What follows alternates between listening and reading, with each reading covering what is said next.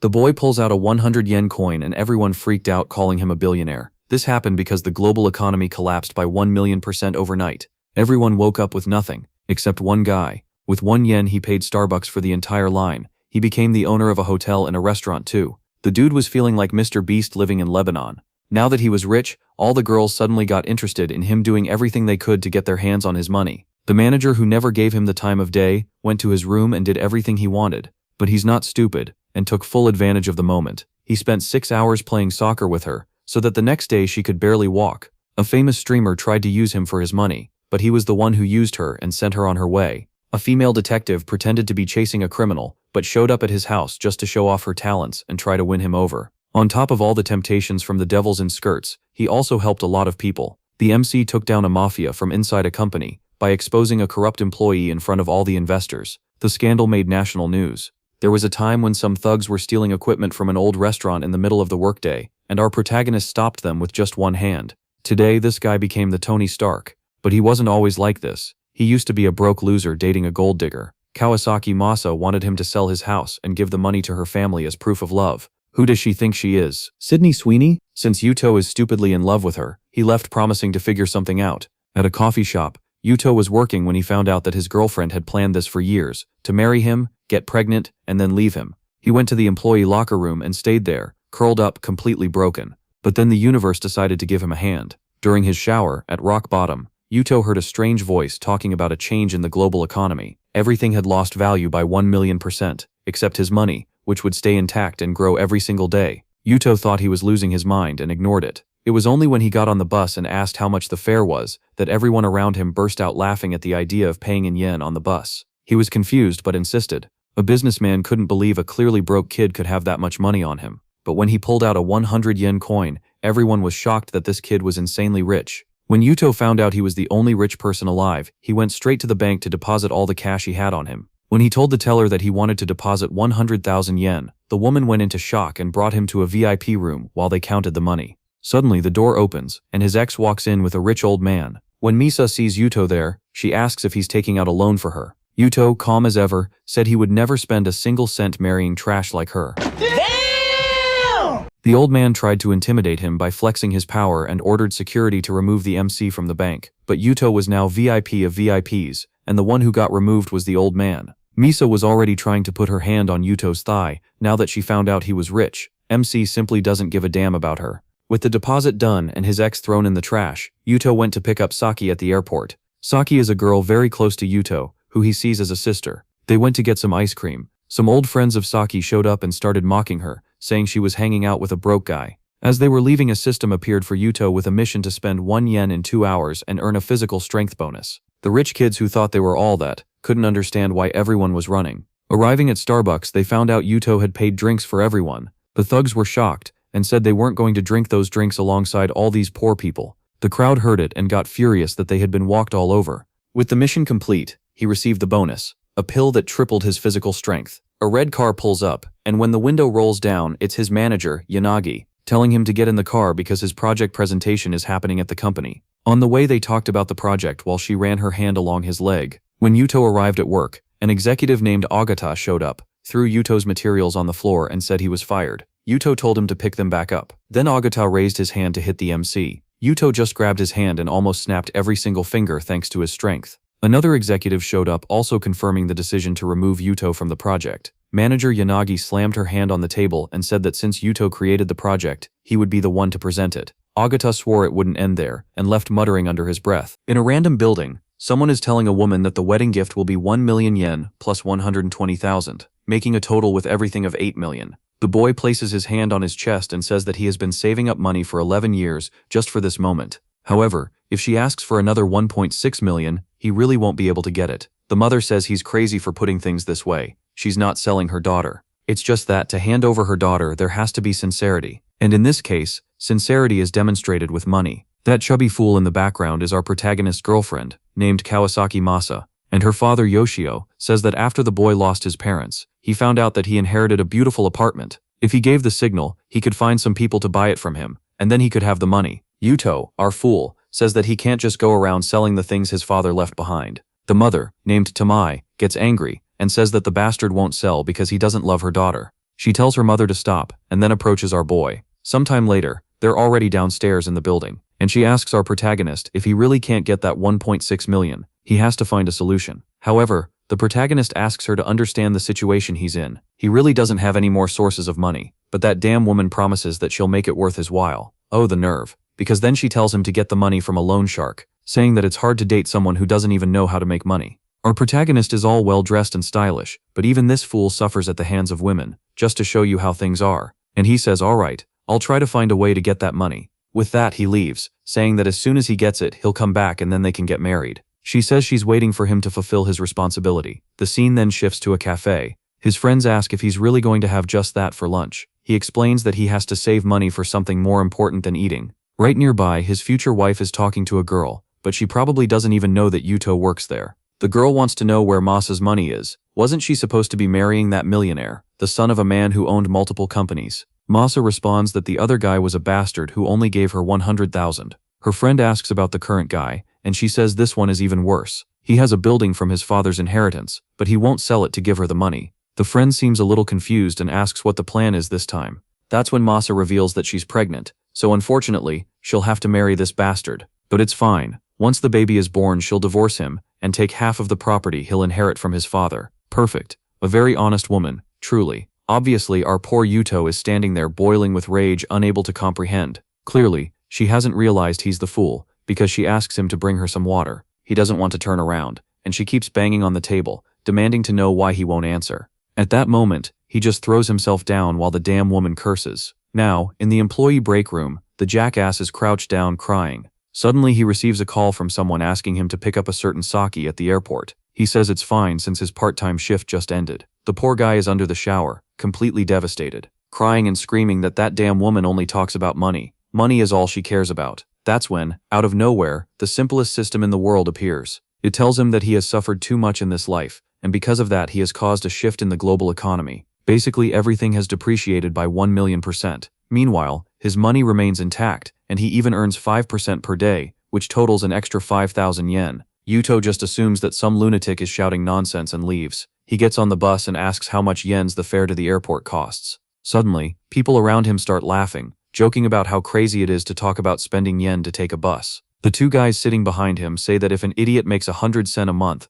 that's already pretty good. For those who don't know, a sen is basically 1/100th of a yen, like dividing a yen by 100. Our boy is confused, not understanding why they're talking like this. After all, an airport bus fare used to cost around 1,000 yen. He asks the driver to just say the price, so he can board. That's when a man in a suit suddenly tells him to stop trying to enter and to stop acting like a millionaire, talking about spending yen like that. Clearly, by the way he's dressed, the boy is poor, so he should quit the nonsense. Yuto assumes he's dealing with a bunch of crazy people. Of course he has at least 200 yen to pay for the ticket. The suited man laughs and says he must be insane if he actually has 200 yen. No way someone dressed like that has that much money in their pocket. Then, the man in the suit gets tired of Yuto's jokes and tells him to just sit down. He'll cover the 2 sen for his ticket.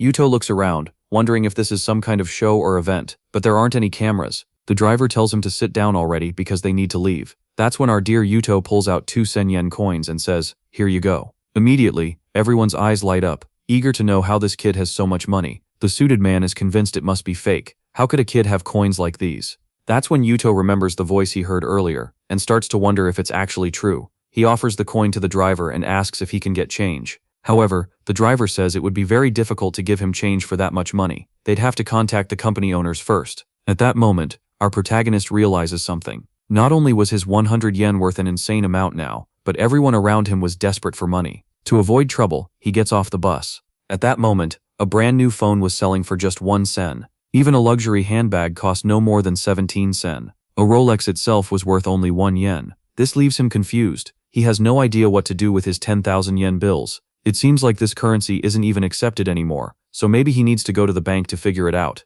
A while later, his number is called. The bank clerk greets him and asks how she can help today. Our guy says he's there to make a small deposit. She asks for the amount. He says it's just 100,000 yen, and that he'd like to open an account to spend it more easily online. The woman looks shocked, saying she can't handle that much money. She'll have to call the manager. His banknotes start getting authenticated. The woman returns sweating, saying it's unbelievable, they're genuine notes. The system even explains that the way money is used has changed. 1 yen is now equal to a sen, which is the number 100, but spelled out as SEN. And 1 sen equals 1,000 rins. Yeah man, what a complicated currency system, but you get the idea. Basically, one is worth 100 times more than the other. Sometime later, now in the VIP room, he asks if they finished the verification. She confirms that they have, and that his deposit of 100,000 yen has been processed. However, the clerk wants to confirm if he's really going to deposit the entire amount. The guy says yes, but to leave about 3 yen in his account since he has a few small bills to pay. That's when, suddenly, the door swings open. Masa walks in with an old man, saying that she did exactly as he asked and is now going to marry that fool. Now that she's become a married woman, their relationship is even more exciting. Yeah, it's really her. Someone please smack her over the head. The old man even takes a moment to examine his prize, saying that stealing another man's woman is quite the thrilling adventure. That's when Yuto, standing inside with his arms crossed, says he never expected her to be this kind of woman. She's caught off guard, confused about why he's there, and asks if he came to take out that loan she told him to get. But our boy gets straight to the point, saying he would never waste money marrying trash like her. Strangely, this lunatic just shrugs and says she's too beautiful to belong to just one person. It's only natural that someone with her looks has both a husband and a boyfriend. Yep, she's already living out the woman meme. Our guy just stands up saying she's the worst woman he's ever seen. He's leaving now that his deposit is complete. But just then, the bank clerk says the regional manager also wants to speak with him. However, the old man, who is Masa's sponsor, tells him to stay put. After all, he insulted the girl, and he won't just walk away like that. Yuto, seemingly confident in a fight, says that if the old man wants to throw hands, just say the word. But the old guy smirks and says it looks like the kid has no idea who he is. He's the president of the famous Tenryu Group, which paid dozens of yen in taxes just this year alone. If he wanted, he could freeze all of Yuto's transactions right now. As soon as Yuto sees some security guards approaching, the old man smirks, saying it's time for the kid to be thrown out. However, the guard explains that Yuto is a VIP among VIPs. At that moment, a man named Buktasu enters, walking awkwardly, introducing himself as the regional administrator, and saying it's a pleasure to meet him. He was impressed to learn that someone deposited 100,000 yen, so Yuto will now receive a diamond black card. Our boy just thanks him, while the stunned ex and the old man mutter that this kid must have forged money to deposit that much. The ex chimes in, saying it's true, she knows that fool doesn't have that kind of money. But Buktasu responds that he doesn't want to hear anyone questioning the authenticity of money that has already been processed. Because of that, they will have to reconsider their partnership with the old man. At that moment, the desperate old fool pleads with them not to do this. If they freeze his assets at this bank, he'll go bankrupt. Meanwhile, the shameless woman has already latched onto Yuto's thigh, saying she made a mistake siding with that old geezer. The truth is, she always thought Yuto was more handsome and promising, but our guy simply orders the manager to throw this pile of garbage out. And with that, the old fool is kicked out. At the airport, Yuto realizes he took so long that Saki must have already arrived. He's sure she's getting impatient when, suddenly someone touches his thigh. A curvy, lively girl teasingly says he owes her for making her wait so long. He apologizes, saying he'll buy her whatever she wants, and this humble girl just asks for some ice cream. The fool Yuto is already smitten, thinking she's as adorable as ever. As they talk about grabbing a drink, it seems like he was thinking of taking her to a Starbucks, but she points out that airport prices are outrageous. Nice to know that's a universal issue. Crooks everywhere. Out of nowhere, someone shoulder checks Yuto as they walk past. A guy claiming to be Saki's classmate says he'll cover their costs, since Yuto doesn't look like he can afford it. His friends laugh, saying they should just accept the offer. Yuto turns to Saki and asks if she knows these guys. She replies that she spoke with them yesterday, since it looks like they'll be classmates at the same university. However, she grabs onto our boy's arm and says they should leave because these guys are weird. Shinji warns her that she'll regret turning down his offer, and his friend tells him to stop wasting time trying to help these poor people. That's when a small mission pops up for Yuto. In 2 hours, he has to spend 1 yen, and as a bonus, he'll receive a physical enhancement. The guy immediately flips a coin in the air, grinning. This is the perfect opportunity. Meanwhile, the other girl is still clinging to Shinji, telling him to just forget about those poor folks already. Then she suddenly complains that her throat is dry. This girl is at least peculiar, and the guy immediately says he'll go grab something for her to drink. Honestly, I'm not sure if this is a not-so-subtle innuendo, or if I'm just reading too much into it, but it's at least suspicious. Suddenly, a crowd rushes past, bumping into Shinji. The guy angrily tells everyone to watch where they're going, but he's completely ignored. 2 girls nearby are chatting about how it seems like everything at Starbucks is free today. Obviously, the 3 fools are confused. How does that make any sense? Yuto goes up to the counter and asks if everything is really free, and the cashier confirms that for now it is. A certain generous customer is covering everything for everyone. Our boy shrugs, saying today's way too hot, so let's get a round of iced coffee for everyone. Of course, Saki is already enjoying the moment, when suddenly Shinji demands to know what Yuto thinks he's doing. Our guy just tells him not to worry, he'll even cover one for him too. Obviously Shinji refuses, saying he's not some poor guy who needs someone else to buy him Starbucks. Dude really shouldn't have said that because now everyone around is giving him the death glare. Shinji then turns to Yuto, snapping at him to shut up. He claims that since Yuto has never been abroad, he should stop pretending to be a millionaire. But for once the crowd is actually making sense. They start shouting at the rich boy to shut up. Since he's not paying for anything, he can get lost. Things escalate fast, the dude gets beaten and trampled. Now that's what I call dedication to Starbucks. The guy is absolutely wrecked on the floor. Someone asks if the two girls with him are his friends, but they immediately deny even knowing him. That's when Yuto throws in his own burn, telling Shinji not to bother trying to hit on his sister with that spare change. Damn, why did it have to be his sister though? I really hope it's a Chinese sibling situation, where they just call everyone brother or sister casually. With that, Yuto and Saki leave. She walks ahead wearing those tiny shorts wedged in, asking if he's really okay with spending so much money. Our boy just says that when it comes to protecting her, no amount of money is too much. Ah, you smooth talker. Sometime later, they're waiting for a taxi, and the mission is completed. With that, Yuto receives his reward. Apparently, he struggled to even spend 1 yen. Buying coffee for everyone wasn't enough, so he must have had to invest in something else. Now he's gotten a pill that increases his strength. Meanwhile, Saki is asking where the taxi they ordered is. A red car pulls up, and she excitedly says it looks really cool. A girl with black hair rolls down the window and asks what Matsushima Yuto is doing here. Our boy replies to manager Yanagi that he came to pick up his sister and take her to university. Looks like this girl is someone from his workplace, probably important, since she reminds him about his big presentation this afternoon. Even though Yuto doesn't need money anymore, this project is something he's been working on for months. Saki tells him not to worry, she'll go with him. Besides, he should take the chance to spend more time next to such a beautiful woman. Our guy quickly tells her not to say things like that, especially since he doesn't have that kind of relationship with the manager. Yanagi asks what they're whispering about, and Yuto just asks for a ride. Meanwhile, he's thinking that since he's spent his whole life as a broke guy, he doesn't want to miss any opportunity to make even a single cent. Inside the car, Yanagi tells him to review his presentation materials and prepare, because if this project gets approved, he'll be receiving a huge bonus. Yuto says he knows he's falling for her tricks, but he'll do his best. Man, this manager Yanagi works hard. Let's put it that way. And her hand is up to something peculiar, giving the boy a little pinch. He tells her to cut it out with the tricks, but she just smiles and says he should be happy that she's even using tricks on him. Damn it, she's got a point. A little while later, they arrive at the company, and the manager Ogata Kosuke tells him to throw all of that away. Our protagonist asks what he means by that. Apparently this guy is taking over Yuto's position and says he doesn't need to show up anymore. The guy even tosses Yuto's materials to the floor, but our boy demands he give them back. Ogata, clearly used to getting his way, raises his hand, ready to smack Yuto, asking if he wants to settle this with a fight. Unfortunately for him, Yuto just had his strength tripled. With a quick move, Yuto twists Ogata's arm and slams him into the ground. While the guy groans, completely confused about how this weakling got so strong, someone else steps in. It's another higher-up, who tells Yuto to let go. Apparently this new guy says Yuto has very few skills, which is why Ogata will be presenting the project instead. Yuto immediately protests, saying they can't just ignore the fact that he worked on this project from the start and hand it over to someone else. The guy is about to dismiss him when someone slams a hand on the table and declares that they won't let this happen. It's manager Yanagi. I'm really starting to like her, saying that since Yuto created the project, he should be the one to present it. Ogata, looking all twisted and defeated, whines, asking why they won't let him present.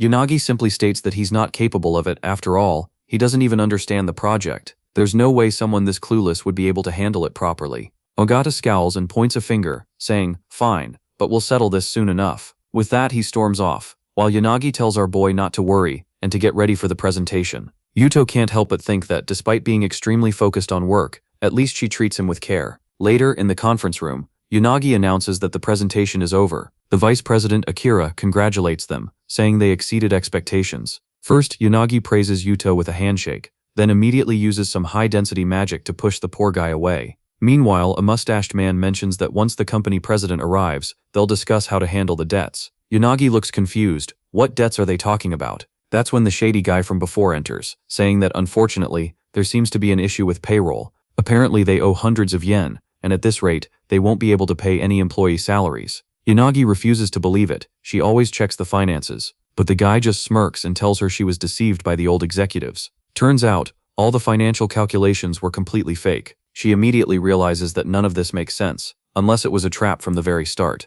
The guy then smugly declares that this whole situation was just a simple fool's trap. Yanagi, furious, says this isn't fair. She's poured her blood and sweat into this company, so how could they do this to her? But the man ignores her completely and announces that the company will be sold to the gentleman beside him for 90 yen. Yanagi is devastated. She's actually crying, saying that 90 yen is way too cheap. This is nothing but exploiting the weak. The smug guy just laughs, saying it doesn't matter, since it's not like she has the money to make a counteroffer. At that moment, President Kinoshita arrives. Now that I think about it, the mustached guy is probably the bank owner where Yuto made his deposit. And now the two of them are chatting about some lunatic in town who invested 100,000 yen. That's when Kinoshita notices Yuto standing there and asks what he's doing. Immediately, the old guy who just walked in asks if this is the kid who deposited 100,000 yen. The banker confirms it. The man steps forward, slightly hunched, and introduces himself as Kishinoda, the company president, saying it's an honor to meet him. Meanwhile, Ogata, the fool, is utterly lost, not understanding why two presidents are suddenly sucking up to Yuto.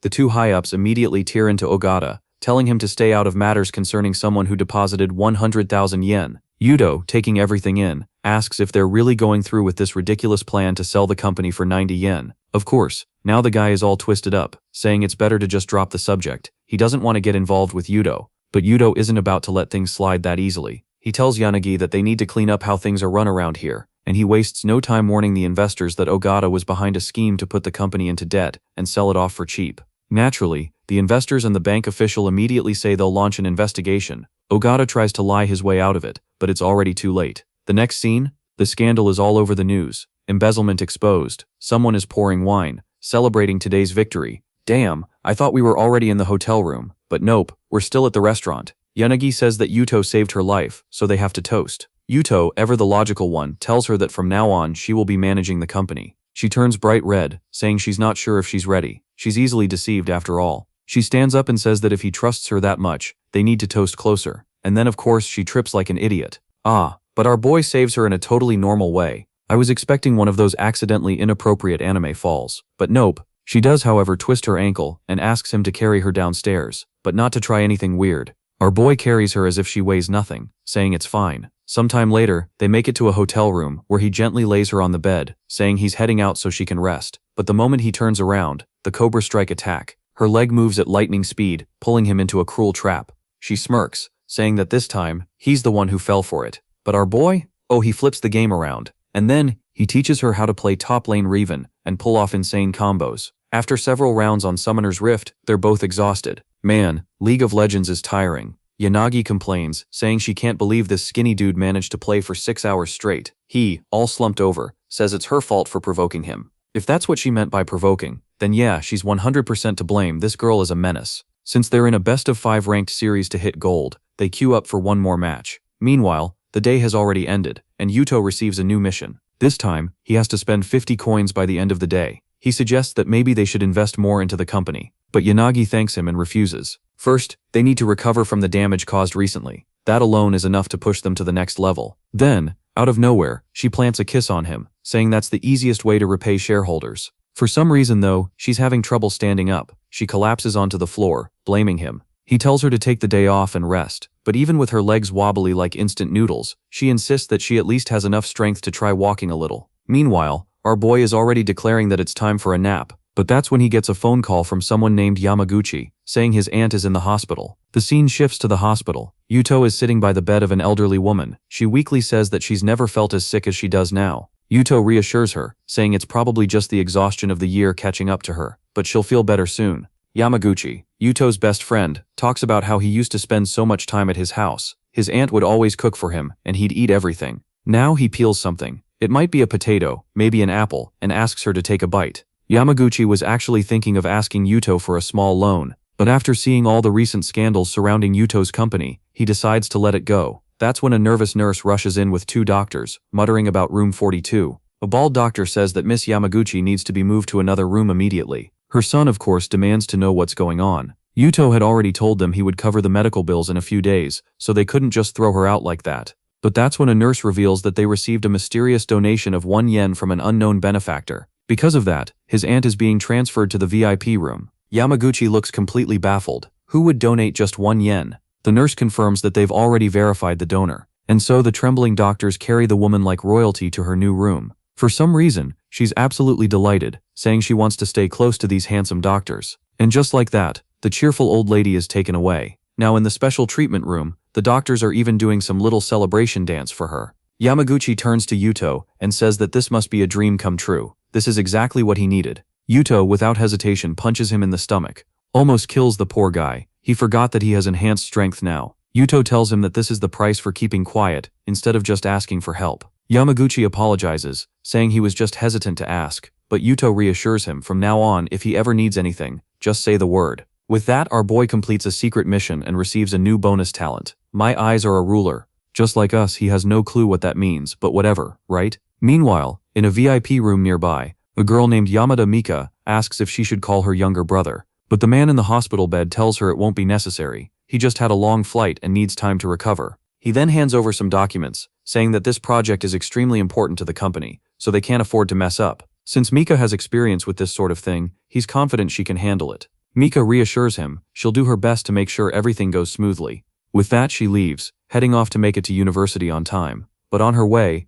an old woman suddenly blocks her path and throws herself to the ground, grabbing onto Mika's legs out of nowhere. She then yells at Mika to watch where she's walking. Mika is confused, but immediately, some random bystanders step in, saying they clearly saw Mika push the old lady. Another man approaches, demanding to know which university she attends, because they're going to report her behavior. Enter our boy, Giga Chad Yuto. He casually catches Mika, keeping her from falling. At that moment, his new mystery talent activates. Because he was observing something interesting for just long enough, he instantly calculates the exact size of an F-36. He pauses. No way that was an F-36. It was a B or a C. So his system must be messed up. Meanwhile, the old lady is still clinging to Mika's legs, crying out for help. Mika, feeling guilty, admits that she was in a hurry, so maybe she bumped into her without realizing it. But Yuto immediately tells her not to admit to anything, otherwise she'll fall into their trap. Mika is totally lost. What does he mean by trap? Meanwhile, Yuto is trying to figure out how his new ability even works. He tells Mika that right when she was about 3 centimeters away from the old woman,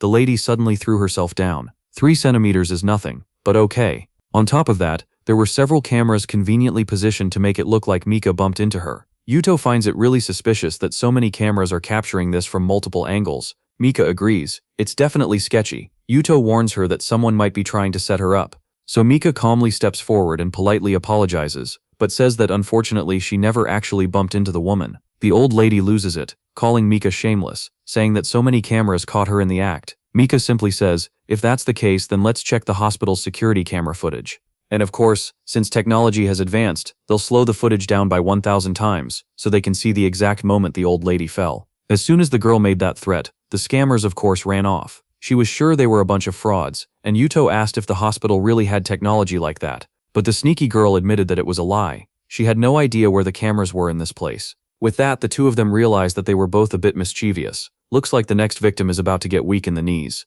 She then introduced herself as Yamada Mika, and thanked him for the help. Our boy reached out for a handshake, but she just turned and walked away, telling him that if he wanted, he could visit her at the university. Yuto wondered if this girl wasn't at least a little suspicious. How does she just invite someone out of nowhere like that? That's when he noticed it was already 6 in the evening. Back at his apartment, he decided to watch some live streams to brighten up his day. If there's one thing that always happens in Chinese stories, it's a streamer duel, where the rich guy donates money. Every time I see this, I wonder, does this actually happen in China? Like 1v1 streamer battles, on platforms where the winner is the one who gets the most donations. I've never seen that anywhere else. What I do see is a girl telling viewers to support Kati, blowing a kiss with lots of enthusiasm. Meanwhile, another girl, Kumitan, is begging for more votes so she doesn't lose. Then Kati smirks, saying it looks like she's going to win, and wonders what punishment the loser will have to endure. Since the girl is a gamer, maybe they should force her to play with her feet. At that moment, Yuto's My Eyes Are a Ruler talent activates. After he's been staring long enough, he comments that the girl's legs are nice, but the proportions look off, probably because the table looks warped. Yukachi, completely offended, snaps back at him, saying he's making things up since she's had this body since the beginning of the stream. I mean, she probably meant since birth, right? Not since the start of the stream. Actually, not since birth either, since she grew over time, but you get the idea. What I don't get is why our boy got instantly banned within half a second. Obviously, the girl went right back to her little dance routine. And we already know what's coming. Our boy is about to cause some trouble. If he can't interact with one streamer, then he'll just talk to the other one. Kumitan is in full panic mode, saying the PK battle is almost over, and she needs help. That's when someone suddenly donates 5 yachts to her. Of course, both girls are completely shocked. even though that donation probably cost like 30 cents. And just like that, Kumatan starts dominating the battle. She's all happy, showering thanks. Meanwhile, Yukachi is squinting hard. She realizes that this Yuto is the same guy she just banned. Now she's desperately pulling out the most bizarre dance moves possible, trying to survive, but it's already over. Yuto drops 10 more yachts for Kumatan, completely sealing the win. Yukachi knows she has no chance anymore, while the bear girl is celebrating hard, saying it's time for the punishment. Our boy even sends a public message across all the streams, telling Yukachi that blocking him won't help. The desperate girl immediately leans forward, apologizing, saying she'll accept any punishment. Meanwhile, Yuto gets some direct messages from Kumatan, or rather, Marinian. Yeah, Marinian sounds way cuter. She thanks him for the donation but says unfortunately she has nothing to offer him in return. However, if he wants, he can request a refund. Yuto figures she's probably freaking out over the amount, but he doesn't care. He tells her not to worry, it wasn't that much. That's when she notices his location, realizing he lives in Musashi District, and suggests that maybe they could meet for dinner. Yuto isn't too excited about it. He knows these streamer girls only care about scamming fools for money. But if she's paying for dinner, he's curious to see what she'll try. Back at Marinian's house, the girl's room is full of designer bags, and her mother is there, complaining that her daughter leaves her alone all day. Marinian steps out of her room and says, streaming is a real job, but now, she's here to chat with her beloved mother. However, the woman responds that Marinian already makes plenty of money, so she shouldn't even be working in streaming. After all, the necklace she's wearing, for example, costs 43 yen, which is something she'll never earn from streaming. But Marinian just sticks her tongue out playfully, saying she streams for fun, not for money. Besides, she met someone really interesting today. Her mother immediately warns her to stop getting interested in people from live streams. She should have already accepted that her marriage will be arranged with the son of a famous company owner. Marinian tries to argue, but her mother just tells her to go talk to her father. Sometime later, our boy is in the city, wanting to grab some drinks at an izakaya. Fried chicken and beer would be perfect, so off he goes. But at the place, someone is begging for patience because they're late on rent. A woman with curlers in her hair, however, says she doesn't do charity. If he doesn't have the money, he should just disappear. And if he doesn't pay up soon, she'll seize all his kitchen equipment. The poor guy tries to refuse, but it's too late. She's already ordered her Walmart-tier gangsters to take everything. He keeps pleading, saying he just received a special order and will have the money soon. But even then, he gets shoved aside. That's when someone grips the thug's shoulder. It's our boy Yuto, and the goon can't even move. Yuto asks if the man is the owner of the place and how much the rent costs. The woman, unimpressed, just asks who he is. And then she asks if he's planning to pay on the guy's behalf. She reminds him that she was already cutting him a deal out of pity. But since the area is going through some changes, she has no choice but to raise the rent. The owner complains, saying she always finds an excuse to increase the price. She doesn't care. The other nearby shops also belong to her, and she's renting them out to a major company for 2 yen per month. Yuto pulls out his phone and makes a call, while the woman smugly says that if he pays 1 yen per month, she might let him keep the place. He calls Fujiwara, already thanking him in advance. That guy owns the entire city, and Yuto simply tells the woman she doesn't need to discuss anything with him anymore. She looks confused, asking what Yuto plans to do. It's not like he has any power here. After all these buildings belong to her. Once again, she orders her goons to kick everyone out. But our boy unleashes the crane stance attack, open arm style, and in one swift motion knocks both thugs to the ground. Of course, the woman is horrified by Yuto's brutal takedown and immediately calls for the police. That's when Yuto casually drops a bombshell. He discovered that she only has the rights to use the commercial property, not own it. Where did he even pull that information from? Then, he reveals that he, on the other hand, just bought the entire area. Now, everyone is staring at him, waiting for his next move. Meanwhile, the woman is trembling, demanding to know what he's planning. Yuto says he's going to renovate the whole area by demolishing everything. Obviously, no one would want to rent anything there afterward. He doesn't care. A few hundred yen is just spare change to him. It's literally spare change. But now the woman is panicking. She immediately drops to her knees, begging for forgiveness. Usually when waifus get on their knees, it's great, but not this one. She desperately offers to cut the rent in half, and even cover the water bills. Yuto immediately agrees if that's the case. Shout out to whoever designed this insane system, because now I have to rotate my screen in Photoshop just to read it. Something about fighting against corrupt companies, and it looks like Yuto just gained a new talent, one that alerts him when someone is trying to scam him. Meanwhile, the fried chicken guy is grilling up a feast, saying that everything tonight is on the house for Yuto. Yuto thanks the old man and says that he's always been a fan of this place, so he'll be coming by even more often now. The old man smiles and says he understands why. He explains that he's not bragging, but their recipe is truly one of a kind, passed down through generations. Suddenly someone nearby makes a snide remark about how it's funny seeing a millionaire eating street food. It's Miss Wobbly Legs, who just shrugs and says that at least it tastes good. Yuto can't help but think that this damn woman has no idea how much he had to spend just to get this fried chicken.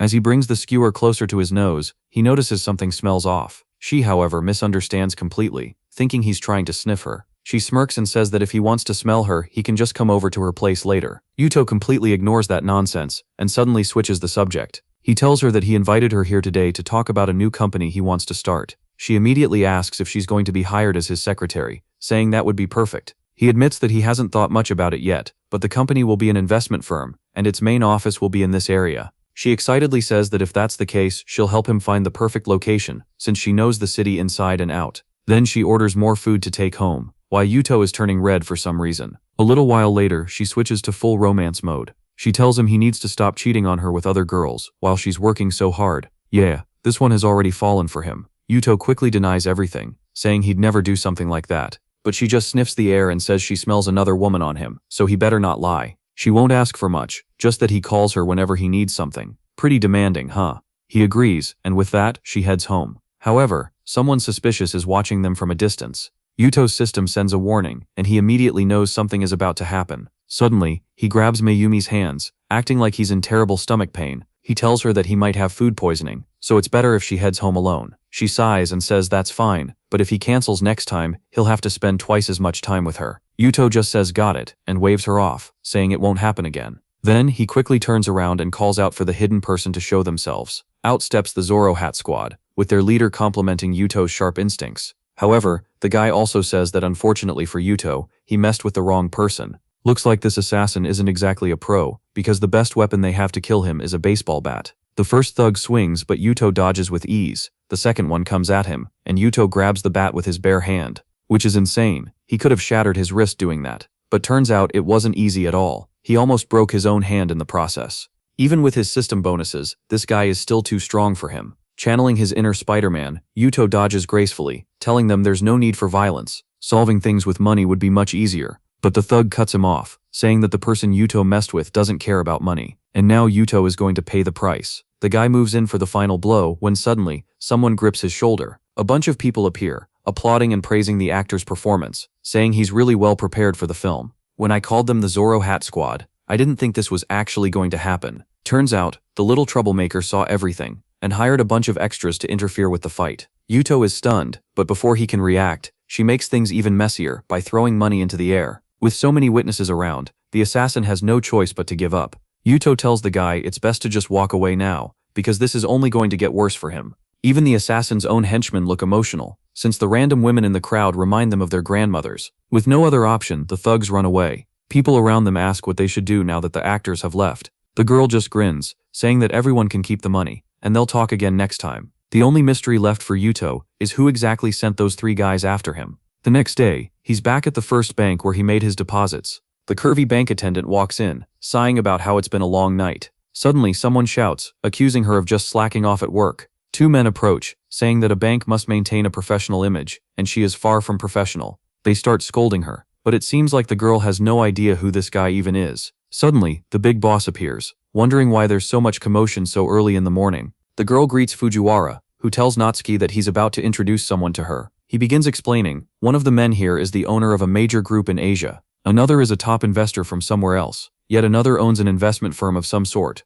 Long story short, there are a bunch of important big shots here, and she has no clue why they're all gathered in one place. The boss apologizes for the mess, and invites them all to head straight to the VIP room. Seems like everyone here wants to meet Matsushima, and of course, that's our protagonist's first name. Naturally, Natsuki knows that name all too well. One of the men comments that maybe Yuto could help train the bank's employees, and the boss thanks him for the idea. With that, the girl leans forward enthusiastically, thanking them and asking for everyone's support. It seems like she meant it as a little challenge, which immediately annoys the men, making them furious that Yuto has a secretary like her. Poor Yuto is completely confused, insisting that he's not using any kind of power, she's just an employee at the bank. Meanwhile, Natsuki receives a call from Yuto, who is making another deposit. Of course, the moment everyone hears his name, they become instantly interested. The boss explains that Yuto calls Natsuki directly because she was the first person he met when he arrived here. Immediately, everyone's attitude toward her changes. They start saying that it would be great to have someone like her as a secretary, and that she's amazing.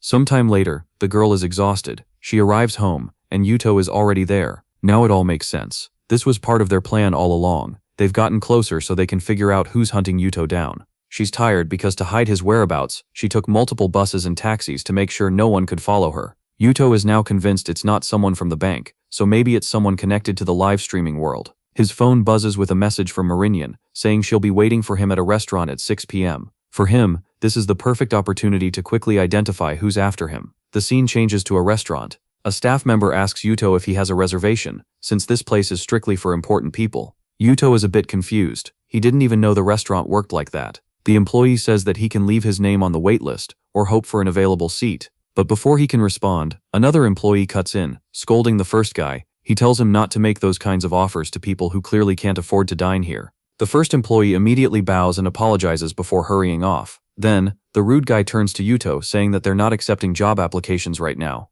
Now that's a serious insult. Still a little confused, Yuto picks up his phone when Merinyan calls, asking where he is. He explains that he's in the hotel lobby but is being denied entry. A short time later, she taps him on the shoulder and asks if he's Yuto. The foolish security guard immediately realizes they know each other and stiffens up in panic. That's when Yuto calmly tells him that he's not here to apply for a job. He's actually here to eat. The guard immediately apologizes for being rude, wishing him a pleasant evening. Yuto, too lazy to cause trouble, simply asks where they'll be sitting. Merinyan tells him to come along, it's going to be amazing. She had even prepared some beautiful lilies of the valley for the occasion. At the table, the waiter asks if she wants her usual order. She says yes, but she also wants to hear Yuto's opinion. After all, he's her sponsor. Yuto just shrugs, saying he's never been here before, so he'll just have whatever she's having. The waiter laughs, commenting that this is a typical response from someone who isn't used to high-end dining. The waiter sets a trap, casually asking if the lady would like her usual wine. She says yes, but Yuto, broke and humble, wants nothing to do with wine. He just asks for a simple carbonated drink. However, the waiter explains that they only serve wine here. After all, a truly wealthy person would never choose a soft drink over something of quality. Yuto, already out of patience, just asks if they have anything carbonated at all. The waiter sighs and says they might find something in the kitchen. As he walks away, he grumbles about how ridiculous it is that a poor guy like this is dining with Miss Mareem. He glances at another poorly dressed customer at a nearby table and wonders why this place is attracting such a low-class crowd. At the same time, a shady-looking guy is wondering where all the beautiful women are. Then he locks eyes on Mareem and immediately falls for her. He turns to his wife, or at least that's what I think she is, and calls her honey, saying that it's time for the next round. She looks at him, asking if he's really going to force her to do this again. Now I'm getting a little worried. What exactly is this couple planning? Meanwhile, at Yuto's table, a king crab dish arrives. Man, I've never eaten this stuff before. Someone tell me what it tastes like. Mareem stands up saying she's going to the bathroom, but Yuto can go ahead and eat without her. The moment she leaves, that shady woman from before approaches Yuto, asking if he's really going to eat something that delicious all alone. She smirks, saying that it's thick, creamy, and would be very satisfying to eat. Then, she leans in close and asks if she can take a little bite. This woman is really something else. Obviously, Yuto is wondering who the hell this lunatic is. She just tells him not to worry, she'll pay for it, leaving him completely confused. Yuto chuckles, saying that it's hilarious how even in a 5-star restaurant, there are people who come to beg for food. The woman's face darkens. She turns around angrily, telling him that he's going to pay for this. As she walks past his chair, she bumps her hip against his armrest. Then she suddenly accuses him, asking why he did something so inappropriate all of a sudden. Yuto, completely lost, says he didn't touch her at all, but she just tells him to stop playing dumb. She dramatically declares that it's outrageous for him to assault her like that, and then try to deny it. Then she grabs a glass of water and throws it straight at Yuto. But Yuto simply dodges, and the water lands on some poor bald guy at another table instead. Right at that moment, Merinyan returns, saying that the woman is taking things way too far. But the crazy wife snaps back, saying that Yuto is the one who crossed the line, and that he should apologize. She also tells Merinyan to stay out of it, if she doesn't even know who she's dealing with. Then a staff member appears, addressing someone as Ito-sama, saying that they've checked the security cameras. At first I thought this was just part of another setup, but no, it's the actual restaurant staff confirming that the woman is lying. Even so, the woman refuses to admit it, saying that they must be mistaken. She claims that she just slightly tripped, and Yuto took advantage of the moment. Merinyan completely ignores her, and tells the restaurant staff that they should inform all restaurants in the area about this woman. Apparently, she goes around trying to frame people for harassment. It would be better to have her banned from every restaurant. The staff member nods immediately, and the woman starts panicking, wondering who the hell Merinyan even is to have so much influence. Then to make things worse, Merinyan takes out her phone and snaps a picture. She announces that she's going to post it on social media to warn everyone about this crazy woman. Turning to Yuto, she grins and says that this is all because he made that donation, so she's going to help him however she can. The crazy wife completely loses it. It looks like this was actually her entire business, scamming people at restaurants.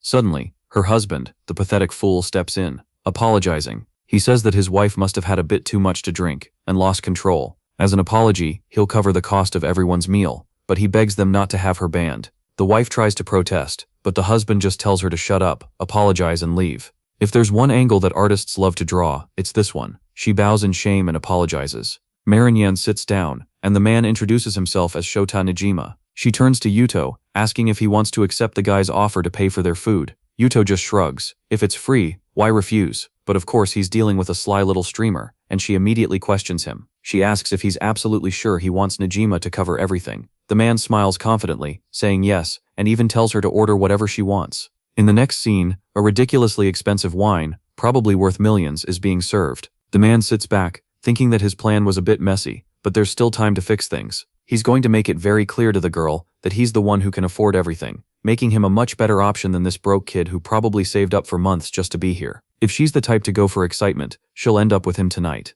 If she's a bit more reserved, he just needs to repeat this a few more times, and eventually it'll all go his way. Meanwhile, Marinyan suddenly gets up, inviting Yuto to take a walk through the city with her. The pathetic guy is left sitting there, trying to process what just happened. Are they really leaving without even saying goodbye? In desperation, he quickly steps in front of them, saying that he's heading in the same direction too. But Marinyan tilts her head, asking why he doesn't just stay behind and chat a bit longer. The guy awkwardly tries to salvage the situation, saying that at the very least they should exchange numbers, but she simply refuses. And right on cue, one of the restaurant staff members appears, stopping the man, telling him that he needs to settle the bill before leaving. The total cost, 3.2 rins, not a kidney, in case you were wondering. But considering how expensive this place is, it might as well have cost an organ. Still, the price hits like a truck, and the guy realizes he just got played. Meanwhile, Marinyan walks away, laughing, saying that it's always fun to mess with fools who think they can just buy women so easily. But she also teases him a little, saying that if he really couldn't afford to pay the bill, she would have covered it for him. The guy completely snaps. He raises his hand, ready to slap her, but that's when our Giga Chad Yuto catches his wrist mid-air, stopping him effortlessly. And with a calm but chilling voice, he asks, "What exactly do you think you're doing?" At the moment, the fool asked who our boy was affiliated with, to which he replied that he wasn't part of any group. Strangely, the crazy guy then said he was sure that meant he must be the owner of the area, and invited him to the south side to see how he would be treated there as well. The little streamer just grabbed our boy's arm and left. Sometime later, somewhere else, our boy was coming down the stairs and celebrating his arrival. Sweaty and worried, the girl recognized that it was Uncle Yamada. This guy is the vice president of the development bank, so why is he here? That's what our boy wondered. It was only then that the guy noticed that Marinyan was right next to him. All clumsy, he ran up to our boy, grabbed his hands and said it was an honor to meet someone like him. At the same moment, that other old investor arrived to hug our boy too. Every Chinese drama is basically a scene of our boy surrounded by old men. Sometime later, outside, our boy holding a coin, said that he would accept the offer from whoever found out who had attacked him. The old guys looked confident, guaranteeing that the next investment was secured in that case. Each one ran to their little Hot Wheels car and took off. Marinyan apologized, saying he was exposed because of the post she made, and asked if he wanted her to delete her social media. Man. He told her not to worry, that he could handle it easily. At that moment, another guy appeared and told him to wait a second. Our boy didn't understand what this loser Nijima still wanted with him, to which the guy replied that it was time to give him the treatment he deserved. He told his brothers to get ready, and everyone reached for something under their coats. The protagonist looked scared, until suddenly, the guys pulled out coconut water. Even Marinyan stood there, devastated, not understanding what they were doing, and the guys started drinking, spilling it all over themselves. What is this? They started dancing, saying this was the delicious coconut water from the south, and asked if he wanted to try it. Yuto had no idea what this guy was up to. Then suddenly, the guy grabbed his leg, begging for investment, and admitting he was wrong. He said that if Yuto wanted to find out who tried to kill him, he could help with that too. After all, he knew the underground scene well. Yuto just said, "All right then," and decided to let him participate. Right at that moment, the restaurant owner came over, bringing a VIP card for our boy, and wanting to know if he was satisfied with today's service. Humble as ever, Yuto replied that there wasn't anything too bad. The only thing he wanted to mention was that manager who called him poor for drinking soda instead of wine. The guy was shocked and realized he was screwed, and the boss had already warned that this kind of behavior would not be tolerated. The scene then shifts to the protagonist's sister saying goodbye to someone. It's that girl from the hospital, and it looks like they met at university. Saki-chan was all happy, saying she was lucky to meet Yamada. She's teaching her a lot, and seems focused on helping the girl. Not to mention she was considered a genius at this university. and as she arrived at her room, 3 girls were already waiting there. Obviously, the poor innocent fool asked what they were talking about. She's about to get roasted for sure. Before the girls could respond, she already noticed that all of her notebooks had been thrown in the trash. She went to grab them, wanting to know what had happened. And that wretched, gorgeous, wicked girl. What a danger. She said she thought Saki wasn't going to use them, so she put them there. Saki-chan went over to her bed and wanted to know why everything was wet too. Man, another healthy-looking troublemaker said she accidentally spilled some milk and apologized. The villains are all this dangerous. What a nightmare. Obviously the last one was just as bad and asked if she had a problem with that. Poor Saki-chan, with her fool's face, glanced behind her, just feeling the pressure of the 3 monsters staring her down. Right at that moment, Chad walked in through the door, wanting to know if it was true that they were bullying his sister. Man, looks like everyone ended up in the principal's office. Saki turned around and told him not to worry, that she was fine. While the rugby player and the 2 hot girls stood there looking awkward. Why is this girl wearing that dress in the middle of college? Girl, this isn't a party. Yuto told Saki not to worry because Big Bro was here. The principal then said that, as she had explained, it seemed like there was a case of bullying happening in Saki's room. Our boy greeted Miss Sawai and asked her to explain everything properly. After all, he knew that if they let this slide, things would only get worse for his sister. The woman said she understood that very well, which is why she called him there. And then the principal asked Saki to explain why she was being bullied. Our meme is just as confused and wants to know why the principal is talking, as if this was his sister's fault. Out of nowhere, the 3 fools started looking ugly as hell, crying, saying they were scared of that girl who completely wrecked them. Yuto, still confused, asked his sister what was going on. Then we see what happened just before, when she turned around and faced the 3. Man, I think she really was about to beat them up. She went running, all strong and beautiful. She grabbed the first one's head, pulled her hair, revealing the poor girl's bald spot. Then she grabbed the wet blanket, wrapped up the other clumsy one, and said that now she would help dry it up. The second troublemaker called for Akane, the rugby player, who came running to take Saki down. But Saki just dodged, grabbed the girl by the arm, and slammed her onto the floor. The fools just lay there frozen while Saki apologized, warning them not to mess with anyone from the Matsushima family. That's when Yuto remembered that his damn sister had been carrying fish like crazy since she was 9, and was a menace when it came to fights. Even so, he turned to the principal and said that his sister wasn't the type of person who liked to fight. Someone must have provoked her for this to happen. But the principal put her hand on our boy and said they needed to talk in another room. She then explained that maybe what he said was true. However, the 3 witnesses confirmed the same story, and even Saki admitted she had hit them. The best option was for his sister to apologize, for everyone to make up, and for the school to keep an eye on things to see how they developed. Strangely, Yuto just accepted it, and said fine, he'd leave it to her. Then he went over to the girls again, and said they should discuss a way to reconcile outside. But those tight dress-wearing troublemakers wanted a very sincere apology, and in China, sincerity means money. Our boy made a little signal and said he'd be very sincere. They didn't need to worry. Right then a guy came running down the hall, telling Matsushima he had brought what he asked for. Our boy had bought some bags, perfumes, and even a phone for these lunatics. And they immediately said that was more than enough sincerity. But the boy is cold and calculated. He threw everything on the ground and said he might hand it over. Only that kind of luxury item didn't match people like them. Then he told them to just say why they did this to his sister. The 3 fools were shocked. They thought they were getting those fancy bags so easily. But Yuto warned them that he'd think they were smarter if they just confessed already. After all, he was going to find out eventually. Then the one in the party dress said they really had no problem with Saki. They were just paid by some guy from another department to mess with her. She then showed a picture of the dude with a helicopter cap, saying they were paid by this guy named Shinji Yamada. Obviously our boy didn't like hearing that one bit. The scene then cuts to the girls' dormitory. Looks like our boy got a room and told Saki to stay there, that she didn't have to go back to that place. Seems like we're in some kind of dorm, and he got one for her. She thanked him, saying she was going to look around because she wanted to find someone she knew. In another room, probably in the same apartment, we see what I think is Yamada, trying to fix or actually struggling to fix something in the sink. Right after she saw Saki in the room across from hers, turned around and recognized her. All sweaty and exhausted, she gave a little wave, saying it was a coincidence that they ended up so close to each other.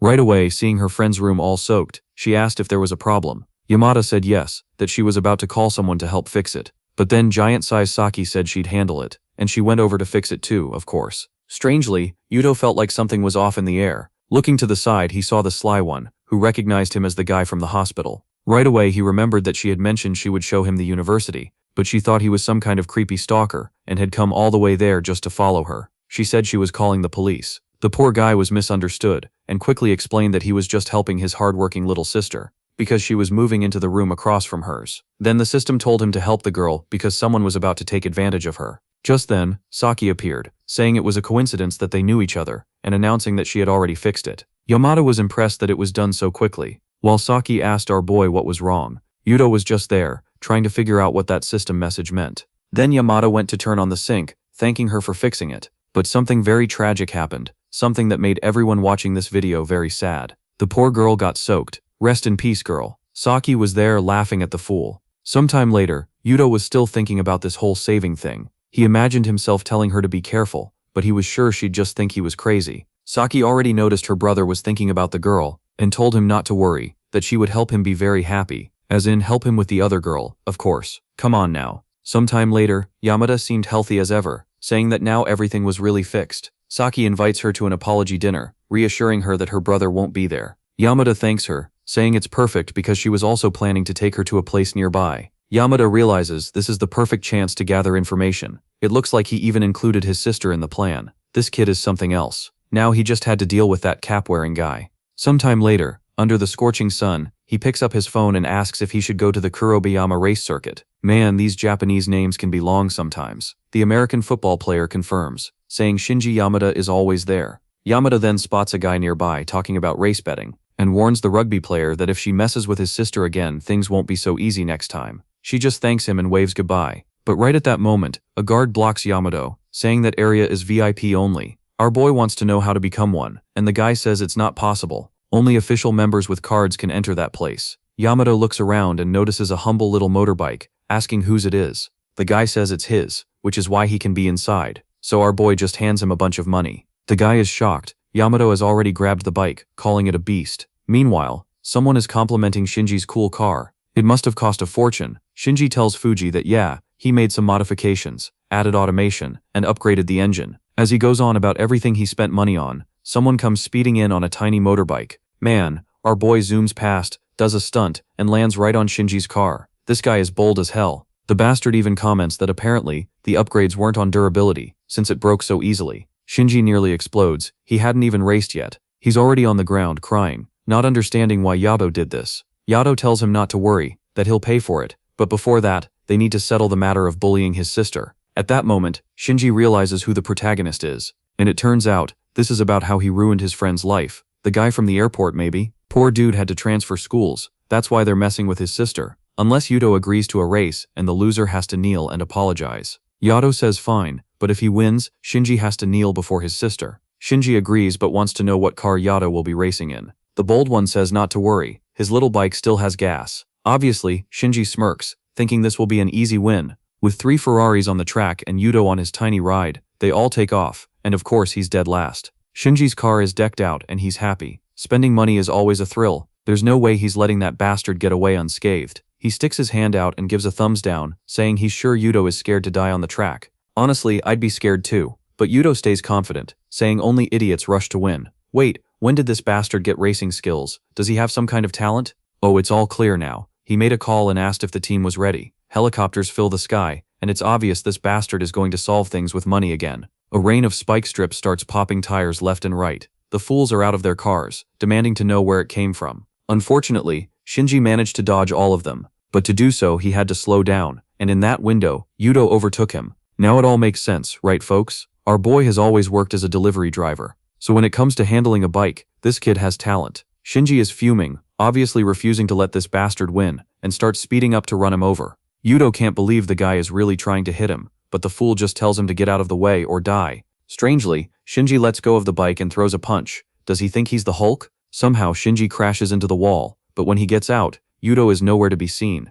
Turns out, this bastard is 007. He was already in a helicopter and climbing down from above. Right then, he tells Shinji that since he crashed, he can't keep racing, meaning he lost. Sometime later, Yuto tells him to kneel and apologize. He's recording it to show his sister. Shinji says no way in hell he's doing that. Then Twilight's Edward Cullen shows up saying the loser has to obey, but since he was actually the first to win, Shinji doesn't have to follow Yuto's orders. Shinji thanks him, relieved that Fuji won, but Yuto asks if they really want to twist his words like that. The bet was between him and Shinji, for what he did to his sister. Shinji starts getting nervous, and asks if Yuto wants to settle this with fists instead. Man, but before that, Yamada appears and smacks the fool across the face. telling him that if his father won't discipline him, she will. The guy responds, calling her big sis. Oh man, now our boy has to wreck this fool. It's the perfect revenge. Night falls, and I don't know if this girl is a werewolf, but she just grew a lot. She warns Shinji that their parents didn't raise him to be acting like this all over the city. The fool tries to say something, but she just responds that she's disappointed in him.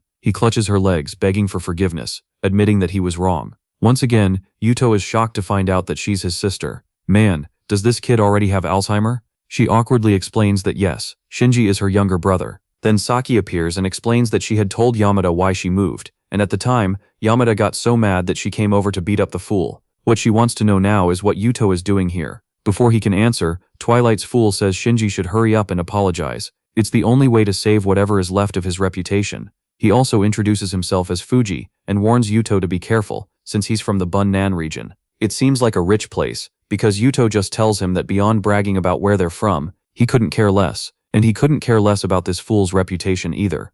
Man, he punched so hard that he nearly wrecked the entire car. Yeah, no kidding, this guy has 3 times the strength of a normal human. He walks up to Shinji and warns that if he doesn't bow his head, he'll have to help him do it. The fool wants to ask his sister for help, but she just says he has to take responsibility for his actions. The next second, he's already at Saki's feet, begging for forgiveness. But Yuto is a menace, and tells him he has to shout louder or she won't hear. Fuji, the Twilight fool, is fuming, swearing that bastard will pay for all this, but Saki says it's fine, and they should just head home. She wants to spend time with Yamada. Her friend suggests they go shopping, and Saki celebrates, saying she might even borrow Yamada's clothes. But our boy chimes in that Yamada's clothes won't fit her. The two girls have pretty similar measurements, but he's sure it would be too tight. Obviously, the girls are confused about how he even knows their measurements. This kid is staring at all the wonders of the world. His talent must be activating constantly. Meanwhile, Fuji wants to know what Yuto's relationship with Yamada is.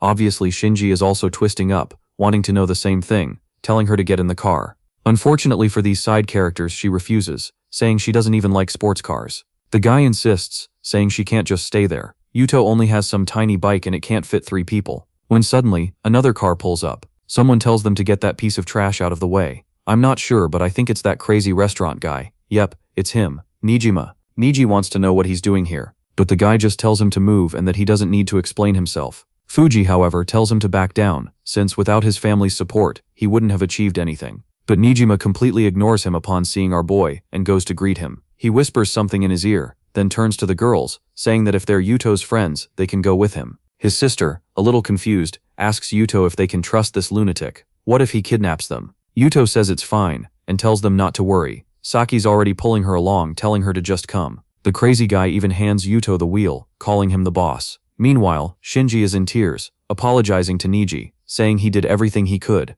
The guy is barely holding in his rage. He already lost Mika, but he can't afford to lose his status with Yamada too. So he asks Shinji how the negotiations with their father are going. But Shinji says he hasn't heard anything yet. The guy taunts him, saying he's sure his sister already knows though. Looks like he's doomed to live forever in her shadow. Shinji is visibly shaken, demanding to know what he means by that. And Nijima realizes his plan is working. The next scene shows our boy speeding through the streets. Or, actually, no, it's not him. What? Didn't they tell him to drive? Why is this bastard at the wheel now? Yuto asks Nijima what he knows about those guys. Nijima simply explains that Fuji is the second son of a rich family from Bonin, but at the same time, he's considered a disgrace. Yuto immediately wants to know why. Nijima explains that the kid was always a spoiled brat obsessed with getting good grades. He played piano, chess, and was theoretically the perfect child. His sister chimes in, wanting to know what's wrong with that. Nijima explains that the problem was that he got beaten up by his parents and a bunch of other people in the region, because everyone kept comparing them to that bastard. But now the tables have turned and everyone has their revenge. This guy is done for.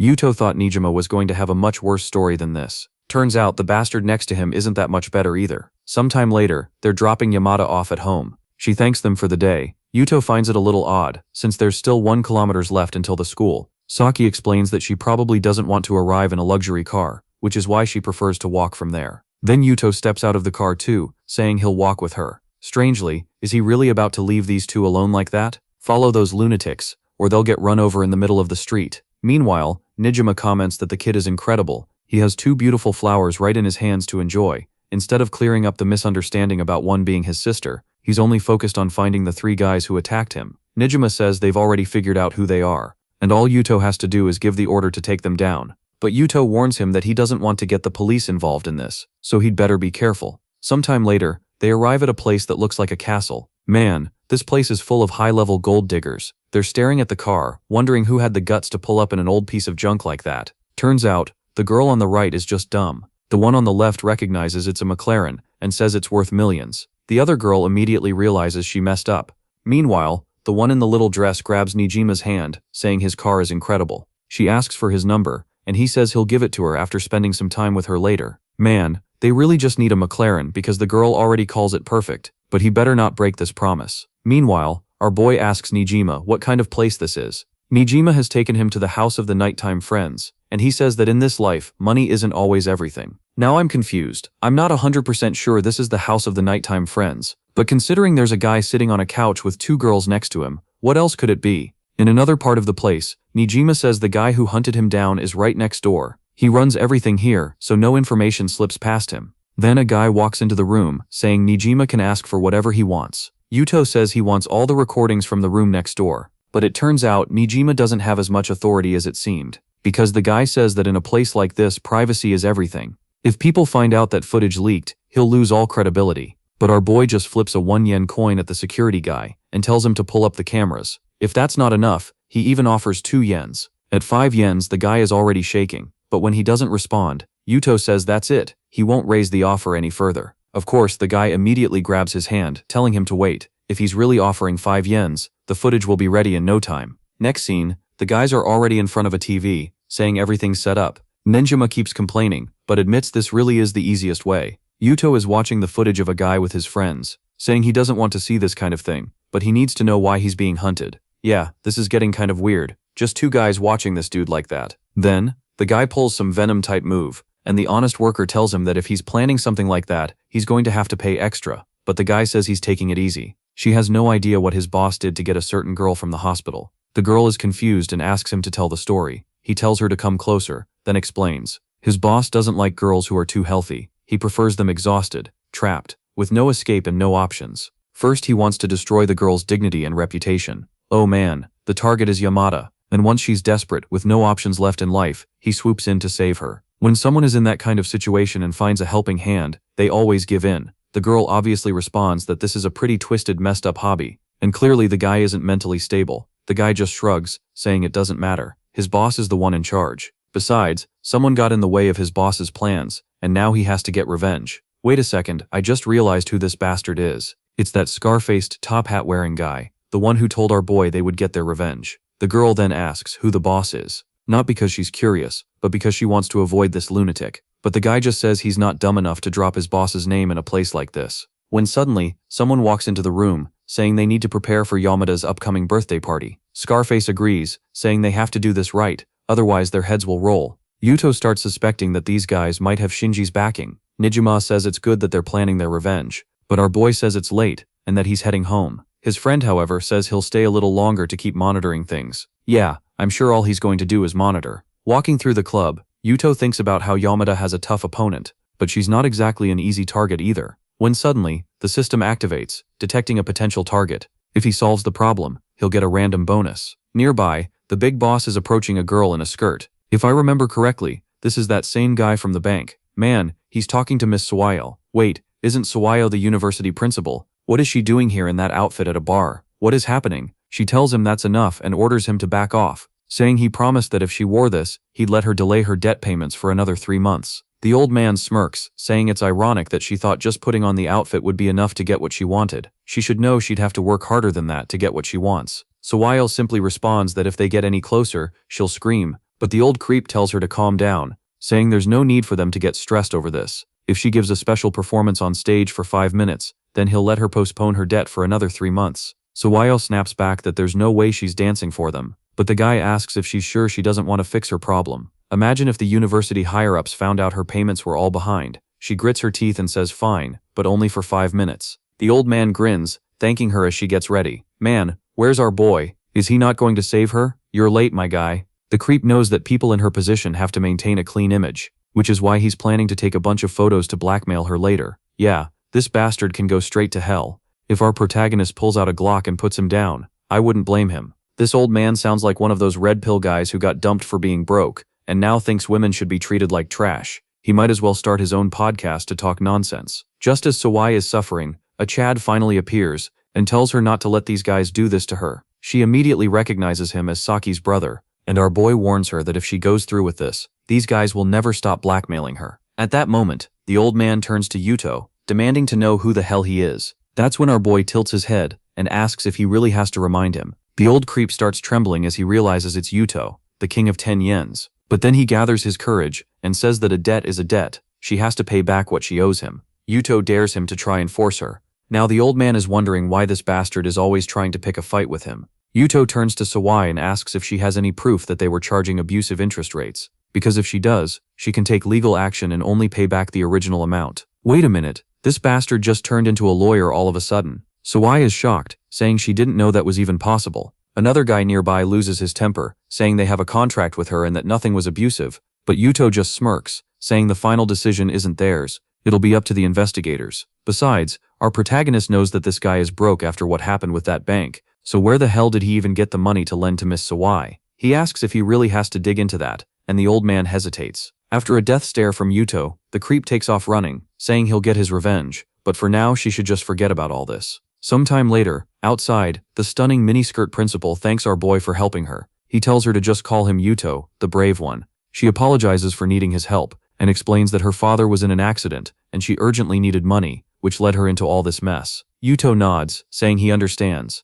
but he warns her to be more careful, or others will try to take advantage of her in the future. Gigantic moment. She admits she panicked and wasn't thinking straight. Our boy tells her not to be too hard on herself. Everyone makes mistakes. He was about to call her a taxi so she could rest, but then she suddenly says she can't go back to school. It's late at night, and if she shows up wearing that outfit, people will definitely get the wrong idea. He asks if she wants him to rent a hotel for her, and she says yes. A little while later they're already at the reception, asking for a room. The woman thanks them and hands over a key card, but then the other receptionist suddenly seems to recognize something. Yuto tells Sawai that once the room is set up, he'll head home. Sawai thanks him but accidentally calls him brother Yuto-san. He pauses, confused. She quickly realizes her mistake and corrects it, calling him Saki's brother instead. Okay, now I'm confused. I think she just called him big bro for a second. Meanwhile, the receptionists are whispering among themselves. One of them taps Kumi-chan's shoulder and tells her to check her phone. Looking at our boy, she says she's sure it's him. They start chatting, saying they have to do their best. Yuto asks if the room is ready. The other receptionist apologizes, saying all the single rooms are booked, but since it was their mistake, they'll upgrade them for free. At the same time, another girl is seen sprinting away in the background. Sawai finds that odd, and Yuto asks why they aren't charging full price. The woman claims it's because the lack of rooms was their fault, and they pride themselves on professionalism. Sawai shrugs, saying that's fine, they can just show them the room. Meanwhile, at the end of the hallway, a certain playboy is smugly checking his phone. Looks like he really got the girl's number, and even convinced her to meet up. The guy knows how to play the game. In the background, he notices our dear Yuto-san. Back in the upgraded room, the whole floor seems to belong to them. Yuto and Sawai are both confused, but the hotel staff just reassures them that everything here is free for them to use. However, when Sawai opens a door, she suddenly lets out a scream. Inside the room were incredible torture tools, cruel and unsettling. Yuto turns to the hotel staff, who nonchalantly tells them not to worry. Everything is sanitized. But Yuto stares at her and bluntly says that's not the problem here. The girl just steps back and leaves, while he stands there confused. He turns to Sawai and says he's heading out, telling her to get some rest. But hold up, she grabs his arm and says there's something she needs to tell him. The camera angle suddenly shifts peculiarly, and she repeats herself. Yuto raises an eyebrow, asking what it is. Sawai then apologizes for how she handled the situation with his sister. After investigating further, she realized that the problem was with those other girls, and as a teacher and someone responsible for the school, she should have caught it earlier. Our little rascal, Yuto was clearly expecting her to say something completely different. He tells her that he's already spoken with Yamada, and she doesn't need to worry. Everything has been settled with Shinji. But Sawai insists, saying she wants to know where Saki is staying. She wants to apologize to her personally. Yuto shrugs and says fine. Sometime later, downstairs, he runs into Nejima, who smirks and says he's finally found Yuto's weakness. But our protagonist just wants to know what this guy is doing here. Nejima shrugs, saying he saw him walking around with a certain lady, but Yuto brushes it off, saying that woman is just connected to his sister. Besides, he rented the room for her, he's already leaving. Nejima smirks knowingly, saying he understands very well how it goes. Friends during the day, lovers at night. You sly fox. Before Yuto can respond, a hotel receptionist suddenly calls out to him. She asks why he's leaving, and if he was dissatisfied with the hotel. Yuto tells her he wasn't planning on staying the night, so what's the issue? She hesitates, then apologizes, saying she never expected someone as important as him to do a surprise inspection of the place. Yuto raises an eyebrow. Surprise inspection? What are you talking about? She looks surprised, saying she was certain he was here for that. He's confused, asking why he would do something like that. The receptionist explains that she thought he had become the new president and shareholder of the hotel. She had received a notification earlier and assumed that was why he was here. Turns out, the system randomly gave him stock in the Oten Group, which owns the hotel, and Yuto hadn't even noticed. Nijima bursts out laughing, saying Yuto is on another level. I've seen guys rent hotels for a girl, but I've never seen someone buy a hotel just to spend the night with one. Yuto is so done with this guy. He just tells the receptionist to check Nijima's documents. If everything isn't perfect, throw him out. She nods while Nijima panics, begging for a moment. If I have to leave now, I'll ruin the mood I was setting up with that girl. But Yuto doesn't care. He just walks away, leaving the fool behind. The next day, our boy is eating a nostalgic meal. It sounds like someone's mother is telling him to eat well and stay healthy. Ah, no, it's actually his friend's mom, the one who was in the hospital. Then Yamaguchi shows up, looking apologetic. He asks for a little more money, swearing he'll pay it back little by little. But Yuto just waves him off. He says he's never expecting repayment. Yamaguchi can ask for as much as he needs. He should just save up to marry Yuki-chan and let his mother rest easy. Yamaguchi immediately tells him not to say that. Yuto asks what's wrong. Poor guy confesses that Yuki has been avoiding him. She's responding less and less to his messages. Yuto asks if she still works at a car dealership, and Yamaguchi nods. After reading 500 Chinese web novels, we all know what's about to happen. He's taking his boy car shopping to settle the score. Next scene, the car dealership.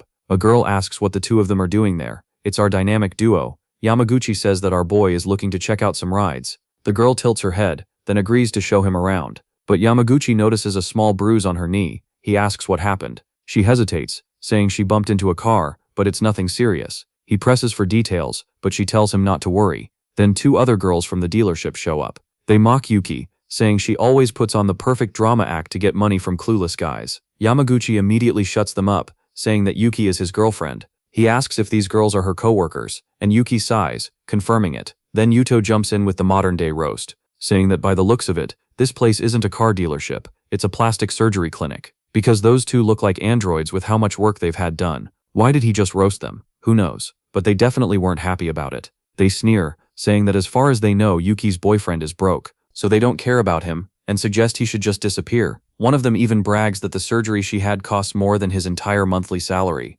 Then Yuki fires back. If you have so much money, why did you pin the accident on me? One of them scoffs, saying Yuki was the one at fault, so of course she has to pay. The two laugh at her misery, but Yuki drops the bombshell. She reveals that they bumped into her on purpose. At that moment she fell to her knees, dropping everything in her hands, looking like a total fool. Yamaguchi finally puts it together. That's why she had the bruise on her knee. The two girls dismiss it, saying it was nothing, and telling her to stop making a big deal out of it. But Yamaguchi isn't having it. He demands that they apologize, and then man snapped. He grabs one of them by the arm and warns her, if you don't apologize, you're getting beaten up. Nah, he didn't say that. He just firmly told them to apologize. That's when someone else appeared, asking what was going on. It was the foolish owner of the dealership, warning Yamaguchi that he was brave for laying a hand on his girl. The girl of course immediately put on the drama act, claiming that her arm was practically crushed by this monster. Right at that moment Marinyan spotted our boy and asked what he was doing there. Our girl looked shocked. She's definitely into the streamer queen. She explained that she was just here to check out some cars and asked what was happening.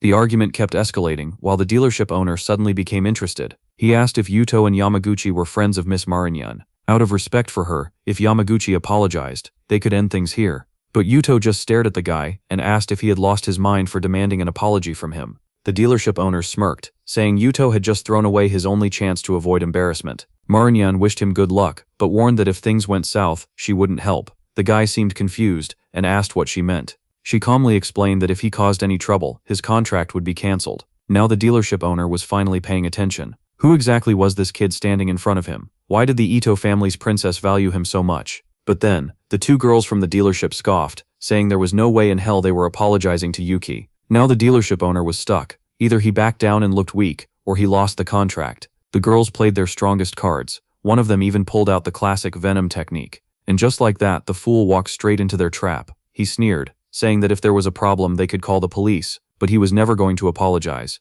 At that moment, Marinyan sealed his fate. Well then, the contract is officially cancelled. But before she could finish, Yuto placed a hand on her shoulder. No need for that. She blinked in confusion. Yuto turned around and then just walked out of the store. That's it. That's the simplest way I've ever seen a problem get resolved. There's no way that's all. Something has to happen later. Outside, Marinyan apologized, but Yuto told her it was fine. Just like us, she couldn't believe how gentle he was being. How are you going to get revenge? But our boy just smirked, saying, I'm not some hitman hunting revenge. I'm chill. Yamaguchi, however, wasn't chilling. He swore he'd find a way to prove Yuki's innocence. Meanwhile, Yuto casually told Marinyan that she was the truly kind one. Inside, the dealership owner and the two girls laughed. One of his employees offered him a little extra service as a reward for defending them. The fool thought he had won, but his smile disappeared the second he checked his phone. Suddenly, multiple companies had canceled contracts with him. And the worst part, many of those cars were already sold. So now, he had to return the money and somehow explain the entire mess.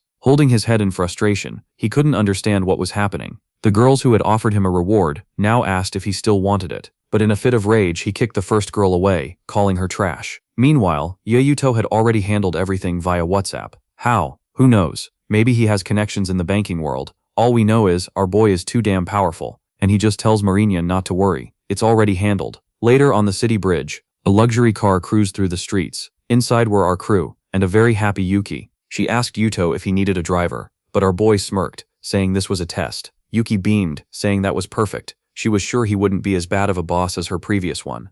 Yamaguchi's girl is looking kinda peculiar. Protagonist, open your damn eyes. Yamaguchi, however, was still furious about the dealership owner. He muttered that he wanted a way to get revenge, but Yuki shut him down. She said it didn't matter anymore. They were finally free. She also explained that she had been keeping her distance because she didn't want to add to his stress, since he was already dealing with his mother's situation. Now, Yamaguchi was all soft, apologizing and thanking her for being so understanding. Then Yuto groaned. How long are you two gonna flirt in front of me? Suddenly his expression changed. He told her to focus on the road. She was about to crash. Yeah, she's definitely not gonna be a great driver. Sometime later, they arrived in front of a mega corporation. There, the first victim of our boy's plans was waiting. She tapped her foot, saying he took his time responding to her message. Now, she wanted to know why he was here. Yuto introduced Yuki to Mayumi. Looks like he's about to throw Yuki into a driver's job, probably hoping to kill them both in traffic. But Yuki, already playing along, announced that the car in front of them was her brand new gift from Yanagi. Immediately, Yanagi threw herself at Yuto, saying she was giving her best for the company. Then, Yuto's phone rang. There was an issue with Miss Sawai. Apparently, Yamada had broken into his sister's room. Yuto immediately said he was on his way. He apologized to Yanagi, but said he had something urgent to handle. Then, he was gone. Yanagi, watching him leave, smirked. Next time, he won't get away. Meanwhile, at the university, an old woman was chasing Shinji with a broom. Sawai calmly explained that he was a student here, but the old lady simply responded, I don't care. Just because he's a student doesn't mean he can do whatever he wants. The fool running away crashes right into our boy and immediately freezes when he looks up. Without hesitation, Yuto twists his arm, demanding to know where he thinks he's going. Shinji panics, threatening to call the police if his arm gets broken, but Yuto just covers his mouth. Sawai hesitates, saying that maybe Yuto is going too far. But our boy just says he has unfinished business with this guy. Sawai then explains that she saw this fool outside the school, climbing the stairs. It looked like he was heading toward his sister's room, so she decided to follow. But when she got upstairs, he was acting suspicious. He kept pacing around and trying to open a doorknob. That's when she texted Yuto for help. Why didn't she just call the police? No idea.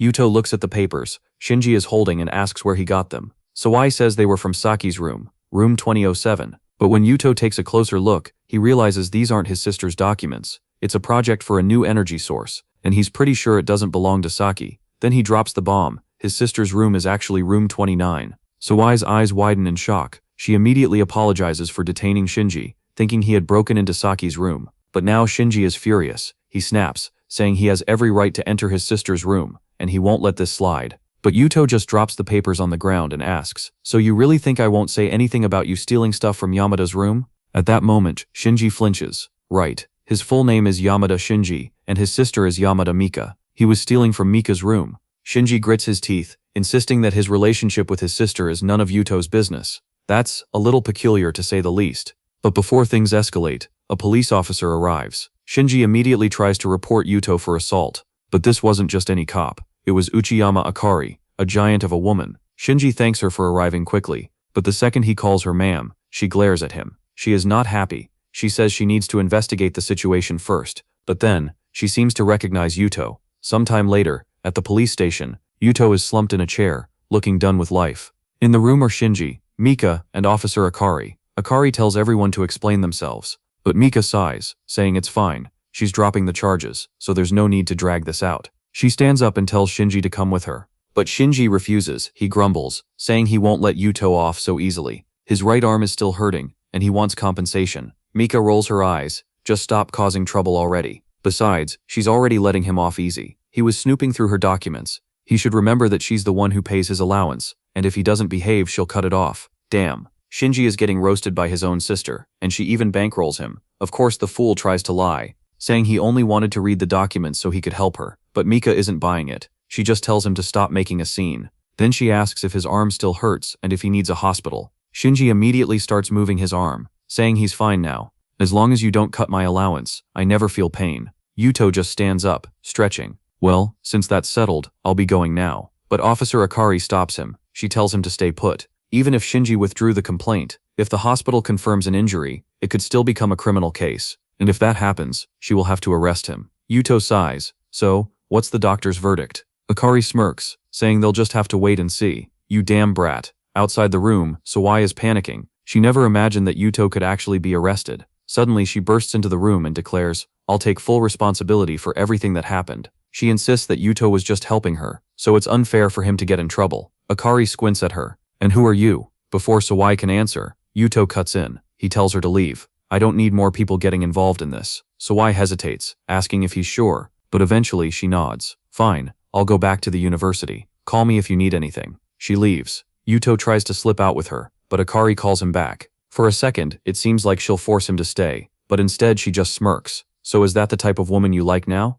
Guess that explains why you never texted me all these years. Now Yuto is completely thrown off. Wait, what? Apparently Akari was his first crush. Back in school she was his senpai. Yuto immediately snaps, saying it was her who abandoned him. You were the one who left me behind. Akari crosses her arms, smirking. I see. So you only like younger girls now. I was just another phase for you, huh? Got it. Before Yuto can respond, someone enters with the hospital report. Akari takes a look, then sighs. Well, looks like you got lucky. No injury was found. Yuto groans. Can I go home now? Akari grins. Yeah, but before you go, she takes off her cap and stretches. My shift just ended. Want to go grab something to eat? Next scene, at her apartment. Akari crouches down to grab a pair of shoes. Yuto looks around, confused. Wait, I thought we were going out to eat. Why are we here? For a second it seems like she'll say something insane, but then she just shrugs. I need to change first. I can't go out dressed as a cop. That actually makes sense. Though Yuto is starting to realize that Akari is way more direct than he remembered. Then, he looks around and notices.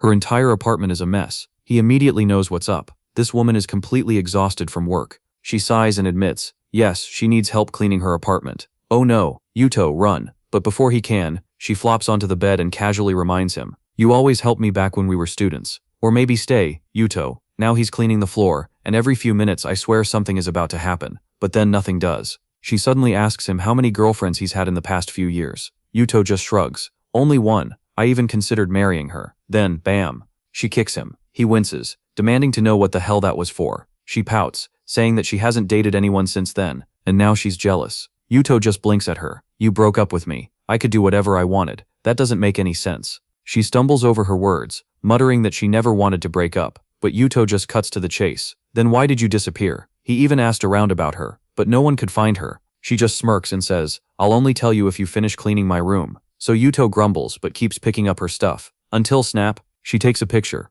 Right as he's holding her clothes in his hands, she sticks out her tongue, grinning. Now I've got evidence of a crime. This could put you away for years. Yuto panics, telling her to delete it immediately. If that picture got out, he'd be screwed. But she just laughs, twirling her phone. Of course, she's going to blackmail him. Then she smirks. What do you think your sister would say if she saw this? Yuto sighs in defeat. Fine, what do you want? She grins. Not much. Just go shopping with me, and come to my dad's 60th birthday party. Yuto rubs his temples and says, fine. If I have time, I'll go. She claps her hands, thrilled. Great, let's go shopping now. She throws open her closet and tells him to pick an outfit for her. She's curious. Does he prefer her in a cute style, or a mature look? Yuto hesitates, but before he can decide, her phone rings. It's work. She groans, saying she has to go. Yuto just shrugs. Shame. Guess I'm leaving too then. She walks over to the window and suddenly asks him, which direction do you think the criminal will run? Yuto raises an eyebrow. That's an odd question, but he points in a direction, and then bam. She suddenly grabs his face and kisses him. IQ 1000 move. She then smirks and whispers, by the way, the criminal is right there, then dashes out the door. Yuto just stands there, dazed. This woman Meanwhile, at a high-rise office, a group of investors sits around a table. They're all interested in Yuto. They ask him what are his next plans. Yuto just shrugs. Nothing special today. But then, out of nowhere, he tears into them. You guys call yourselves the owners of the city, yet you still haven't found the one person trying to kill me? The investors all shift awkwardly in their seats. They try to explain, that's not really our area of expertise. We know how to invest, not hunt down assassins. That's when Yuto's expression darkens. That's exactly why I'm here today. Since none of you understand investigations, I'm starting my own investigation company. Wait, that actually makes sense. Then he drops a bombshell. I'll invest 10,000 yen into it. The investors gasp. Yuto explains. If you want people to do their job right, you have to pay them well. Suddenly, the old men all sit up straight. Oh, an investigation company. Easy. We'd be great at that. Yuto smirks. All right. First case. Investigate the new energy project in Country F. And what's going on with the Yamada family and her brother. Meanwhile, at a hotel,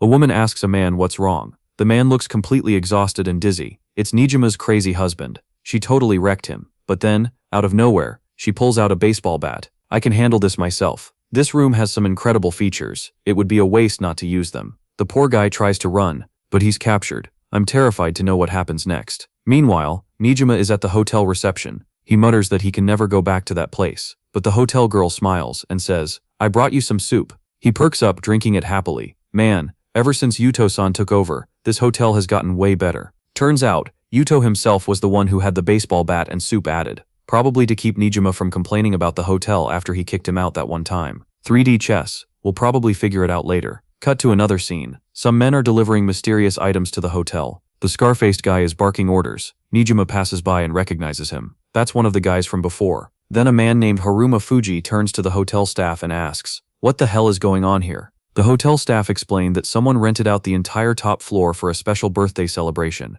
Nijima immediately raised an eyebrow. Wait, is this for Yamada Mika's birthday? The guy nodded. Yeah, that's the one. Nijima grinned. Then this is perfect. The hotel worker looked confused and asked what he meant. That's when Nijima dropped the truth bomb. The guy organizing this party is trying to steal Yuto's sister. The hotel guy immediately panicked and said maybe they should just cancel the party. But Nijima smirked. No, instead of canceling it, let's take full advantage of it. Later, Scarface finally saw the fully decorated venue and was impressed. He even offered extra money for the staff, thanking them for such a great job. But the hotel workers refused. The most important thing is that the birthday of someone as special as Yamada is perfect. Scarface smirked, thinking the hotel staff had finally realized how important he was. Little did he know, Nijima and the others were already scheming nearby. Meanwhile, Scarface called Yuto and invited him to the hotel, saying he should watch the fireworks from the Orson Hotel. But Yuto, completely exhausted, just told the guy to handle his own nonsense, until Nijima teased him. You're gonna want to see this. Trust me, you can't miss it. Yuto sighed. Fine, he'd check it out. Scene shift. Mika's friend asked why Shinji called her there. Shinji smirked, asking, did you forget what day it is tomorrow? Before she could respond, fireworks exploded in the sky. But in the middle of the display, there were strange numbers, 12, 21, 59. Mika was confused. The entire hotel audience was amazed. Then Shinji explained. Once the clock strikes midnight, it'll be your birthday. You were born exactly on December 22nd, at 12 minutes and 22 seconds. The moment the date changes, you'll be older. Mika smiled, thanking him, saying he didn't have to go so far. But Shinji just shrugged. Don't misunderstand. I'm not that romantic. Hold up. This better not be romantic. She's his sister. Then Shinji smirked. Actually, none of this was my idea. Right then Scarface appeared below, holding a bouquet of flowers. This bastard was trying to steal Yuto's sister. Shinji casually told him. After the drone and fireworks show ends, go in with the bouquet. Fuji, watching from the side, said that if the plan worked, Scarface would get a big reward. Fuji then asked how much the hotel was charging for all this. While handing over the bouquet, Scarface smirked. Don't even worry about it. They said they'd charge me even less for the event. Fuji waved it off. Doesn't matter. This stuff is cheap. The most important thing is getting the girl. Scarface gritted his teeth, irritated. This Fuji bastard was always pretending to be broke, but constantly flaunting his wealth. Meanwhile, Mika asked Shinji who planned all this. Shinji smirked. They're coming now. Right on cue, Fuji stepped forward. Happy birthday, Mika. Mika was stunned to see him there. Fuji grinned, saying she'd understand soon enough. Then the hotel staff suddenly announced something. The drones are changing the message. The lights in the sky shifted. Now it read, Happy birthday, Mika. From H. Haruma Fuji. Shinji, ever the genius, squinted. Wait, that H, could it be Haruma Fuji? No shut, Shinji. But then the H changed. it turned into YM. Mika's eyes widened. Was that Yuto Matsushima? Suddenly, the hotel staff began apologizing. We don't remember being paid for this part of the event. Scarface immediately realized they'd been tricked. While everyone was confused, Nijima appeared, and right then, Yuto walked in. Looking completely uninterested, he asked, "Alright, why did you drag me here?" Nijima grinned. "Man, it was really worth staying at that crazy woman's hotel for this." Then he gestured at Yuto. Our boy got so hyped to plan Mika's birthday that he completely exhausted himself. Fuji, seething, realized it was him again. Mika, completely flustered, could barely believe it. Yuto had gone this far just for her? Meanwhile, Scarface barked at the hotel staff. "You'll be punished for this nonsense." But the hotel guy calmly responded, "Actually, you're the one who's mistaken. Because Yuto is our boss." Fuji, confused, sneered, "What, like he's the head of security or something?" Then the hotel guy smirked. "No, he's our largest shareholder, or more specifically, our CEO." Fuji's face went pale. The guy in the suit walks up to Mika, asking if he could celebrate the girl's birthday with just the two of them, and nobody else. He wants to use the chance to talk business. But Mika turns Fuji down, because she doesn't want to be alone with him. What really surprised him is that she wants to go over the contract terms again,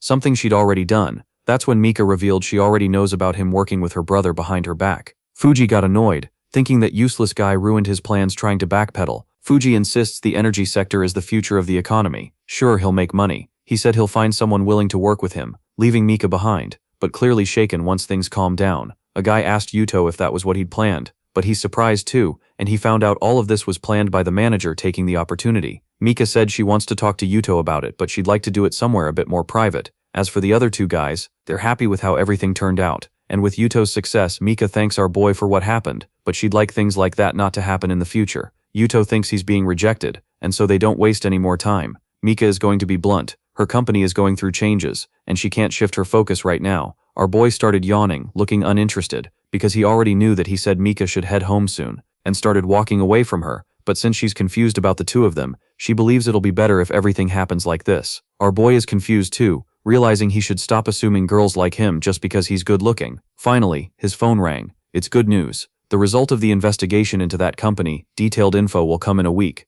But our boy's gut feeling wasn't wrong. If he keeps this up, Mika will think he's still interested, which could get complicated for completing the mission. Our boy gained another skill, something to do with his eyes. A couple was kissing, and the woman started walking up to him, like she was trying to intimidate him quickly. Yet could tell the bag she was carrying is just a replica, really well made. The comment left the woman even more offended. Hit by those words, she turned her anger on the mouth she'd been kissing just a moment ago, because she'd been fooled. Yuto doesn't even know anything about that kind of stuff, and he doesn't know why the words came out so naturally. According to the system, completing missions will guarantee him a steady stream of bonuses back on the phone. They asked if the investigation should continue, and our boy gave the go-ahead. He doesn't like seeing innocent girls with big commissions up front getting tricked. A goth blonde with very not modest hips walked up, curious about who might be getting scammed. Yuto was surprised by Marika's sudden appearance. She said she went to a dinner with old men. She was forced by her dad. Seeing an opening, Yuto asked if she's still going to stream. She said no, because it's her research day, and being mischievous, she asked where our boy lives, because she'd like to check that place out still with her. Yuto asked if Marika doesn't feel scared walking around a neighborhood that isn't as rich. She said it's fine, and since she has her camera, she's sure nothing will happen. She assured him she's not filming. Actually, she's making a vlog, a backup plan in case her popularity starts to drop. She hopes to get help from Yuto, but about that, they'll need to talk a lot more on the way. Yuto saw an old lady being pressured by men in suits. They want to buy her property, and if it doesn't happen, her son will go to prison. Our boy asked what was going on, and the men left, giving the old woman one more day interested. Yuto asked the elderly woman what was going on inside the apartment. The old lady calmed down a bit. Our boy offered her water, wanting to know what happened earlier. She said it's fine, but she won't be able to rent that room out for long. She said our boy doesn't even need to pay for it. The system detected a potential victim. It's time to carry out an emergency mission. Sitting down in a chair, Yuto said he likes it there, and he was thinking about buying the property. The old lady showed a bit of happiness, thinking the boy really did land a good job. Not to mention he also has a beautiful girlfriend, blonde and wide-hipped. This old lady really plays for the team. Thanks, Granny Senpai. So, she said she doesn't have any other choice. She has to sell the building because there was a big problem at her son's company. Yuto thought those guys were loan sharks. That building is worth a lot, but since she's desperate for money, they only want to pay 40% of the value, and she'll do anything, so her son doesn't go to prison. And knowing the building is worth 100 coins, Yuto made a crushing offer. 150 coins. The old lady said that if it's for him, she can even sell it for less. No problem, but our boy already made the full transfer. She can't even believe it's real, but our boy doesn't mess around. He plays to win, still not believing it. The old lady said she'll get the paperwork ready the next day, and Yuto remembered that tomorrow is Saturday. The office will be closed, full of determination. The old lady said she'll do all of it on Monday. It's time to take her home. And the old lady advised the young man not to neglect his girlfriend, so she's going to call a taxi, so she won't interrupt whatever the young people might do. Now back at his apartment, Yuto said the old lady might be grumpy, but she's a good person. Marika thinks our boy did it just to help,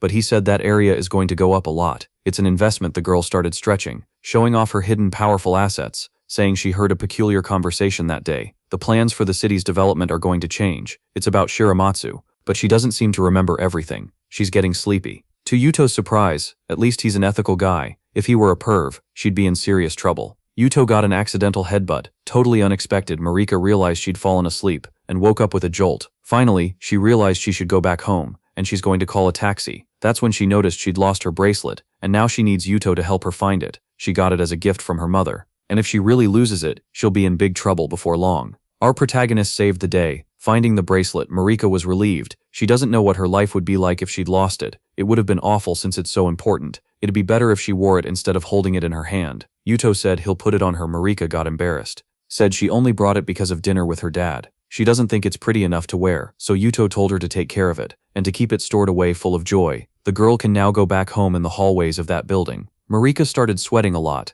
and breathing hard because she felt a huge urge to kiss our protagonist, and do things with him that don't belong on YouTube. It would be really inappropriate for a famous streamer like her to get involved with a fan. But then she quickly realized our protagonist isn't even her fan, and doesn't consume her content even so. She doesn't want to make the first move. She needs to hold back a little longer. Back to our protagonist. He found out through the system that that bracelet isn't valuable, but he'll talk about that another day. Because he's tired and sleepy, after a lot of work, he managed to lie down in his own bed, ready to rest. That's when someone showed up at his door demanding that he open it. It was Akari, showing up late that night without any warning. Walking into our boy's apartment, she reminded him that Yuto promised to go shopping with her this weekend. Our guy said it's still the middle of the night, but to Akari, Saturday has already started. It's time for her to be accompanied. She started checking the apartment to see if there were any intruders, and Yuto said he was going to sleep, because he's tired, but she asked him to wait a bit, because she was going to cook for him. Something full of love and passion. After 2 hours, all she managed to make was a fried egg and nothing else. Out of patience,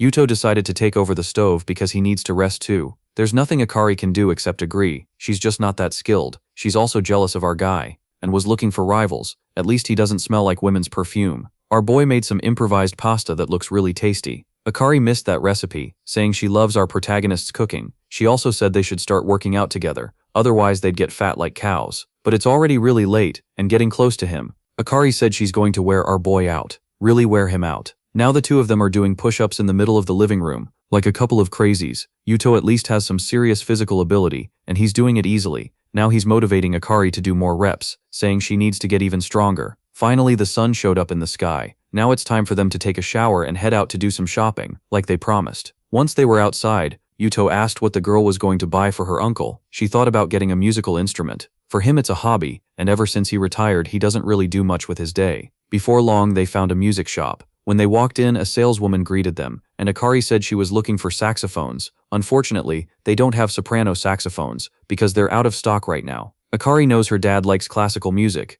and the saleswoman recommended a really special one, handmade. That one is the last one, and a new batch could take years to be made, thanks to the craftsmanship that goes into each one. Not really understanding the subject, Akari seemed convinced by that speech. Right at that moment, a powerful woman with dangerous curves walked into the store looking for the expensive saxophone, demanding it be sold to her. The saleswoman apologized, saying it had just been sold. The powerful woman got furious and flashed her black credit card, trying to intimidate her, but the saleswoman couldn't do anything about it. As a reward, she got slapped across the face by the woman, who thinks she's above everyone else. Akari got furious at that and said that kind of assault is a crime. The two women stared each other down like martial arts fighters, about to start a furious, bloody fight. A man in a suit showed up and recognized the powerful woman right away. She's Sasaki. He apologized for what happened, and ordered his employee to apologize immediately. The manager knows she's a very important customer, so he's doing everything he can to please her. Spoiled, she told him to fire the employee, and that the saxophone should be sold to her right now. Akari isn't going to just accept this,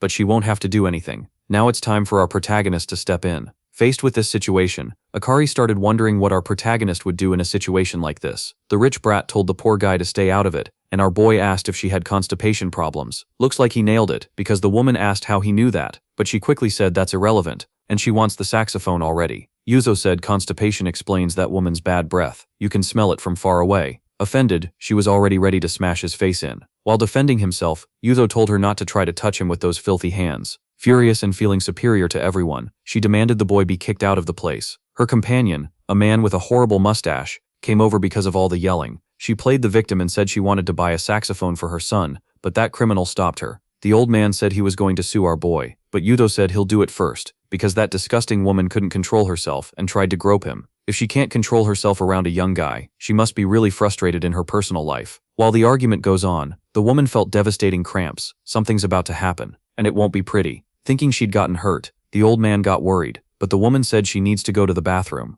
Yuto told them to settle this already, and the old man took his woman outside, cursing up a storm. Thanks to this bonus mission, Yuto got the reviving hand, a new skill he wants to test right away. Outside, the woman can't hold it anymore. She's losing the battle. The security guards showed up too, and because of the crowd, gossipers started gathering as well. Unfortunately, the woman can't hold it anymore. She lost her battle. In the middle of all those people, she let it out. Actually, she gave birth to the most wicked fart the universe has ever seen. The nasty, festering smell brought tears to everyone's eyes. A stench so brutal, the rich old man said he doesn't even know this farting woman. Akari felt bad about what happened, but Yuto assured her it's just the consequence of that idiot's actions back in the store. Everything went back to normal, but the manager told the saleswoman that can't happen again. The phone rings, and the manager answers the call. It's the company president, and besides being furious, he fired the man on the spot. It's not about Sasaki, the farting woman. They pissed off someone very important to that company. To understand what happened, the company president told the manager to go outside. Our boy bought the saxophone,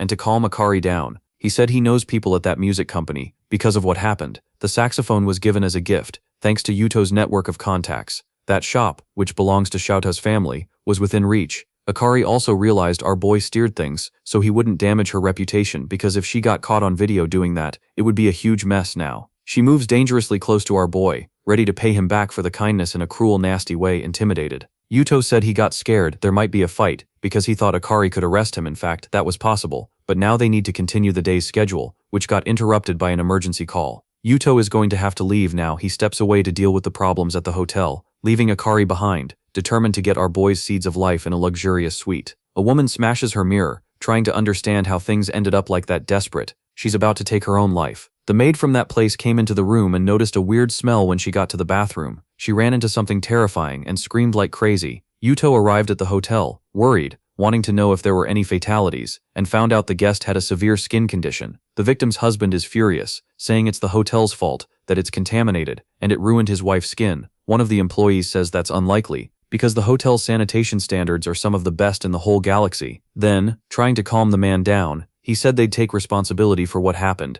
if there was negligence or fault, but this guy is furious. He wants to get paid, whether there's fault or not. He said everything can be settled for 500,000, also asking them not to use the hotel's account, so the transaction wouldn't look fraudulent. Better to use a personal account. The employee is just about to do it, but our protagonist stopped him at the last second for the employee. That's fine, because that way they'd avoid something even bigger once the transfer was made. The employee said there's nothing else to do, and if that man insists, they'll call the police now that he got his money. The thug walked out of that hotel all happy. The protagonist thought the amount was weird, because it was small for a hassle like that. Right then, an employee with a scar on his face came up. Yuto seems to recognize him, and the employee said they should have a quick talk now that supposed thug's boss liked the hotel, and would like to buy it. For 5 coins, the hotel employee realized that was an extremely insulting offer. Then the thug showed a small package and said he'd tell the authorities they're involved in trafficking forbidden stuff through the system. Yuto realized that sample is real, so he decided to take the lead and report it first. The thug said when the police arrive he'll say everyone there is in on it, and that the manager takes bribes to back it all up. He has the manager's bank details, which they got from that little act earlier. The thug is waiting for the protagonist's answer, whether he'll hand over the hotel, or if he wants to keep having problems. According to the punk, a few years in jail for a criminal like him will be nothing, but the hotel will be finished after that intimidation. Our protagonist started smiling like a real villain. He said that's just some small-time crook. It'd be worse if it were a serious competitor holding up the packet of toxic substances. Yuto also said the purity is low, under 90% information that left the thug completely terrified because he's not involved in selling that stuff. And getting that sample was a lot of work, full of confidence. Yuto asked the thug if he knows how someone young like him managed to have so much influence, and if he knows where the truly high-purity substances come from. Yuto told the manager to take this thug to the hideout. It's time to reveal a few things to him now. The thug started slowly shitting himself in silence, thinking Yuto might be involved with the Yakuza in the secret room. Yuto once again mocked that little package of illegal substances the mobster knows that isn't sugar. It's strong stuff. Yuto explained in detail how it's made, and how its purity works, when in reality he showed the bandit a fake sample, made entirely out of sugar. Now it's time to find out if this mobster wants to call the police, or use his own body as a target for the real criminals. Properly intimidated, the asshole realized he's standing in front of someone who probably has the city's underworld in his hands on his knees. He apologized, saying he only did it because he'd been given orders. He was paying off a debt to his superior. He wants another chance, and offered to become Yuto's subordinate. Our boy knows this isn't real remorse, it's just that thug has no other choice. A pretty pathetic situation, our boy said as he lights up a Cuban cigar. The mobster said he's willing to cut off a finger to prove loyalty, or even his own foot. Yuto stopped that from happening, saying kids shouldn't play with knives, which freaked the thug out, because he hadn't even seen him move. What Yuto really wants is the thug's cooperation, so they can expose the real mastermind behind these plans. Yuto told the manager to shut the hotel down for the next week, and compensate the guests, as well as the employees since he's being threatened by someone. It'll make it look like their plan worked. Seeing the kid's strategy, the manager started getting excited. Even the mobster wanted to work there, and our boy told him to pass probation first, wanting to look good. The mobster handed over more info about Fuji's interest in the Yamada family. Looks like he wants to take control of that family. They're on the decline, looking for an opening, and Fuji knows that very well. His biggest target is the family's heiress, knowing that Yuto told the punk to talk to Fuji, and soon he'd get more instructions. Also, they need to know who sold those substances. Yuto will handle that actually. He'll tell Akari everything now. We're taken to Ryoka Fuso, where there's a beautiful woman. The punk told what happened at the hotel, and Fuji seems to like the news. The 50-cent offer worked out. I don't know if it's a translation mistake, but I don't know if that's a little or basically nothing. I just know it's 50-something. Fuji wants the girl to sign the contract, guaranteeing she'll receive lots of dividends from it. She's not worried about that, but about the other contract clauses, Fuji said he has a room for her, and said the girl can do it there. More calmly before she kept reading, she got a message on her phone, and it seems really important that made her leave the meeting, because something urgent just happened. Fuji was disappointed, and said he'd go with her, besides being ignored. The contract wasn't signed, which makes him extremely pissed off. Inside a car, a woman apologized for the sudden visit to Miss Yamada. She's Mayumi, president of the investment company. They're very important clients for that company, and the girl's father had made a special request to them, and now the report is ready, and the girl should take a look at it. Mika realized the tech company is a front, and asked where Mayumi got those documents. It even made the news. Mika can check for herself if she wants. Also, another company is involved in this, and Mika already got in touch with them. Getting out of the car, she thanked her for the help,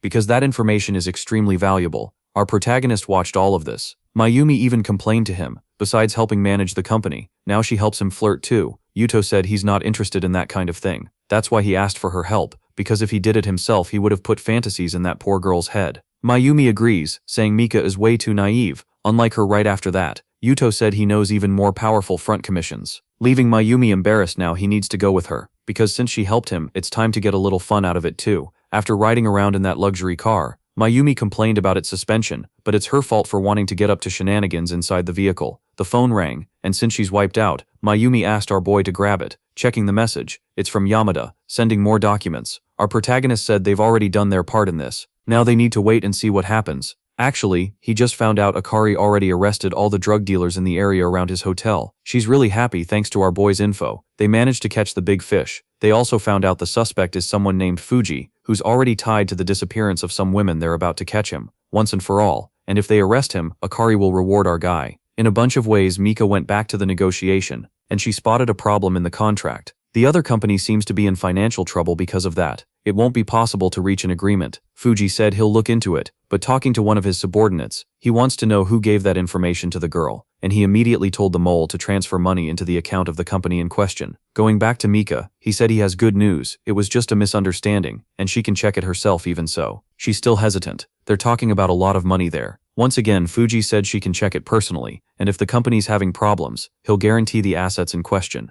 Mika isn't stupid. She knows Fuji runs that company. Moving money between accounts is no big deal for him, because that company doesn't exist. It's just a shell company to scam suckers. Fuji was caught off guard. He didn't think Mika knew all of that. Now she's already made up her mind, and the national authorities are going to do what needs to be done. because this is fraud, and she only went there to tell him that she was never there to celebrate the deal. As she got into her vehicle, she told the driver to leave, showing a stun gun. He apologized for what was about to happen, using the device to shock Mika really intensely. Fuji wasn't going to let her walk out of there that easily, now that she'd been taken somewhere else against her will. Mika asked why Shinji did that, since he's part of the Yamada family, but the guy's ungrateful, because she's the one who's going to inherit everything, and she's never had to worry about anything in her life. Now that Fuji promised he'd be the head of the family, he doesn't want to obey anyone anymore. Mika can't even believe she and this extra are actually related. Shinji said he doesn't need a sister like her. It's time to erase her from history, forever. But he promised he'll keep her updated about her parents. Every 84 years now, he'll leave his sister in the hands of that ill-intentioned guy. As soon as he turned his back on Fuji, the extra got hit by a gunshot. He dropped right away, spitting blood,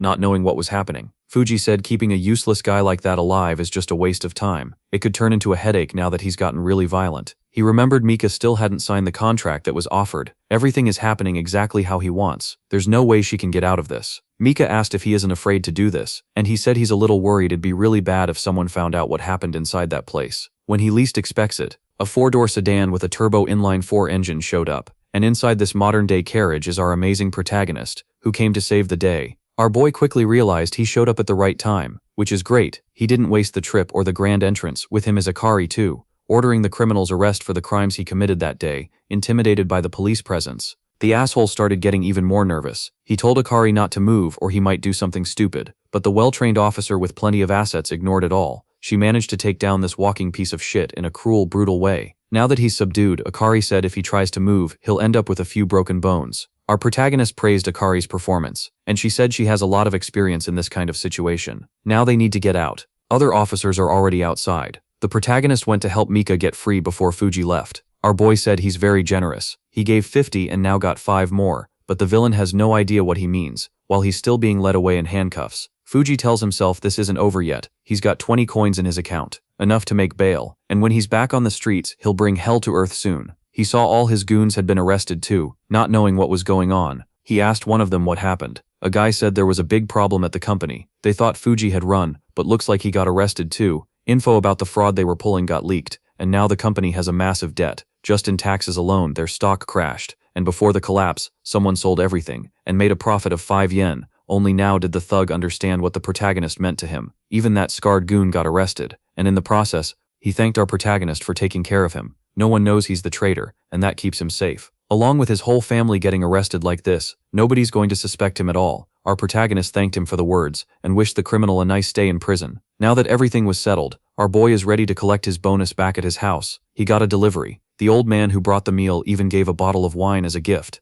as a sign of his gratitude. He said it's a special drink, and it usually brings good luck to whoever drinks it. Now that he has everything anyone could want, the old man said, our guy just needs to find a good wife. In fact, rumors say that if he drinks that wine with a woman, they'll end up getting married. Our boy doesn't believe it, but the old man said this wine is made with some really stimulating herbs. He said our guy should test the effect, to see if it really does something crazy while drinking it. Yuto admits the drink is actually really good. He even decided to buy a few more bottles, while pouring himself another glass. His alone time got interrupted. That beautiful woman found his address and decided to go there. She came to apologize in person, saying she's always lived in this kind of mechanical way. Even now she doesn't know why her brother betrayed her, and maybe she was the one to blame for all of it. Not knowing why she was opening up like that, Mika says our guy is different. He protected her like a knight. She did a quick search and found out her father never hired a consulting company. It was all Yuto's doing, even with him trying to dodge it. Mika said she's going to try to live like a normal person, being more honest about her feelings from now on without thinking twice. She goes after our protagonist with her secret techniques. Then, like a true number 2, she said if he doesn't accept her feelings, that's fine. Before leaving, she started turning really red, and our boy asked if she was okay, but she doesn't know what this weird reaction is either. For no obvious reason, she feels like using all her weapons against our boy and starting a fierce fight, kicking off a huge bloodbath. Totally confused, Yuto realized it was the wine's fault. The amount that was still on his lips, he doesn't have much time to think, because the fight is coming at him like a runaway train right now. The only thing Mika wants is to be a woman full-time, but using all his defensive ability, Yuto pushes her away from him. That leaves Mika really confused, and the guy says he ended up getting a little drunk after being rejected. Mika left embarrassed, apologizing for what had happened. She left in such a hurry that she almost bumped into a citizen who was in the hallway of that building. Our protagonist's friend shared what he'd seen. Mika didn't look very happy, taking advantage of the fact that his fingers were in the door. Yuto slammed it shut. Then he let his friend in, and the guy said he came there to celebrate too. Now that Fuji is out of the picture, they really should start celebrating. Now the two of them are talking about an auction, and 30% of whatever gets raised will be donated to charity. Our boy's friend isn't even a good Samaritan, but he likes getting a tax break, so charity it is. Not to mention that at an event like that, lots of pretty women will be hunting, and he'd love to become a victim among them. Is Shinozuka, a well-known celebrity, but our protagonist thinks she's a totally normal woman. Our guy's friend is a huge fan of hers, because he really liked her acting in some works. Since she's been inactive for a while, he thought she'd retired. He didn't expect to see her in a place like that.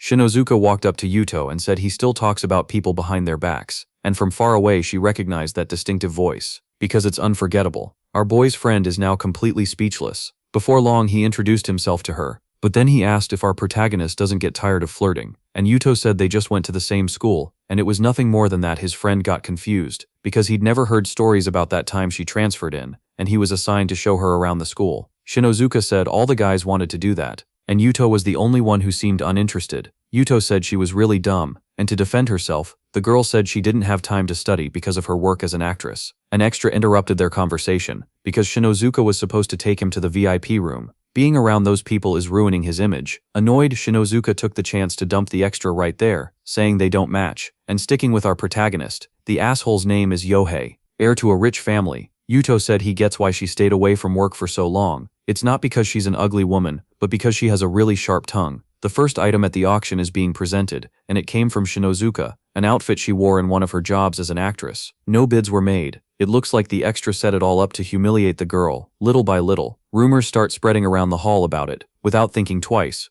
our protagonist bid 50 yen for the outfit, a bid that really moved his childhood friend that made the asshole feel attacked, so he bid 70 yen, which makes no sense, since he wanted to humiliate her. That was exactly what our protagonist was aiming for. The competition to see who has the bigger ego is speeding up. The bid is at 95 yen. The extra thinks he's going to win, and bid 99 yen, eager to humiliate Shinozuka with his victory to our protagonist. His opponent is just a spoiled brat. The asshole realized he fell for our boy's bait, that he won't bid on that item anymore, and to come out on top, he said he did it out of charity. Yuto said there's nothing reckless about it. If you want an item, you bid. That's the rule. The next item is a weird stone, with a starting bid of 50, a family heirloom, passed down for generations in the same family. For some bizarre reason, that stone got the extras all worked up. This is the item our boy wants, and he already placed his first bid. Even the asshole said, our boy is a fool for spending so much money on a stone. That's when a mysterious old man said that isn't just a stone, it's a bakura, a very rare item, and it must be at least 1,000 years old. And again, that makes no sense. Rocks tend to be really old anyway. 1,000 years in their world is nothing. The crowd goes crazy because this old guy is a stone scholar, but in my opinion,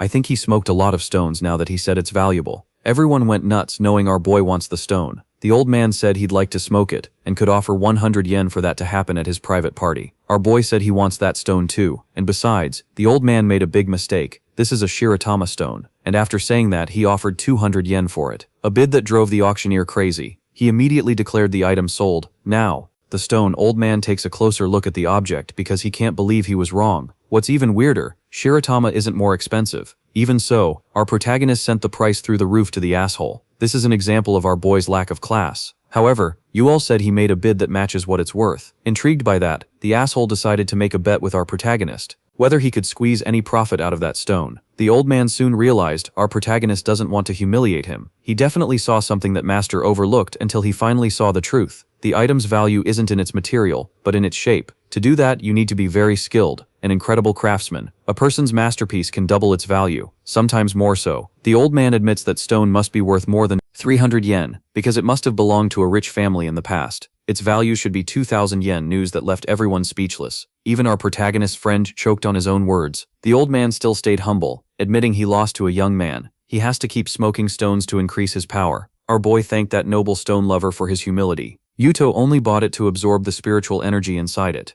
a skill he got after saving Mika. The best way to absorb that energy is through stones like this. Since our boy doesn't need it for long, he said he'd sell it to the old man for what he paid at the auction. That left the old man a little surprised, but Yuto assured him he doesn't want to profit. He just wants to achieve his goals. Nothing more. Once again, the extras go crazy over that gesture. Since Yuto knows he's dealing with someone who really understands stones, he has a proposal for him, because he's looking for this kind of material. The old man said he knows many museums and can open doors for our boy. Everything is going according to Yuto's plan, and now he can get access to various powerful artifacts. The old man also praised our boy's skill. Doing something like that isn't easy. The one who didn't like any of this was that asshole from the start of the chapter. He spent 300 yen at the auction. If his parents find out, he'll be in real trouble before leaving. He ran into our protagonist's friend, who was already waiting for the asshole. Looks like the guy was trying to stiff someone, and our main guy isn't gonna let that happen. The asshole said he wasn't running away, it's just that he doesn't have money right now, but they'll get everything once the Akamatsu district gets developed. It's in that neighborhood that our boy lives, and now he wants to know where the asshole heard that rumor. He said everyone in high society knows about it, but nobody knows who started the buzz. Now our guy knows why he was pressuring the old lady who rented him the apartment, so he wouldn't dodge the debt. They made him sign a loan, guaranteeing he'll pay what he owes. The old lady called our boy, said she won't be able to sell the apartment like she'd agreed with him. Yuto realized she needs more money, but they'll talk about it the next day, because right now he's busy. The actress also thanked Yuto for what he did that day. She never imagined he'd turn into such a reliable man taking the chance. Our guy asked if the girl has any jade artifact right now. She showed a small pendant on her necklace. Yuto asked to hold it for a moment. He can use that material to channel his spiritual energy too. Messing with it, he realized Shinozuka has health problems, and figured out all her symptoms now that he tweaked the amulet. She's gonna feel a lot better. They said goodbye, and the girl complained. He shouldn't say stuff like that in public, but the truth is, she's into him, cause he hasn't changed at all later. Our boy met up with the building's elderly lady, and with her there's a weird guy. His name is Kato, and he's the CEO of a big company, the Mugen Group. He wants to buy our main guy's apartment. Immediately he suggested our boy do it for his own good, and said he'd cover his losses. The old lady is being blackmailed.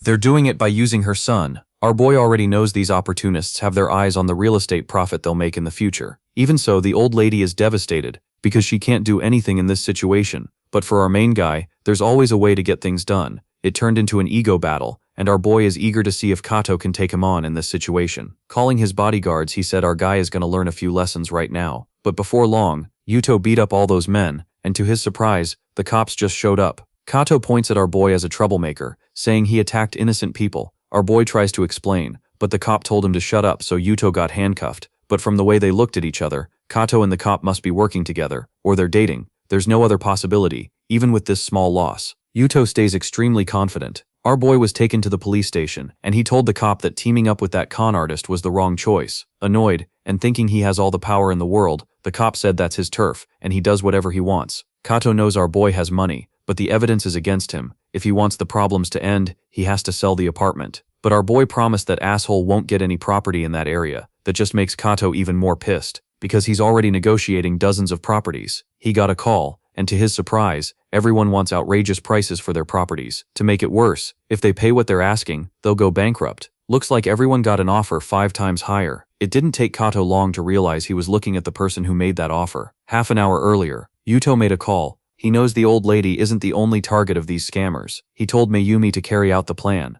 If there's no news from him in the next few minutes, she announced to the residents that they'd pay 5 times the market price for their properties. News that left the extras pretty impressed. Now, Kato is furious, because this could drive him bankrupt. Yuto said he doesn't care about that, because it's not his problem. Kato can wipe his own ass if he wants. Right then, a fat guy walked in, and from the looks of it, he's the mayor. He's pissed at Kato, who hasn't managed to buy a single house so far. The bad guy tries to justify himself, claiming it's all our boy's fault. The main guy recognized the mayor, who keeps showing up in the newspaper, but the fat guy doesn't even know who our boy is. Finding out he's just a newbie in this business, he got even more furious at his lackey, in a taunting way. Yuto said the mayor will get several years in prison if the police find out about that scheme. Not scared by the threat, the fatso grabbed the cop's gun to threaten our boy, saying he doesn't have proof of anything. One of the mayor's goons said the room is sealed off, nobody can leave using fear. The fat guy tries to force our boy to sell the apartment. Meanwhile, Yuto quickly recognized the glasses-wearing goon. This is the proof he needs since there's no security camera there. Yuto can show his power, snapping the handcuffs like they're paper. Now he's going to show the extras what real pain and suffering looks like. With everyone beaten, Yuto grabbed the mayor's phone to mess around for a bit, which terrified the fatso. He even had the nerve to try to threaten our boy, but it didn't work. Curious about what Yuto was doing, the fat guy found out he's watching a live stream outside. A few goons are worried by how quiet it's gotten. The fat guy said he was the victim of an attack and started calling for help. Then the cop came in and subdued our protagonist. Sure, he'd won. The mayor said it's all over for our protagonist. But the police chief just arrived, and he looks like he's got a lot of questions right now. Now slowly crapping himself from fear. The mayor tries to say it's all a misunderstanding, but they already have proof this fat guy is just a corrupt man with no dignity. That bald guy who works for him got caught trying to intimidate the elderly woman, who's a friend of our protagonist. To make it even worse, our boy has more proof in his hands. The mayor's own phone, showing the money he took illegally on the defensive. He gets really pissed, saying our protagonist is accusing him without solid proof. However, what he has is an extremely damning recording. The girl in that room is a streamer, and she has proof of the threats that were made. Thanks to all that, the streamer is feeling pretty useful earlier. Yuto got in touch with Marika to nail down all the details of the plan, which was totally foolproof. The fat corrupt mayor was successfully captured. He tried to launder money through antiques, but since Yuto knows that field too, he knows the mayor was buying fake pieces. Accusations so serious that even the criminals are now turning on each other. With all this evidence being presented, the police chief is going to lead the investigation now, while being arrested. The fat guy still tries to say all the city's progress was thanks to his chubby little hands and fingers that look like bread rolls. After all that, Yuto thanked Marika, who was key to everything that happened. Without her, he'd have been in big trouble. The girl even asked him to save her phone number, so she wouldn't have to be contacted through her streams. They were soon interrupted by a man who found an object on the ground and decided to ask if it belonged to either of them. Marika immediately recognized the small piece that looks valuable, the man said, and Marika realized she should be more careful. A woman in costume walked up to them, recognizing Takara right away. He got embarrassed. She'd been watching him for a while, running her hand across his forehead. She said the guy is really sweaty because of the heat that day. Figuring he might be thirsty, she offered to buy some water. Takara can't even believe a girl that beautiful is his fan. Our protagonist looks at the situation very coolly, because this guy is about to go out with a girl he met on the internet, giving him some solid advice. He told him to be careful, because not everything is what it seems. Takara said he'd never be fooled, because he's a good judge of people. Poor guy, classic line from someone who usually ends up the victim. Finally, the girl came back with some drinks. She's already eager to take Takara somewhere more private, and even Yuto realized a fierce fight might happen soon. The system told Yuto the beginner missions were completed. It's time to get more serious. When it was time to pick the difficulty, our boy was rational and humble. He chose to start with easier stuff. Marika watches him, not understanding that hand gesturing at empty air, and soon noticed Takara left with someone, and she's still alone, feeling a mix of frustration and anger. She deliberately bumped into Yuto, saying men are all the same because of that. Yuto chose the hardest difficulty. He has to recruit 3 elite talents, take his company to the highest level in a month. If he fails, he'll have urinary incontinence. Yuto was really bothered by that, and not knowing the real reason he was bothered, Marika started apologizing, devastated that shove caused a crushing psychological blow to our boy. But his panic will have to wait. That old stone appraiser got in touch with him to talk about stones, something Yuto cares about, since more power will always be necessary for his journey going to a museum. The old man recommended. He found a really ancient stone from a very, very long time ago. The two have a quick talk about how that stone that looks like a big lump was made, especially the flower drawings on it. Going to the old man, our boy asked for one more favor, quietly thinking about that request. The old man said they need to be careful. One mistake could ruin a lifetime of work. Even so, he trusts the protagonist's character, and he's willing to take that risk, joining his company since they need more professionals. Yuto told the old man to recommend people, but that can be tricky. Money doesn't buy everything. Getting to an important topic, the old man asked if our boy already has a relic seller's license, which left Yuto completely shocked, because he has no idea what that even is. Later, Yuto realized he almost messed everything up. He can't lose this old man no matter what. He doesn't want to be stuck with a urinary catheter for the rest of his life. Continuing on his way, Yuto saw a small crowd of people who were trashing a streamer. He went to the manager to ask what was going on. There looks like a streamer brought a fan to that place, and it caused serious problems. It's that same girl who showed up in the previous chapter, and our protagonist seems to have figured everything out to everyone's surprise. The girl said she's a boy, but dresses like a girl for fun. Taking off his clothes, he showed the truth to everyone. His bare chest, flat like a perfectly even wall. The streamer is under arrest. Looks like he tried to pull some unauthorized stuff under all those accusing stares. The poor guy tries to explain himself in every way possible, but all he managed was getting mobbed by the crowd, who are seriously pissed. All of that pleases that so-called fan, who watches everything very closely. Our boy quickly suspected it might all be staged. He even tried to warn the streamer, but got ignored.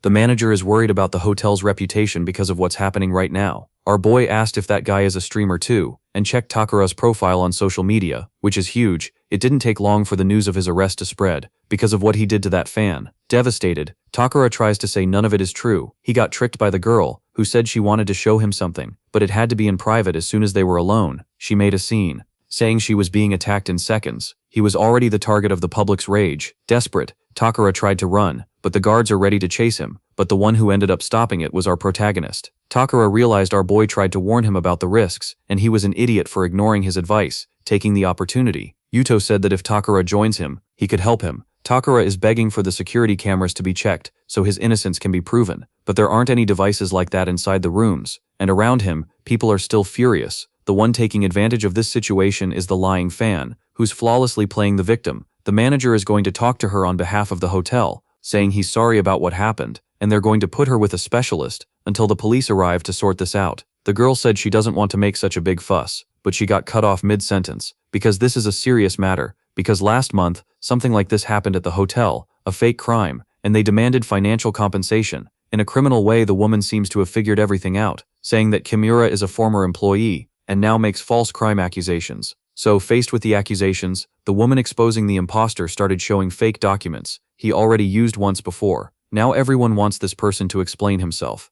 In the face of these serious accusations, a man in a hat said they're dealing with someone disgusting because he already made up a fake rumor about crimes on the subway, when in fact he was the one guilty, revealing a recording of the crimes, where this wrongdoer was putting panties into innocent people's pockets, including that man in the hat, who lost his job because of a false accusation like that. He was also recognized by others as a pro player. Even with so much proof, the lying crossdresser still tries to play the victim in the situation. Another victim showed up, this time a driver whose coffee was spiked with alcohol, and then he got accused of drunk driving since he has a camera in his car. He can prove that it really happened. All of this was caused by our protagonist, to help that naive streamer, who almost became the victim of something really serious. Now that the police have arrived, Kimura is being asked to go with them to the station to give a statement. Detained, he was still bold enough to say it's his victim's fault, that they're foolish and stupid. Everyone pretends to be righteous, but behind the scenes they're disgusting too, always taking advantage of someone. After everything was cleared up, the streamer started crying, overwhelmed.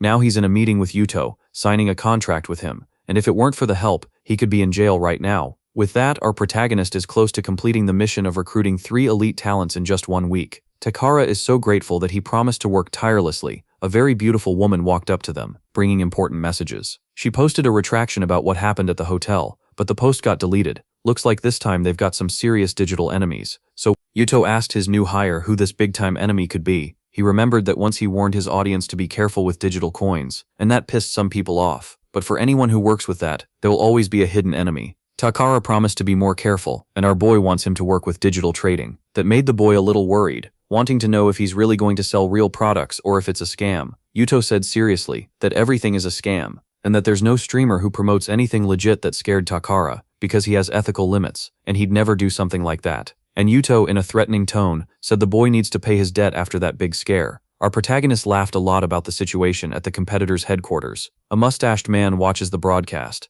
A Ming Dynasty vase is being auctioned, and the mustached man got furious when he saw Takara is still working like normal, so he decided to complain to his goons, who can't even do something simple like push someone out of business. They said there's someone powerful protecting Takara, and that makes everything harder. The mustached man found out this is being done by a new company in the market, and that they're growing really fast. The antique sector used to belong to them, and the presence of a new competitor is worrying. It's time to show them who's boss now. The mustached man is going to give detailed instructions on what needs to be done the next day. Our boy strolls through the antiques market, accompanied by yet another beauty who'd like to have his baby. He made it clear that it's not a date. She's the one who wanted to keep him company, because he got tickets to a show through that old man who knows about rare stones, so he went there hoping to find some treasure. Finding a vase, the girl asked if it's from the Ming Dynasty, but Yuto assured her it's just a replica. She picked up another item, and once again Yuto says it's a replica, and that it should be illegal to sell that stuff. Even the jade necklace the girl picked up is fake, it's just a glass stone. Even so, the girl is enjoying the walk as much as possible in the protagonist's company until Yuto saw a vendor sitting on the ground, and he showed interest in the piece of wood he's selling, full of confidence. The vendor said it's a genuine fragment of rosewood, and that it's worth 1 yen and 80 sen. Even our boy's intern could tell that was a treasure for 80 sen. Our protagonist is willing to take this item. A negotiation starts between them. Our boy is really interested through the system. He found out that this piece of wood is even older, and therefore much more valuable than what was claimed thanks to the difficulty he chose. The system granted crafting and making knowledge beyond reach. The intern is now driven to find a treasure at that fair too. Before long, with the help of a knife, our boy changed the shape of that piece of wood. An old man saw it, and was impressed, so he decided to ask if he could take a look at that piece too. Before long, he recognized the value of the piece, and asked for it to be sold to him, but our boy refused right away. The intern is already frustrated. She didn't find any treasure, so she snatched the rare pipe from our protagonist's hands, but what she really wants is something else. The great Yuto, until that same old man started coming over, out of breath, along with a few men, and they won't let our boy leave that easily. The old man introduced himself. His name is Nagano, and he's a well-known enthusiast in that region and of ancient relics. As for the pipe, it's not an item for young people, so he asked for it to be sold to him. Once again, Yuto refuses the offer, grabbing the boy by the shoulder. Nagano asked if he can't sell the item because he got it illegally. It's time for the police to investigate where that came from. And Yuto realized he's being accused of having stolen something. The old man asked some random guy what he thinks about it. He admitted the situation is delicate, and Nagano wants, no matter what, to get the pipe, and it's unusual for a young guy to have something that valuable in his possession. It could be a national treasure that was stolen. Thing is, the old man is really trying to intimidate our boy, saying the government could even confiscate that item if necessary, thinking he'll get what he wants. The old man told our boy to just sell the pipe already and avoid trouble. The intern told him to shut up and stop accusing people of committing crimes without any proof. With the bald guy, who looks like a government man, the old man said they need to evaluate the case immediately, pissed off about that. The intern said she's going to film everything, and our boy pulled out his small knife, saying he'll show his technique to all of them. The old man nearly shit himself in fear, because he thought he was about to be the victim of a crime. Everyone gets worried, and our protagonist started moving vigorously, scared shitless. The old man panics while Yuto tells him not to move, or he'll end up getting hurt without realizing it. The old man's clothes were carved with rose engravings to Yuto. It looked really beautiful, and the locals started filming and taking pictures, dangerously, furious, almost having a stroke. The old man promised our boy would be punished for this humiliation. Yuto looks down on the old man, who calls himself a collector, but doesn't even know what he's wearing now. And the bald guy realized that was the old school line work, from old masters, something only an old master would know how to do. That repetition of words made the bald guy even balder to make everything worse. The work is flawless. Knowing Yuto is a real master, the bald guy bowed to him, introduced himself, saying he comes from an important family of appraisers. Even with that much politeness, Yuto refused to introduce himself, since he'd been accused of something disgraceful. Now it's the old man who's speechless, because the bald guy, who's his informant, said our boy is a rare master with a far superior technique. Proof of that is an artifact that was restored and sold for over 200 million, made in the style our boy masters. The bald guy tried to be an apprentice in the school of that style, but he didn't have the talent. He must be powerful too. And if he wants to finish both of them off right now, it shouldn't be challenging at all. Now that he knows Yuto is a powerful person, the old man comes up to him all remorseful, apologizing. He said he'll take great care of that shirt that was carved with the knife, because it's a gift, but his presence only makes the intern and our protagonist even more uncomfortable. But since the shirt was made, Yuto asked the old man to say it was a gift from the Mitch company. Walking away from them, the intern asked how our boy learned that, and Yuto said he's self-taught, but she's got a very vivid imagination, and believes our boy learned to do that to cut women's clothes. Yuto said he would never do something like that, but the intern has reasons to doubt it. She said she studied criminal psychology, and believes there are urges that can't be contained, and that if one day he needs to let it out, she'd be willing to make that sacrifice. Yuto ignored her completely, saying that's nonsense. Now he'd like to buy something at the convenience store back to the jealous competitors. One of the mustached man's goons brings news. The plan is already in motion, but it's risky, because the Mayal group has a lot of money, and according to the mustached man, the Rosui and Iori schools have no ties to them, and for anyone who doesn't know, those are the schools of the line work our boy now masters because of that. The little mustache guy believes he's going to show our protagonist what happens to competitors in this industry. Back with Takara, our boy wants to know how sales are doing, which freaked the guy out, because he swore that conversation they had about it was just a joke. Even so, he keeps receiving donations every day, from someone who thanks the Mayal group. Takara was interrupted by a man, who accused him of selling fake vases on his streams. The streamer takes responsibility, and said the vase was cheap, but that man said his daughter suffered a lot because of it, because of the mercury that was in the vase. The man's daughter ended up developing cancer, for God's sake. Now the author went too far, forced it with violence. Takara says it's a misunderstanding, but the man insists, saying he even got reports from reliable labs. All of this is heartbreaking, since his daughter is only 2 years old, and she's already doomed with such a serious accusation. Yuto started reading the documents. That man presented a protest, is happening in the streets, against companies that are abusive. The manager talks to our protagonist about what they should do in a situation like this, which is serious. But Yuto wants as many people there as possible, until the guy with the little mustache decided to make his entrance. He introduces himself as the leader of the Hoshino group, which carries his name, and said he's going to take care of this. He said the antiques industry is sacred, but some selfish people want to destroy it forever. The May group doesn't even care about children's lives, but Hoshino assured everyone he's a different kind of corporate guy. He likes profit, but not to the point of being disloyal. He had the idea to create a fund to support the victims of that, as long as they could prove they bought compromised items. Now the little mustache guy's popularity started rising a lot, being seen by the extras as a true savior. He's also kicking the May group out of that part of the industry, since they only supply garbage a bunch of assholes. They start supporting him, eager to see our protagonist fail for good. One of them tried to put his hands on Yuto to drag him out of there, but ended up getting thrown to the ground to think about what he'd done. Hoshino told our boy to leave while he still can, or things could get more complicated. Yuto praised his performance way better than the actors standing around there. If it were the film industry, he'd invest in him without hesitation to create a rumor this big. He must have a lot of free time. Yuto wanted to know where he found so many actors intimidated. Hoshino shows his phone with a bunch of complaints being made against the mayor group.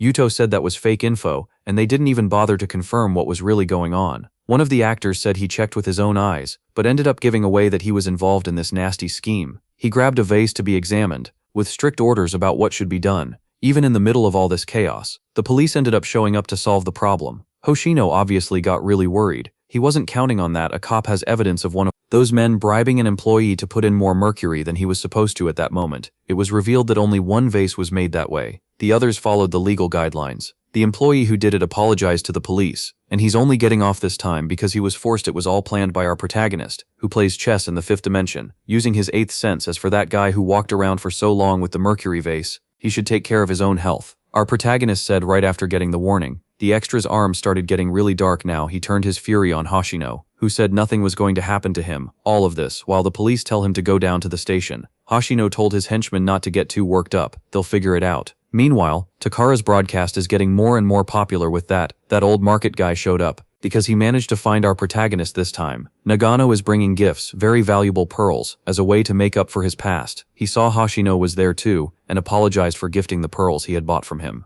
Yuto said none of that was necessary. Besides, the pearls are fake, which freaks Nagano out, since he spent 20 yen to buy that after breaking it. Yuto said once again it was fake. Nagano thought he was being humiliated, but when he looked at the pieces, he realized they couldn't be real. Now he's furious with Hoshino, who's a con artist, since that was broadcast. Our boy's popularity went up a lot. Takara introduces the president of the May group to his fans. The first mission was completed. Our boy got 3 prodigies to be his employees, not understanding anything at all. Takara asked Yuto for an explanation. If the factory workers were contributing to that, Yuto said he owns the factory. A small bribe doesn't change anything. He was just waiting for Hoshino to bite the bait when he bought it. The previous owner had a strong sense of responsibility toward his employees, until he saw that huge amount of money. Before long, he got a lot more flexible and willing to negotiate. Even so, Takara still doesn't understand how Yuto knew Hoshino would fall into that trap. Our boy showed a fake gold coin that can fool untrained eyes. Now Takara knows why he was being chased by Hoshino. Yeah, there really was something wrong with those coins with so many shady things going on. Catching that thief was easy. Takara realized that somehow his new boss is even more cunning than the criminal himself. Now that the case is solved, it's time for them to start streaming again. Saki and Mika showed up right then. Worried about our protagonist, they saw on the news that there'd been trouble, and rushed over as fast as they could, being super cautious. Mika already has a contingency plan ready to be put into action immediately. Poisoning cases are complicated, and with the right connections they can clean up the company's image. Yuto thanked them for worrying,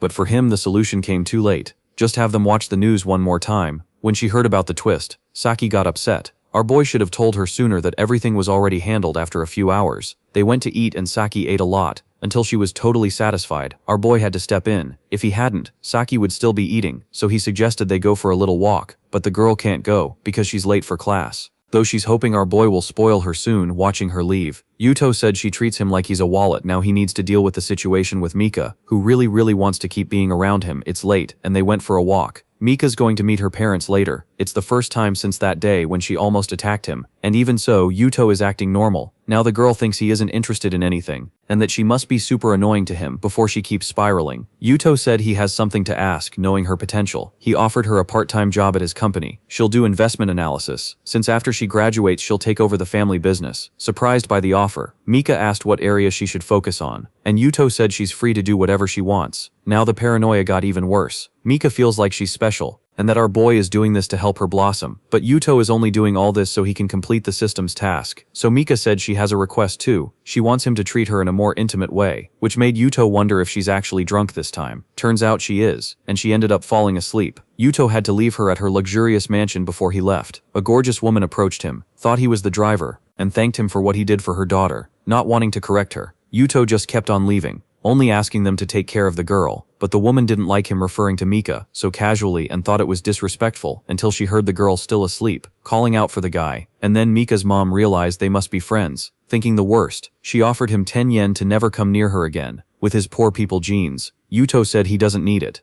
and that he made a contract with Mika. He's the one who's going to give her money. The old lady still believes he's just a freeloader, and if he wants to join the Yamada family, he should be rich and powerful and smart too. Taking the chance to clear a few things up, Yuto admits that Sleeping Beauty is really important to him, crucial to his plans to make even more money. Furious that they might be involved, the old lady told our boy to just say what his price is already. Yuto said the measly amount of 100 yen is enough, leaving his potential mother-in-law completely losing it. Seeing she can't pay that amount, our boy turned his back and told her to stop butting in, because it's getting annoying out of her mind. The old lady said that if she weren't expecting guests, she'd call the police to arrest this punk. Mika woke up from her drunken sleep and asked her mom where Yuto is, and was told he left. It's time for her to change clothes, because an important guest of her father is arriving. If that day's negotiation goes well, their family's future will be secured a few minutes later. The visitor arrived. They treat Rokujo very politely, but he asks them to relax a bit. The Yamada leader insists on being overly respectful, since they've worked together at the company itself. Rokujo remembered that he had to leave the Yamada group after his project was rejected, and he found someone who truly changed his life. Information that's confirmed by Nico, his virtual assistant dressed like an idol. She even changed her virtual outfit. She did it to match her creator's mood, who definitely doesn't seem like a normal person. He's the type who likes getting his fix from characters that don't exist. It's no surprise the Yamada group family looks down on him. I would too, but this kind of craziness makes money. The Nico project is super popular now, and that's the real reason this meeting is happening. Mr.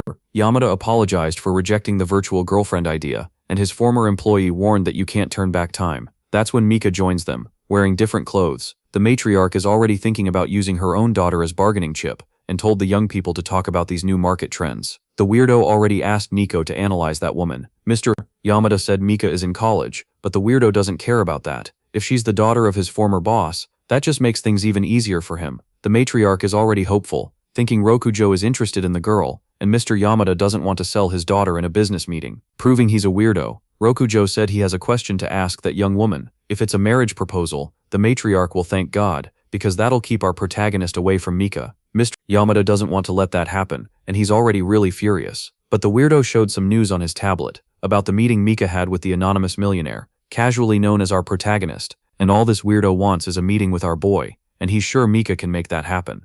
Unfortunately, Mr. Yamada thought they were talking about something worse, and ended up smacking Rokujo in the face with a plate, saying he would never sell his daughter to someone who has virtual girlfriends. Everything got cleared up, and our protagonist was summoned to Mika's house. He was called in a hurry and got worried, but it wasn't anything that important, at least not to him. The matriarch, when she saw our guy, got furious again. Rokujo is already waking up, a bit disoriented, and when he saw he was in front of his idol, he was really happy. He said our boy probably doesn't remember, but at the charity auction, he bought an old stone for 200 yen. He was the one who sold that stone, and thanks to that money, he managed to save his virtual project. Words that gave the matriarch a downright demonic stomachache, because she's standing in front of a very, very rich young man. The weirdo still remembers that day that changed his story, and the 200 yen offer for the stone he had. He made an investment, and used his savings to enter the auction with an item, because he believed someone might see the value it had. If it weren't for that, he would have had to sell Nico, and her emotion circuits would have been deleted. But thanks to our protagonist, Nico can even change clothes depending on her creator's mood.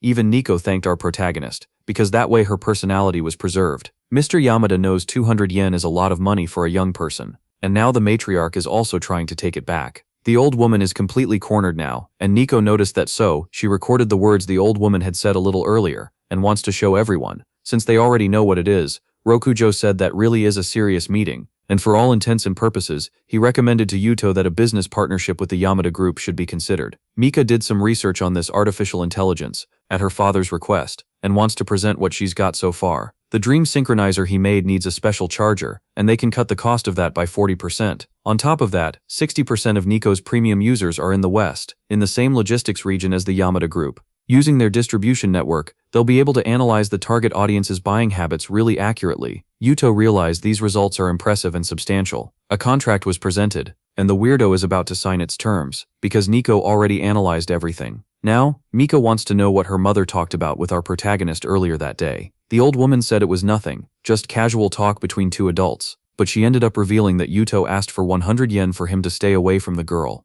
at the old woman's request, because she wants to split the two of them up. Mika believes he made that ridiculous offer on purpose. Even so, she's determined to show her true value to him. Full of determination, she told him to wait for the future, words that filled Yuto with fear. 3 days later, the weirdo got in touch with Yuto, because he has more news to share with him about the artificial intelligence. Going to that company, Yuto ran into a lot of people in costumes who looked down on him for being normal. Honestly, our boy even started thinking he might have gone to the wrong address. One of those extras said that part of the criteria for that interview is virtual character design. So that's why the costumes our guy said he's not there for some silly reason like that, since he's already an adult and has his life together. A girl with glasses said the interviewees should show up dressed as characters they've already played, a way to bring the company culture to life. The red-headed extra said the Nico company is revolutionary, thanks to Roko, and a normal person like Yuto doesn't fit in there. Our guy thought they were all really weird and way too conventional, in their fantasies, words that annoyed one of the girls, who believes they're building something new in that place. Yuto is just an old fossil, who doesn't understand the value of virtual immersion after a few moments.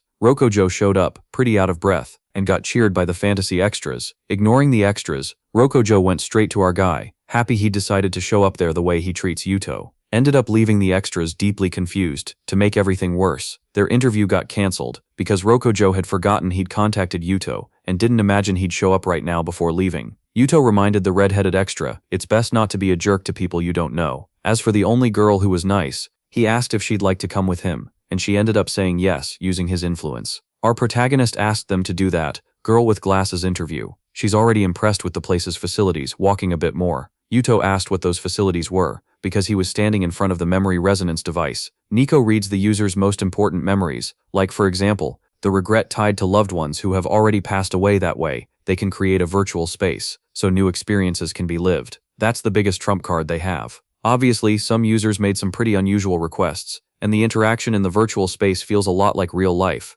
Yuto will understand everything when he tests it too. The weirdo is gonna wait outside, and said to call him if our guy needs help, while our guy waits for the simulation. Mika walks into the room he's in. She and the weirdo set this up. Yuto is a little confused, because nothing had happened so far, an hour earlier. Mika went through the same experience, and because of that she had a brilliant idea. The weirdo told her, our protagonist is gonna test the device soon. He asked if Mika wanted to wait to meet him before long. She had another brilliant idea, and now she needs Rokujo's help. The weirdo right at this moment, she's getting close to our guy's body. She still has really intense memories tied to him, and she decided to share those images in Yuto's simulation, and he's getting confused. Mika watches really closely, because she wants to know how our guy is gonna act now, and if he'll really reject her. No one is gonna interrupt their moment, and that makes Mika more and more anxious since she got distracted. She didn't notice our protagonist's hand getting closer, and he squeezed part of her boobs. Yuto was impressed by the level of realism, but he soon recognized the shape of his dear friend. He started squeezing hard, impressed by the texture of that big balloon. His actions were quickly stopped, because he found it weird that Mika wasn't reacting to anything,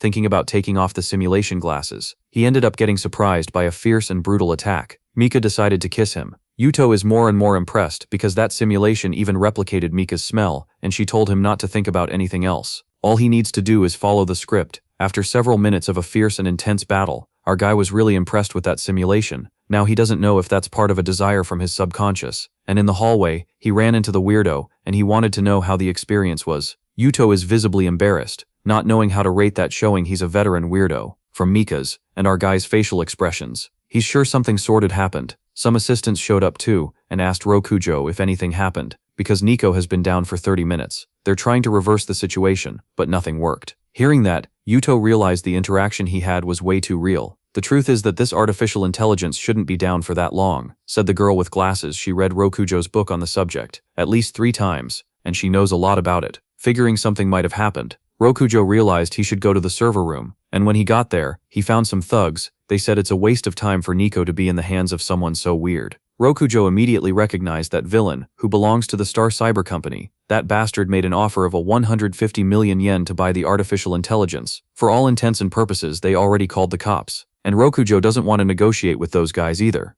But the thug seems to have the artificial intelligence on a USB drive in his hand, and he's ready to destroy it. The girl with glasses quickly realized that could be totally fatal for their project. The girl with glasses even tries to stop the USB drive from being destroyed, because she knows Nico is a valuable product. But she's easily overpowered by the thug. Full of confidence, he said not even the police can protect them from Star Cyber. But Rokujo wasn't intimidated in the slightest by what had happened. Before those men left the room, they were electrocuted in a brutal, violent way. Their paralyzed bodies fell to the floor, and some mysterious spray is going to be administered to them. Finding a very secret part of each of those men's anatomy, they started to feel an intense burning sensation. Rokujo told Nico that she'd already heard the men's request. Big chunks of ice are now ready to ease the heat they're feeling, which leaves those thugs completely terrified, and in front of everyone, they were cooled down. They ignored something very important inside that high-tech place. Nico has several defense mechanisms. Trying to mess with her is harder than it looks. Now the girl with glasses is thrown off, thinking she overreacted because there was never any real danger.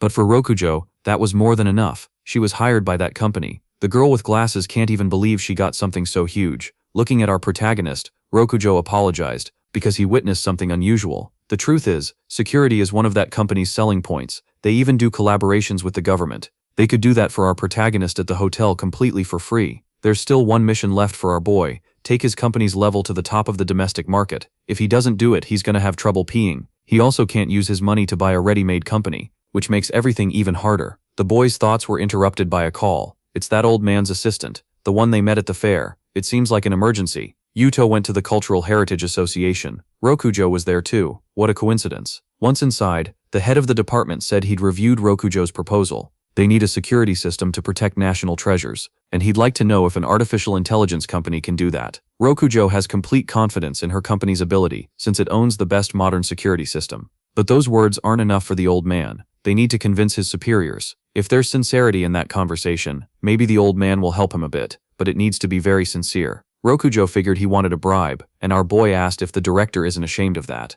since he could get caught acting corrupt. Pretty offended, the old man told our protagonist to watch what he says. Outraged by what happened, he asked Rokujo why she brought that rude person. Yuto said he doesn't even know that guy, he's just passing through, which made the old man even angrier, deciding to call security. On top of that, he dismissed Rokujo, saying they should review the project again, turning his back on him. Rokujo thought that was for the best, because she's not willing to pay a bribe to anyone. Back to the bald guy who called our protagonist. He tells his superior that the solution to the problem is already on the way. As soon as he saw Yuto walking down the corridors, he went to talk to him right away. They didn't expect Yuto to already be waiting for them in the meeting room, and they were shocked to find out he'd been kicked out of the place, leaving the Minister of Culture completely speechless. Going in there furious, they asked the obese old man what he had done. Feeling poop running down his legs, the old man realized he was in deep trouble. Yuto is the one responsible for restoring the dragon vein, and how did someone important like him end up getting kicked out? Yuto said that department is full of problems, because that old man had asked for a bribe. The minister can't even believe that claim. While the obese old man understood his end is getting close, outraged by what happened, the bald guy guaranteed that corrupt man will be properly punished. But he got back to what matters, begging our protagonist to be able to work with them, taking him to a very old artifact, a weird cauldron, from a very ancient time, received as a gift from another nation. It's been 3 years since that happened, and the air is oxidizing some inscriptions on its exterior, and they can't do the restoration properly. People who can do that are charging a fortune, but they can't afford that investment. The bald guy wanted our main character to help him, so the artifact could be shown at the next exhibition. That would bring more investment to this city, benefiting the whole nation. Our boy realized he's gonna have to pull off something really hard without getting paid, something he's not exactly eager to do. The Minister of Culture is already ready to give up. It'll be better to present the object like this. Yuto told them the problem isn't technical, and it doesn't need money. The question is whether they can gather the materials needed for the restoration. The bald guy got super excited again. Yuto said that to work, he needs a complete analysis of the chrome inscription technique used 2,000 years ago. With access to that knowledge, he can do the job. Now the minister is more excited. A ray of light appeared on the dark horizon. Our boy was taken to the place where artifacts are kept hidden. At this bank, he can access stored scrolls. He's already being taken to the person in charge of the place. She said it's already time to close, and asked him to come back the next day. Yuto said he's there at the government's request, and he also has a diamond credit card. The woman with glasses immediately remembered our main character. If it were business hours, she'd treat him really well. Unfortunately, that's not the case. Our boy thought about withdrawing all the money he has from that bank. The woman said he's free to do whatever he wants. That's when an old man rushed into that room in a panic. He apologized for what happened. It's all a big misunderstanding. He invited the manager to have dinner with them so he could apologize to our boy. She agreed, but said she'll drive her own car. She prefers that because the old man's car is already pretty beat up. That comment hit the old man's ego hard. Now that they're heading to the restaurant, Yuto said the old man is being way too submissive. That kind of behavior from a manager is unacceptable. But he said he can't blame her. I understand exactly what she's going through. A few years ago, that woman was just a regular employee. Since our boy always asked her to handle his transactions, she ended up becoming a manager in no time. In just a few months, her career took off like crazy. Thinking she had a close connection with our boy, the people at the bank started treating him really well. Yuto quickly realized what's going on, and to make it worse, that woman doesn't act grateful. People really do change easily. Even if she quit working now, she could live comfortably for the rest of her life. Once at the restaurant, the woman started ordering a bunch of really expensive dishes. Fujiwara, the old man with glasses, said that's way too much food for just 3 people. The woman said that's the least they can do for Yuto, a special client, and if anything's left over, she's already ready to take it home. Yuto and the old man realized she'd already planned for this. She wants to get fired, and with her severance, she wants to live very comfortably. The girl ended up going to the bathroom, and a restaurant employee said he prepared Mr. Fujiwara's standard gift. The sweets from that place are really special, and have to be ordered months in advance. They usually gift these sweets to important customers, a simple gesture of kindness. Yuto really liked the way he was being treated. Wanting to return the favor, he asked if Fujiwara would like to see that disobedient manager get what she deserves. A bit uneasy about the idea, he said it's his duty to guide his subordinates toward a successful career. That's when our main character asked for his honest opinion. Now, determined, Fujiwara wants to know if there's a scenario that benefits all of them. After they finished the meal, the bratty manager realized they weren't going to eat anymore, and she's already ready to take everything home. Yuto grabbed her by the arm, questioning the manager, saying she's way too comfortable doing that kind of thing. He even said that dessert was never offered to him. The woman assured him she could send one to him every day. Suspicious of her, Yuto raised the possibility that she might be hiding things even more valuable. That made the manager really uncomfortable. Yuto had a brief talk with Fujiwara about the bank's gifts. Our boy never received anything. The value of all those gifts is over 10 yen. Now the manager started getting really scared. She hopes the old man will defend her, but he stays completely silent in the face of the accusations. Desperate, she said she could return everything if our boy wants, because she was having trouble getting in touch with him.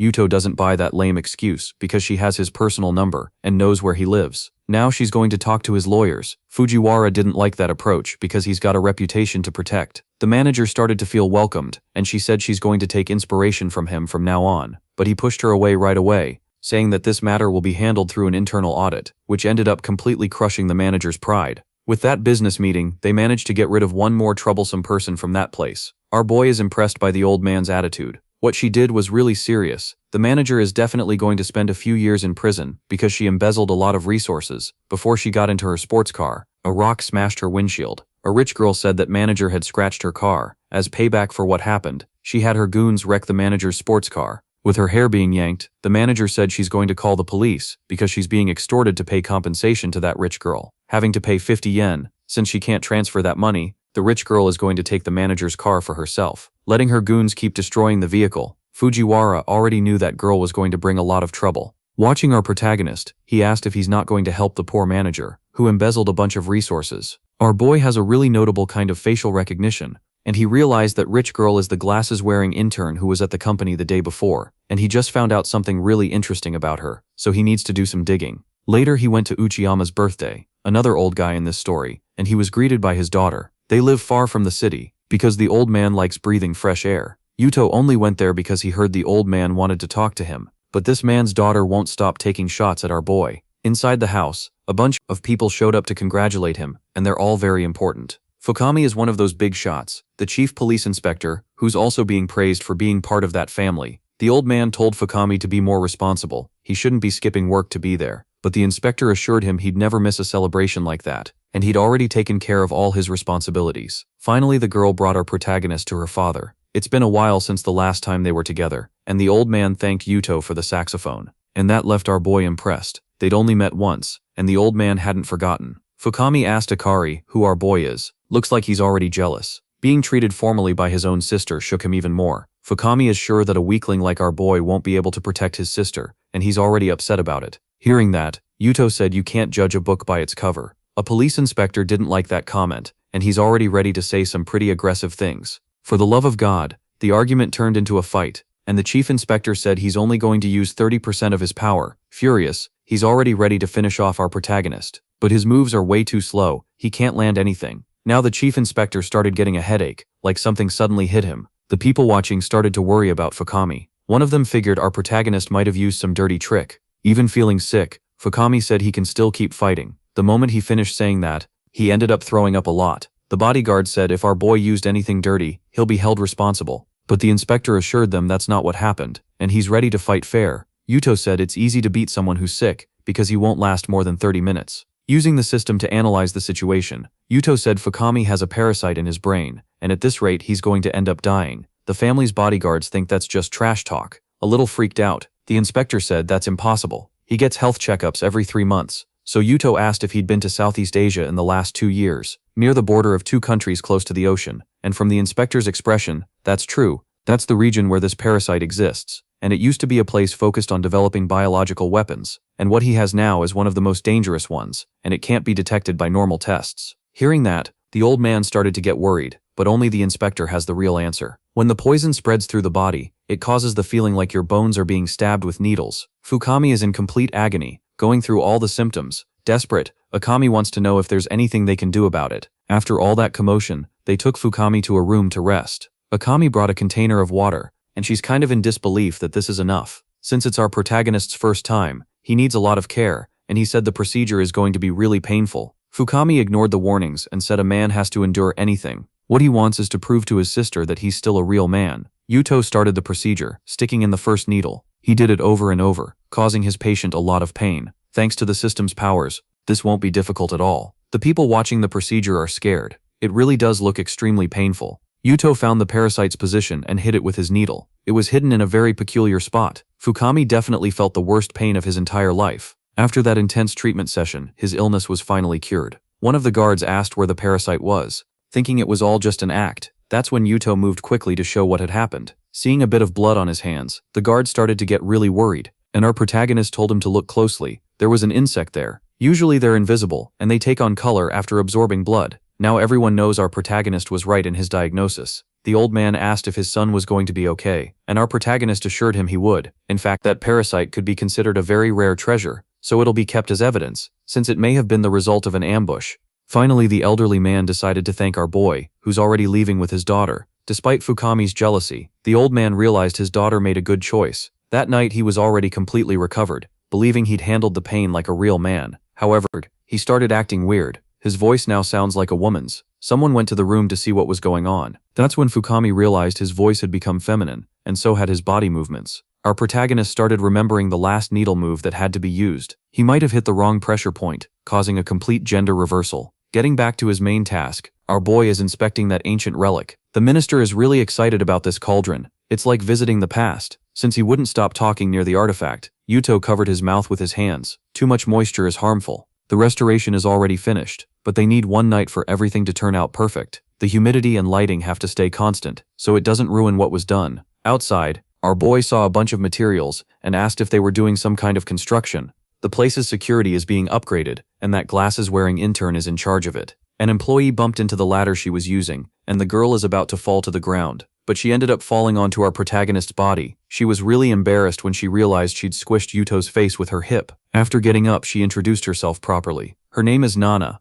and now she works in security there. She also thanked Yuto for what he did during her interview. Thanks to that, she managed to get hired at the tech company. Our boy said he only opened a door. She's the one who took the steps herself, but she's still really grateful, saying she's socially awkward. And if it weren't for him, nothing would have worked out. Yuto showed some interest in her, saying the girl seems really brave when it comes to intimidating people. That immediately made Nana uncomfortable. Yuto said it's no big deal, he's just got to keep working, and said goodbye to her. Nana doesn't know what's going on, but she understood our protagonist is very cautious. Using his phone, Yuto asked if Fujiwara had already managed to dig up information about Nana. The old man is very efficient. She's the illegitimate daughter of the owner of the Star Cyber Company. Our protagonist is now putting all the pieces on this board together. It could be that her goal isn't just that company. She has a brother who tried to sabotage our boy. His name is Hoshino. This family is attacking our protagonist in every way possible. It's time for him to react too. During the Antiques event, several guests are being taken to the cauldron. The minister proudly presents a 3,000-year-old artifact, revealing the illustrious relic to all the guests. But it's covered in rust, and the minister doesn't know what happened. Yuto said he was hired for a temporary job. That's the best he can do. With so many reporters there this time, the minister started getting really worried. It didn't take long for the guests to start making fun of what had happened. Their acting is terrible. Nana came over too, bringing urgent news. What they're showing isn't the real cauldron. It had been swapped for a fake copy. Desperate, the minister asked if the cameras hadn't managed to capture anything. The data was deleted, and after an analysis, they came to the conclusion that the culprit is our protagonist. Now everyone is shocked, except our boy Nana said she has proof from the images that were left over. The police are already here, ready to take our boy away. Since he's the only suspect, he's going to be arrested immediately. Even with the accusations, the minister tries to defend our boy, believing he's an honest professional. The cop shows there's no misunderstanding. They got an anonymous tip, and our boy is going to be arrested. The real cauldron has already been recovered. He already has all the evidence he needs. Now the reporters are accusing our boy of being a thief, and that he should be punished to the fullest extent of the law. It's time for our star to shine. Yuto has something to show all these people. A day before everything happened, Hoshino met up with his thugs, thinking he was going to pull off the win, because nobody knows that Nana is actually his sister. While he was thinking about that, someone hit him from behind. Hoshino asked why his henchman did that, and the guy said he got excited, thinking about the glorious future they'll have. Ignoring what happened, he was told everything is going perfectly. The original cauldron is already being loaded onto a ship. It's the guarantee they'll get back everything that was lost. Everything is being done according to his plan. To eliminate any witnesses, Hoshino ended his subordinate's life, since he's not needed anymore, dumping his body into the ocean. He's still barely alive, and Hoshino mocked his henchman, who did so many wrong things for him, and never suspected a thing, even badly hurt. He's still begging for another chance. Unfortunately, Hoshino doesn't want to keep paying this guy. It'll be better if he dies that night. The ship now heads to its destination. Inside it, a girl was already waiting for the old mustache guy. It's time for them to enjoy the rest of that night. The woman is really eager to put a few things into practice. She uses her whip to humiliate Hoshino, who seems to really like that kind of thing. The more he gets hit, the happier he gets. Being treated like a total servant by this extra. For the love of God, the guy is the worst kind of pervert there is. All of that was just a virtual experience. Using the competitor's technology, Hoshino took off the glasses, not understanding what had happened. The henchman he had killed is still alive. Hoshino is completely confused. He doesn't understand how he got betrayed, and now the henchman is sure he can't trust his former boss. He took the chance to gather a bunch of evidence against him. That henchman is only alive because of our protagonist stepping in. Talking straight to the camera, the henchman said everything is in Yuto's hands from now on. That's exactly what our protagonist had to show those cops. Nana also got exposed in the process, and she doesn't know how our boy managed to do all of this. She wanted to sabotage the company so her father could buy its shares way cheaper. Our protagonist uncovered everything, and now the police should take her into custody. But the cop there seems really dumb. He completely ignored the evidence that was presented. That left our protagonist genuinely surprised. That's when Yuto realized the minister is involved too. He's the mastermind behind this plan. Now he's accusing our protagonist, ordering the cops to take him in. Furious, Yuto said he's going to expose what happened, and the minister said he already did his own investigation. Our protagonist doesn't have connections to powerful people. Now he's going to be taken by the police, and if he wants to resist arrest, he'll catch a few bullets. Several cops showed up. They look like an elite unit, with much more powerful weapons, and they held everyone in the room at gunpoint, leaving the minister completely desperate, saying that was an act against the state itself. It's a chief police inspector who came to save the day. He's the one in charge of that operation. Now that the minister's been found out trying to sabotage our protagonist, it's time to make him pay. The police inspector is excited to have found our protagonist, and he's already acting around him in an extremely careful and suspicious way. Yuto isn't dumb. He recognized the guy, and he knows he pushed a few buttons he shouldn't have. The inspector is desperate to fix his problem. The National Guard was called in to investigate the case, to the minister's despair. Hierarchy-wise, they're not above them anymore, but the minister tried to intimidate his way out of it. He said he's connected to the prime minister, and that he can get all those men fired. All that got him was a kick right in the middle of the chest, to shut him up. A very important man, the prime minister himself, stepped in and apologized to the protagonist for dragging him into all that. That corrupt guy is going to be punished for trying to steal a national treasure, and for trying to frame an innocent person. Representing the state in this situation, the prime minister apologized to our boy once again. Everyone will be punished according to the law. Completely desperate, the corrupt guy tries to say it's all a lie, and that they set him up. Now our protagonist can fix the mistake he made, putting the needle in the right spot. The procedure has to be done without anesthesia, and it definitely wasn't pleasant at all. The prime minister ended up witnessing all of it, and he praised our boy's skill. He has some important things to discuss right now. Recovered from the pain he felt, the police chief has questions about that parasite insect. Yuto said it's really hard to process that material, but it's extremely valuable. It can control the target's actions. The person becomes nothing but a puppet. The body can be split into two entities, each going after completely different goals. Our boy didn't imagine Fukami was working for the prime minister. The person who put the parasite in him must have the prime minister as the target. Yuto used his eye ability to analyze the old man, confirming that he isn't infected in any way. After what happened with Fukami, security was doubled. Because of everything that happened, the prime minister would like to publicly honor our boy, but since everything is so intense, the government can only give a formal commendation. And for our protagonist, that's more than enough. He felt extremely proud hearing it. In the newspaper, the May group is getting credit for what happened, boosting their popularity and their market value. That's exactly what our protagonist wanted. He completed the system's last mission, and thanks to that, he won't have trouble peeing. At least now he can breathe a sigh of relief. Yuto noticed that drink is a little different. His secretary said she made it especially for him, to boost his energy. He started to get a little worried, sensing the malice in his secretary's heart. Unfortunately, they were interrupted by a visitor arriving, and the woman said to come see her that night, because she'd like to try some new things. The one who came to visit was that weirdo from the other tech company. The Prime Minister is going to reward our boy with a treasure, something unique on the planet.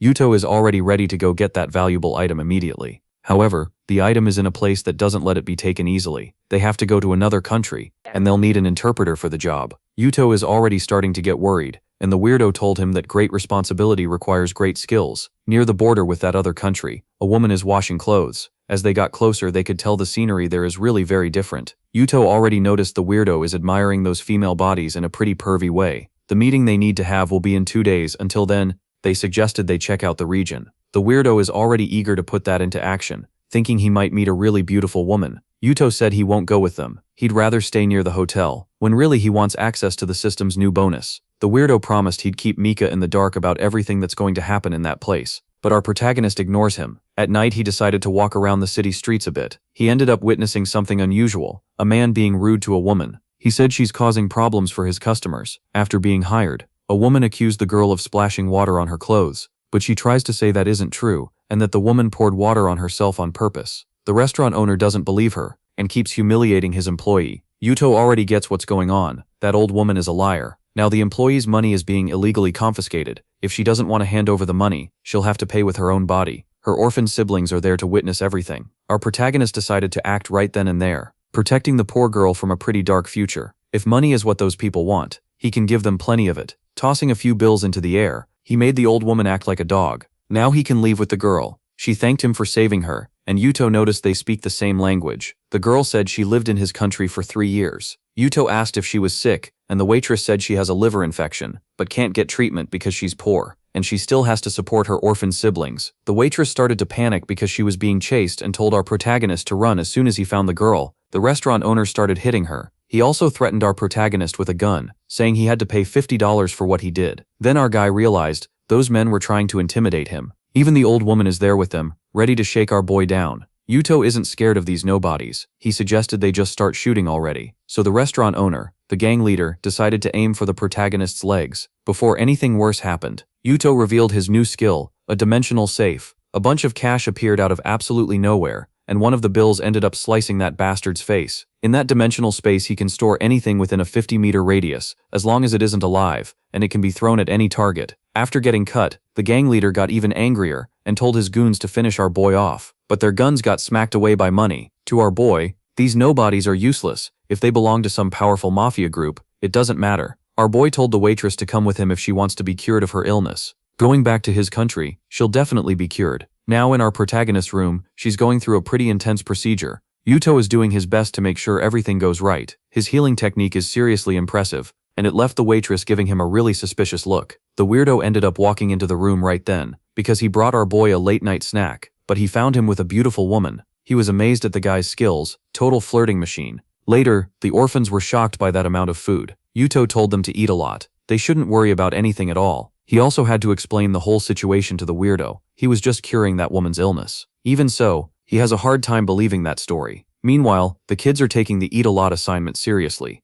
Yuto told them to slow down so they wouldn't risk choking. The waitress is still really embarrassed. She didn't want to cause our protagonist any more trouble. Yuto started thinking of a suitable job for her, so she could support her family without stress. A film crew is shooting a movie in that country. The waitress is working for them now. Since the local laws are different, they end up allowing certain work situations. At least our protagonist already put her somewhere safer. And that idiot has no idea he'd met the protagonist of the story. He keeps barking orders at the waitress because the work there is really fast-paced. The shoot is going to take 2 months. During that time, the waitress's life will be taken care of. Our protagonist offered a few comforting words, offering to carry heavy stuff for her. When he set the table where it was supposed to go, that actress, our boy's childhood friend, asked what he was doing there. She thought he'd only come to see her. If that was the reason, he could have just told her directly, and everything would have been easier. An extra walked up to them, asking the actress if they're friends. He got annoyed, said Yuto being there is messing up the schedule, and Mo Xiaobei that's not true. Our protagonist decided to walk up to that actor, who's getting way too full of himself. He explained that he came there to do a job. He wanted to know what the conditions were like there, but that just made the actor even angrier. He told the security guards to kick our boy out of there. His childhood friend isn't going to let something like that happen, but the extra is really cocky, said he's the lead actor in this movie. His proud little speech got cut off by someone important, saying that if the actor isn't satisfied, he'll be kicked out and will have to pay the contract penalty. Before long, he started apologizing to the director, showing he's the man in charge around there. The director also said the one funding all of it is Yuto, the guy the actor was arguing with just now. Because of that, the jerk had to show off his acting skills for a while, so he wouldn't get fired. For the people watching, it was really interesting, but for the actor, it was pretty exhausting. Yuto noticed that attention-seeking machine was loving all of this. Mo Xiaobei said our protagonist is being seen like a money tree. That's why the actor is trying so hard, since he doesn't want to mess up the filming anymore. Yuto told them to stick to the schedule, but now he wants to know why the jerk was messing with his childhood friend Shinozuka. Didn't tell the truth, because the director quickly changed the subject, like he didn't know what was going on. He started telling our boy the movie's story, and Shinozuka asked if our protagonist thinks she can pull off a good performance, but she's so close to our boy, he started wanting other things. Now I don't know if she headbutted him, or if she bit our guy's neck. It was really weird. Yuto is just as confused, and the director noticed he's really popular with women. An officer from the neighboring country's army is bringing news. It's about some rewards, and about those valuable artifacts. Yuto quickly saw they're all in the national treasure class. If they're being offered like this, there has to be something behind it. So they asked the captain a few more questions, and he warned them the most valuable item still hadn't arrived. He decided to take that group of foreigners outside. Looking at the horizon, Yuto realized they're heading toward a mountain. The captain showed them the way. They have to go into a huge cave now. Some soldiers are bringing minerals, and they're all blue. Yuto identified it right away, thanks to his system skill. It's an ore made from cesium, a material needed for electric car batteries. Everyone's impressed by how much our protagonist knows. That's why the Prime Minister chose him. It's an important raw material, but because of some legal issues, they won't be able to import it. These two countries are in a major international deadlock. Our protagonist is starting to feel like a smuggler, since the government is using him. Some men came up to that area, and they're looking for someone. It's that gang of thugs that showed up in earlier chapters. They say they run this place. He told our boy to beg for his life on his knees, and if he doesn't, he'll end up really miserable. While the captain freaks out, our protagonist completely ignores the danger. Little by little, the soldiers are getting ready for a fight. They're armed with digging tools, more than enough to dish out pain and suffering to those thugs. Keeping security in that place is hard, but now that the bandits are all gathered up, the job got easy. They're already getting properly punished. The thug's leader is totally regretful. He didn't expect to run into the army so soon, with the protagonist along with them. Yuto, hearing about those men's punishment, realized they're having problems with grass in the area. The captain said this is just the first cave. They're exploring others too, but the grass grows really fast in that place. That ends up needing a lot of manpower. And hearing that, Yuto came up with a great idea. He brought the waitress and her orphan brothers and asked if they could do that job. He also said he'll cover all the upkeep costs related to her. To motivate the waitress, Yuto said he'll invest in her so she can hire helpers. The grass she cuts can also be sold in the city, and for the army captain, she can do whatever she wants. Totally grateful, the waitress hugged our boy. Having a real job for her is like living a dream. Yuto was happy about that, and said he'll come by regularly to see how things are going. The captain cut our boy off because he still has some news to share. About the ore, they can't take it back that way. It needs to go by a route through the South Sea. Our boy doesn't like that part, because it's a really risky trip. Coming up to him, one of the men in the group brought up the parasite insect case. They're going to pass through this region. It's where the conspirators are, the ones who tried to attack the Prime Minister. They'll need to stop there for a day to resupply. Our boy said he doesn't need everyone to go with him. That just increases the risk, but the weirdo would never leave our boy alone at a time like this. Not to mention there are lots of pretty women in this country, and he wants to keep sightseeing. Yuto is already starting to worry about this guy. He's not far from becoming the victim of some bizarre crime. Knowing the area, Yuto really liked the coastal weather. He also noticed the women there are extremely theirs, and one of those girls who was sunbathing ended up looking at our guy. Without thinking twice, she decided to get closer to him, and even without saying a word, she started kissing the protagonist's neck. Looks like she's being followed, and she decided to give our boy the privilege of helping her. Yuto thought that attitude was insanely arrogant. Still, she really is gorgeous, enough to make our boy go along with it. The blonde girl already knows our protagonist is from the neighboring country, so she suggested he pretend to be with her, like a real traveler. Yuto thought it over and turned her down. Since he already has something to do that day, he knows she's really pretty, so plenty of men would be willing to help her. But what our boy really wants is to stay away from trouble. Even so, the mysterious girl hugged him one more time. She didn't expect things to go down like that. Yuto said that kind of approach doesn't work on him. That's when he noticed she's infected with that damn parasite. so he had to take her to his quarters. Curing her is going to be even harder than what he did with Fukami. Maybe he'll get a system bonus for helping this girl, but seeing the parasite's presence is still strong, he thought the system might be broken. The cure still wasn't finished. He needs to keep working hard. For the love of God, his room door is always open. Another interruption. The extra immediately saw that something fun was going on, and apologized for interrupting. One more person Yuto will have to explain himself to later. Outside, the extras are impressed with the protagonist, who's a real hunter. Joining them, Yuto told them not to be ridiculous. He said that girl was sick too, and he had to bring her onto the ship for immediate treatment. But now that everything's done, she can be dropped off at the next port. The girl never imagined our protagonist could solve the situation with poison. Her older sister did it on purpose, to lure in bait. She could also read the future, and maybe this is the man from the prophecy. Still, the blonde girl has doubts, and she doesn't believe our protagonist is anything special. The ship started running into massive waves. A whirlpool formed ahead, and the author is broken. It's time to abandon the ship. The extras panic, thinking they're going to die out in that ocean. Near them, there's another ship. It's time to ask for help. A mysterious guy fired a flare that made the other vessel notice what was going on, but it looks like there are some very delicious men on it. They just turned around and left. Ignoring the distress call, Yuto doesn't know why something like this is happening. He was warned the situation is really dangerous, so they might be going to call for reinforcements. Now the weirdo is completely on edge, believing they've been totally abandoned. Our protagonist realized that isn't just a simple whirlpool, they're being attacked. The blonde girl wants to know how he can be so spot on with that diagnosis. Believing that Yuto knows they need to take positions immediately, using his new powers he decided to use object teleportation. Something happened with the other vessel, draining a lot of the protagonist's energy. The blonde girl realized that's a vertical sea technique. Maybe he really is the practitioner her sister talked about. Since he's weakened, our boy needed a bit of support. But the real danger is still getting closer. It's the men abandoning that other vessel. More and more curious about it. The blonde girl wants to know if Yuto can really help them. The weird guy made sure to remind them that ship almost abandoned them. Still, the girl remembered that when there's an accidental death, things get even more complicated. And in fact, our protagonist doesn't want to abandon these people, but he also doesn't want to expose himself to danger. So it was decided they'll wait until the other sailors swim closer. Before long, cause some men were rescued, they were exhausted from that swim. Another vessel started getting really close, but our protagonist is still confused. He was told it belongs to the Coast Guard, and maybe it's coming to arrest them. The vessel is getting very close. Our boy knows these people created the whirlpool, and now they sent a big ship to capture them. One of the extras didn't understand that theory. Yuto said there's a device underwater that messed with their communications and caused all that trouble.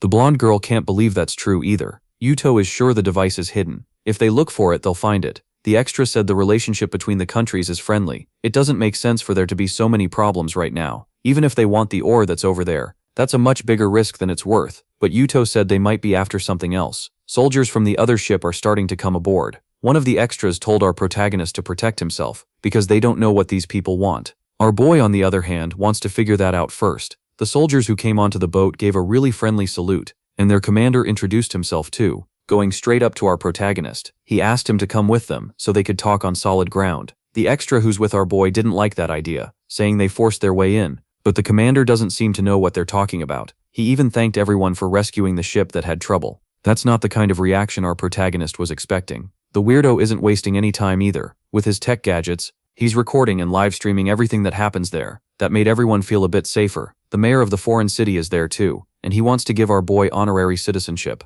A lot of spotlights are on him right now. A henchman talks to the commander and asked why the plan to sink that ship didn't happen. He told his men they need to be more patient. The device hidden in the water had failed. Now they can blame that woman, since this could turn into an international incident. The commander called his henchman an idiot. Satellites might have recorded that whole thing. The truth is they missed a huge opportunity, but the commander knows about the mind control parasites. They still have a chance. Yuto managed to get to land, and he's pretty exhausted after that messed up day. The blonde girl wants to know if he's going back to his country now. She won't stop calling him a practitioner, and Yuto doesn't understand what that means, so she revealed he's the man from her sister's prophecy. Believing that, she decided to attack our protagonist really brutally. Yuto was immediately confused and told her not to get the wrong idea about him. The blonde girl just ignored those words, saying she's looking forward to seeing him again. Sure, that fate will make them meet, but our protagonist still has no idea what she's talking about. Finally, our boy managed to get back to his city, and he was welcomed by the Prime Minister, who already knows about all the problems that happened on this trip. Yuto said there was no accident, it was all planned. Since he completed a big task, it's time to be rewarded. Our boy is hoping it's money or gold. The old man said they got some political concessions. In the trade area, Yuto realized they're going to share national secrets with him. He doesn't want to be part of that, so he clears up a little bit of those facts. A very beautiful blonde woman showed up there. It's that girl who kissed our protagonist. On that broadcast, she apologized for the trouble she caused. Now the trade regulations are being changed because of what happened. That's the queen of the neighboring nation. Just like she said, or predicted, the blonde girl met our protagonist one more time. Yuto definitely didn't think he'd end up meeting a queen on that beach. Now he's thinking about what she could do if she says he was disrespectful. He'll be in serious trouble. She could even keep him in custody in her country. Our boy is starting to panic. Looking at our protagonist, the queen said he needs to apologize. She just inherited the throne, and the political situation is a mess, so she can't settle the legal issues between the countries. But with the protagonist's help, she got a big strategic advantage. After that meeting, Yuto understood he was a target to be taken out, and they wanted to use that to make the queen abdicate the for interfering in her life. He ended up earning points in the system, and a bonus to be delivered in the future. Our boy wanted to get it now,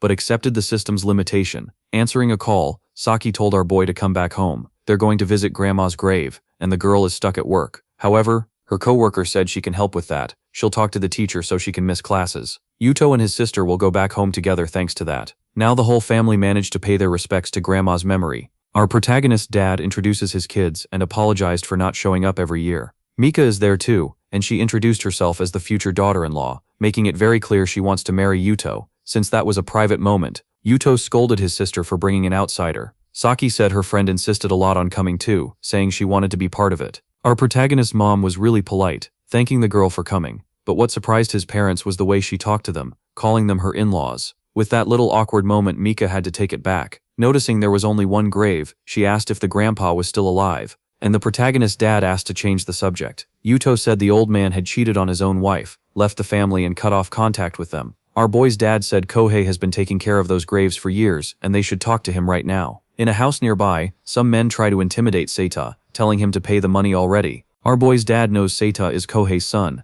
and he started getting worried about the situation. The boy asked for a little more time, but those thugs already know what they want. They want that land as payment. So they went into the house to grab the paperwork, forcing the boy to make a deal. Seeing all that, our protagonist's dad decided to step in too, wanting to know what's going on. Seita said he had to borrow 2 yen from those guys a month ago to pay for his dad's treatment, and now he's being shaken down to pay that debt. Our protagonist finally understood what was going on, saying he'll pay that amount. Showing a wad of cash, he said it should be more than enough. According to our boy's dad, Seita and Yuto used to play together when they were kids. One of those thugs noticed there was a lot of money there, and started thinking about taking advantage of the opportunity. Yuto sensed what they were like, greedy, and said they must be looking for a fight. The thug said to pay the amount they asked for. It has to be at least 5 times more than what was borrowed. Before he could even take the money, he ended up getting hit by our protagonist. Yuto said the thugs aren't in any position to make demands, and they should be more polite. It didn't take long for our protagonist to start teaching those thugs a lesson, with a bunch of slaps to the face. That's the payment they're going to get.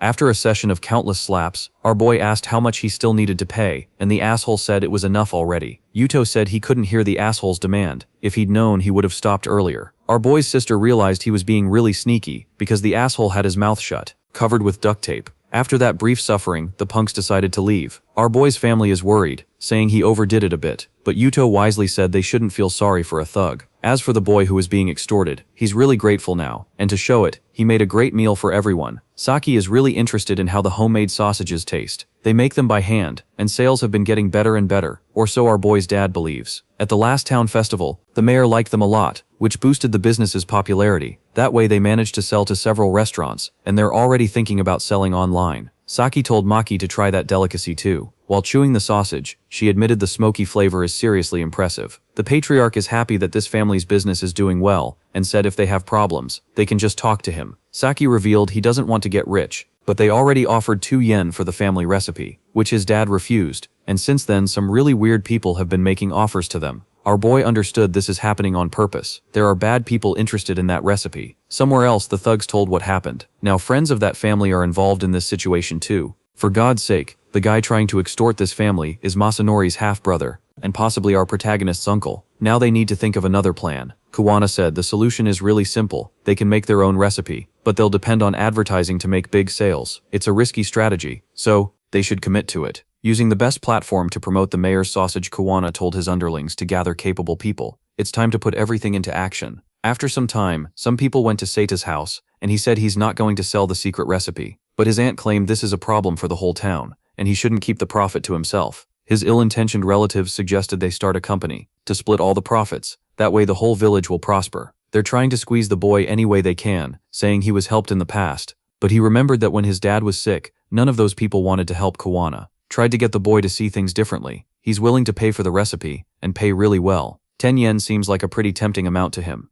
And the opportunist praise Kawana's generosity, but he says he's doing all this for the village, as a loan to all of them. News that definitely didn't make those people happy, since they can't pay such a huge amount. Kawana said he'll accept their houses as collateral. After the business became a success, they could pay it back without any trouble. That's when the protagonist showed up, saying he'll cover Seita's father's treatment. The boy didn't expect to hear something like that. But our protagonist admits it's the least he can do. The recipe can stay in the family. He's not interested in it. Seita thanked him and said he's not selling anything, leaving Kawana desperate. On top of that, for Seita's father, selling the recipe would stain the family's reputation. The opportunists are leaving now, really angry, promising they'd make an even better recipe. Mika said those people aren't completely wrong. With the right marketing, that could become a hit. Our protagonist doesn't see any challenge in this situation, because the only person he needs to worry about there is that mustached old man Kawana, who looks like he's trying to scam everyone. It didn't take long for a competing sausage to show up. Those same opportunists are saying this is the sausage that won over the mayor, broadcasting this news live. They're eager to rack up a bunch of sales, but the price announced for the first batch caused an argument, because it's way too cheap. But it looks like this strategy is working. Orders are coming in real time. Sales are hitting unbelievable numbers. Everything is going just like they planned. Soon they'll pay off the loan and humiliate that selfish kid who'll always stay poor. Yuto asked Seita if he isn't confused, seeing that his competitors are making tons of sales. The boy said he's already grateful enough for getting help with his father's treatment. Other people's profit has nothing to do with him. What matters is keeping his own livelihood going. Mika realized she knows President Kawana from somewhere, and showed our protagonist too. The boy's parents watch closely how near those two are to each other. Now, our protagonist would like to talk to Seita for a bit. After a few hours, some really rude people are banging on the boy's front door. He opened it to see what's going on. Looks like the sales ran into a big problem. They're accusing Seita of sabotaging their reputation, showing some disturbing news. A bunch of criticism is blowing up online, saying those sausages are awful. Completely furious. They want to kick Seita out of that village. The crowd's rage is so intense they want to destroy the boy's house.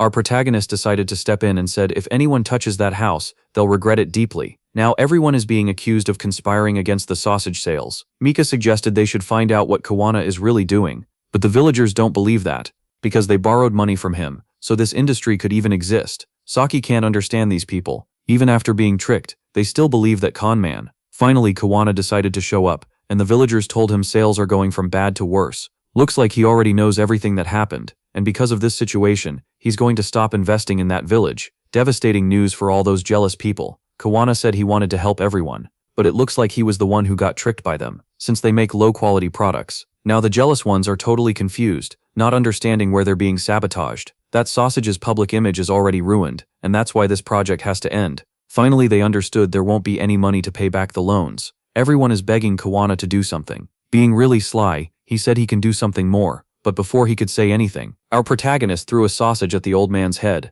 The hit was so hard it knocked his wig onto the ground. Yuto said that sausage selling project is actually nothing but a scam, and that the whole village was fooled by this man. Kawana gets absolutely furious at all these accusations. Yuto said the first day's sales were way too big, so they ordered some sausages from Kawana's own factory. The boy showed a sausage he had bought on that occasion, showing all the villagers that it hadn't been made by them. Kawana deliberately sent spoiled products to sabotage those people's business. Completely furious, the bald guy is saying all of this is a lie. Mika, on the other hand, made it clear that this guy is an expert at scamming people. Now everyone is completely outraged about what happened. What he really wanted was to lend money to these townspeople to boost his profits as much as possible. Since he sold them his own pigs and feed little by little, they're realizing how they were actually tricked. It's time to reveal the most important part, a completely devastating truth that only made Baldy even more uncomfortable. Yuto said that hot springs were discovered in that area, and the goal was to build a big luxury hotel to squeeze out profit. Getting people into debt would make it easier to buy up all the homes in the area. The truth just crushed everyone. Our protagonist is laying out the truth for them, and now all those jealous townspeople finally get it. An official announcement from City Hall is going to happen in a few days. That's why this bald guy is freaking out. With all this evidence, the villagers realize they were totally scammed, and they're saying the contract isn't valid at all. There's nothing Baldy can do now. Before he could even try to defend himself, he got smacked with the sausage again. It's time for these jealous people to teach the scammer a lesson, beating the bald guy up really aggressively. Desperate, he tries to call on his bodyguards for help, but their pay is way too low to take that risk. And their village also got hit by a similar scam. Now he's the one getting completely humiliated. He threatened to take it to court, but the villagers aren't scared of him, because they know he's a criminal. Now they believe they're going to get rich from the hot springs. Good news for that village, they don't even care anymore about the competition between the sausages. Knowing they're jealous, Saki said it would have been better to just leave them totally fooled, but her dad said people get greedy sometimes, and among them the worst one was named Kuwana, and he deserved to be punished. In the middle of all these people, a mysterious man showed up. Looks like the mayor wants to have a meeting with Seita. Some background folks know that's Wakai, the governor's own secretary. One of the villagers came to ask if it's true they want to build a hotel there. He said the hot springs were discovered, but there's no chance there'll be a hotel, because the government wants to take possession of that place. News that made the villagers even more worried. He said the land is very unstable, and developing that place for business could create a lot of risk. That's why everyone will be forced out. And as the community leader, Seita was chosen, at the governor's own request. Kuwana was happy about that, sure that these poor people will stay poor forever. He even threatened everyone about the loans, saying he'll collect on them forever. Playing the victim, he hid behind the governor's secretary, saying those people are dangerous. Seita said he'll pay those people's debt, taking responsibility for the losses. The bald guy has no idea how he's going to pay that. But the real benefactor is our protagonist. The jealous ones can't even believe this chain of events. Our boy is investing in Seita, who's a good person. He needs employees to produce more sausages. He's already willing to share his know-how with everyone. Now everyone started apologizing for being jealous of him. Yuto only did this because he's attached to that place. His ancestors came from that village. As for the bald guy, he's involved in multiple crimes. He should be handed over to the police immediately. The governor's secretary didn't even question that. He's already ready to arrest that con artist. After everything was settled, Yuto said goodbye, because he has things he needs to deal with right away. Maki is more and more impressed with our boy, who's been able to see that businessman's evil intentions from the start. She wanted to stay by our protagonist's side for much longer, and she forgot to tell him something. Arriving at the hotel, the secretary greeted Yuto looking really worried. Mayumi suddenly fainted, and also coughed up a bit of blood. She needs help. Our boy said he'll diagnose her, but he'll need some time to do it. Yuto noticed there's a lot of fire energy inside her body, caused by long-term depression. Finally, Mayumi managed to wake up, and said she needs to apologize for something. Our boy told her to rest a little longer, because he needs to remove the energy that's still inside her. She said the company's products can't be sold overseas, and they have to take a huge loss on what's already been sold. That company was entrusted to her, and now Mayumi feels frustrated by the business failure. Our boy said she's one of the most important employees. From what she said, there must be someone trying to sabotage that company. Eventually that person will reveal who they are, so she should take a few days off. Our boy keeps massaging her body to get rid of all that nasty energy, and while he's healing her, he's doing it in a pretty suspicious way. Maki walked in right away, because she felt like something dangerous might happen. Finding our protagonist in a really unusual situation, closing her own eyes, Maki apologized for interrupting something so intimate, which ended up making things super awkward for everyone involved. But she said she won't tell anyone what she saw. Mayumi had to explain everything, and she was just being healed by our protagonist's abilities, and it happens through massage, which is a perk at that company, for good employees. Our protagonist can't even believe they're talking about this. It's nothing but a lie from Mayumi, who asked our protagonist to go along with it too. Since Maki's sharpness is pretty low-key, she ended up believing that version since he'd been followed. Yuto asked if that was because of something important, and yeah, Maki has something to tell him. She found something really important during her investigation. Kuwana is a well-known con artist, and he always uses the same strategy. They need to know how he's getting all that insider information. There has to be someone else involved in this scheme, but our protagonist isn't in that much of a rush. His phone rang again. He needs to go back to the Moshao company. Looks like Kuwana's conglomerate wants to talk to our guy, which makes our protagonist really happy. This time they hooked a really big fish. They think he can't defend himself, but they're about to find out they're completely wrong. Another influential old man was put in charge of carrying out this revenge. He thinks our protagonist isn't very rich, but one of his employees brought up the possibility that he's being backed by someone powerful. To this weird bearded old man, that doesn't matter. It's probably just some local authority nowhere near his level. Now that they can't export anything, it's only a matter of time before his company goes under. Finally, our protagonist arrived for that meeting. They're assuming he got there fast because he was panicking. Our boy said he's surprised he was called in such a hurry. He noticed the teapot in that room is made of white jade. It must cost a fortune. The weird old man knows it's expensive, and he didn't like seeing Yuto handling it. For some bizarre reason, he said it's just a copy, really cheap. Now that everyone's here, Yuto wants to know what they want to talk to him about. It's about Meiyang's export license, which from now on can only export items appraised by Nakajima, and he'll have to pay a fee for that, which is supposed to be 70% of the operation. Our boy didn't like that cut, so the secretary said he's ignoring a very important fact. He's not in a position to set the rules of that negotiation. Our protagonist can't even believe they're actually being this bold, because he's the one doing all the work. The weird old man said he's very influential. Our protagonist should be grateful to have a connection with him. Yuto said he doesn't need support from these weirdos, so the old man asked who could be helping our boy. He thinks it might be the director of the cultural department. Annoyed, Yuto grabbed the old man by the neck. He didn't understand what that meant, but our protagonist isn't going to let him try to threaten him in any way. To show he's dead serious, Yuto smashed a table with just one punch. That made the jade teapot go flying through the air. Our boy caught it before it hit the floor, saying it would make an excellent payment, and threw it toward the old man, who freaked out because it's really valuable and almost hit the ground. The problem is the teapot was really hot, making it hard for the old man to hold on to it for long, so it fell and broke completely furious. The old man demanded that our protagonist pay for the damage. Since he said it was just a cheap copy, our boy pulled some money out of his wallet, a total of 1,000 yen, and told the old man to buy something new. That made the weird old man feel even more humiliated. In the Prime Minister's office, a file asking for our boy's license to be revoked landed on his desk. Kuwana is the one behind it. Looks like they're trying to sabotage our protagonist. Knowing about this attack, the Prime Minister wants to talk to our boy immediately. Yuto answered the phone and sounded pretty crushed. He tried to help the country, but all he gets is retaliation. Maybe he'll have to shut down his company. The Prime Minister asked for patience, saying he'll investigate what's going on. If there's any corruption in this, it'll be properly punished. Hearing the good news, Yuto asked how he could help too. Back to the villains, they're celebrating the weird old man's move. They're sure that soon everything will be settled and our boy defeated.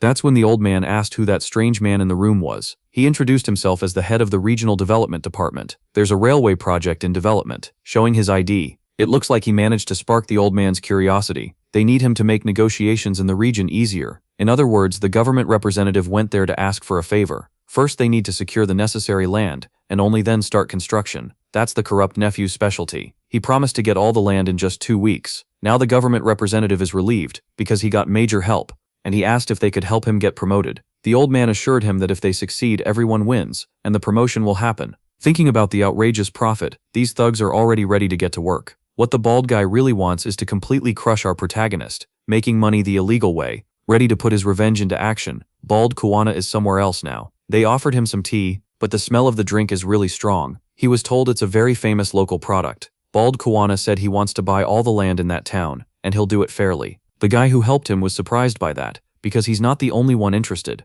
On the eve of that meeting, another executive met with the mayor and already signed a contract. He must be negotiating directly with all the citizens, and that made the bald guy furious. He even ended up burning himself with the tea, and asked to be taken to the residence immediately. Yuto is already making a good offer to all those residents, and when he found our protagonist there, the bald guy asked what he's trying to do. Our boy said it's a coincidence. They ran into each other, and asked what he's doing in that region. Kuwana knows our protagonist must already know what's going to happen. The railway construction, but when he asked about it, Yuto said he needs to keep corporate secrets under wraps. That only made the bald guy even more irritated. One of the residents said, Yuto is a really good man. He's going to buy that land and make a lot of public investments, on top of building factories to increase the number of jobs, even a hospital. Kuwana believes our boy is a con man too, just telling lies. So he said they're all being tricked in this scheme because there's a project to develop a railway in that region, and the land must be being sold below market price. Now everyone wants to know if that's really true. Kuwana insists on smearing our boy's reputation,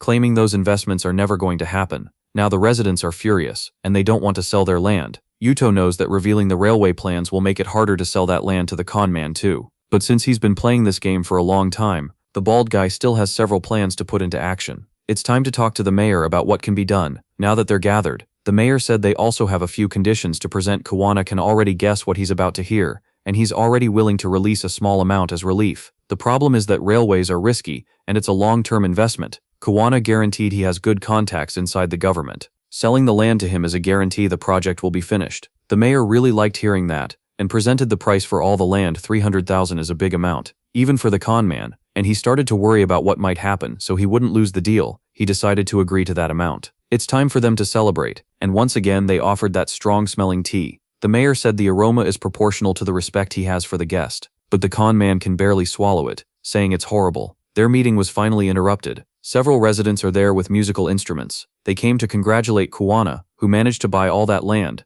Looks like this was Yuto's own plan. That only made the con man even more furious, and our boy is already looking at the railway project, which is going to require cooperation. It's time to reveal everything to this con man. Among those residents is the government employee who talked with the con man's uncle. He started showing exactly what the railway plans are. Kuwana is now deeply confused. The plans had put now it's an urban modernization plan. aimed at making it easier for people to get around. And the one who had that brilliant idea was our protagonist. Now trains won't be a fundamental part of the project. Finally, the scammer realized he'd been tricked. Now he wants to call his uncle and report everything that happened. Yuto even took the chance to say the tea was made on purpose to taste awful, made with oil, which made the scammer even more scared. Now that he's properly restrained, it's time to make him open his mouth so he can drink all the tea he still hadn't finished. Not knowing what that was, the scammer started getting really worried. Time to make him remember a few things. That was made with the rotten sausages he had delivered. Since he was the one producing those sausages, he should know very well what he's swallowing now. It didn't take long before he started feeling sick. Thanks to his sneaky schemes, a lot of people lost everything they had. Now it's time for them to get a little revenge. Defeated, the scammer can't even believe the protagonist did all this just to please those poor extras. Those poor people are going to stay poor forever. They're just pieces to be used. When his uncle gets here, everything will be settled. And sure enough, the scammer's uncle just arrived. Looks like he was in a big hurry. Bald Kawana tries to tell his uncle they were tricked, and that it's time to throw someone in prison. Yuto had to make it clear to the villain that they're in a very fragile situation. But the bald guy insists his uncle is a very powerful man because he has very powerful connections. That's when someone else asked what connections those are, and the presence of that man left the scammer completely terrified. Since the Prime Minister himself is at that meeting too, it didn't take long for all of them to get arrested. Yuto had to plan that move carefully, creating the perfect situation for the scammers to show their mistakes. A man with glasses came up to our boy just to thank him. He said Kawana worked for him, but he didn't know about his unethical and criminal behavior, so he's relieved to have one less bad apple. Our protagonist doesn't trust him much, since that lawmaker can't be a good person. There are even rumors he has a serious illness. Our boy can diagnose someone just by looking, and he also heard the diagnosis from the Prime Minister. The lawmaker doesn't like using his health as an excuse, and while he was gone, terrible people got close to power. The Prime Minister even said that lawmaker left the hospital immediately when he found out what was happening. But now they need to get to the main point of this meeting. He has a request to make of our boy. Not knowing what it could be, Yuto refused right away. What he's going to do now is cure that man's illness. And as a reward, he wants him to keep working hard for this nation. That sounded absurd to the people listening to those words, but the protagonist is very confident he can handle this challenge. With the sick lawmaker, Yuto said he needs to obey him in everything. His daily routine and his diet will be set by our boy. He promised he'll follow Yuto's instructions very strictly. A pretty short-haired girl is introduced to us. She's that lawmaker's granddaughter, and she thinks the protagonist is just a scammer trying to trick him. So she went to intimidate our boy, so nothing happens to her grandpa. Our video ends here. If you liked it, leave your like. See you next time. Bye-bye.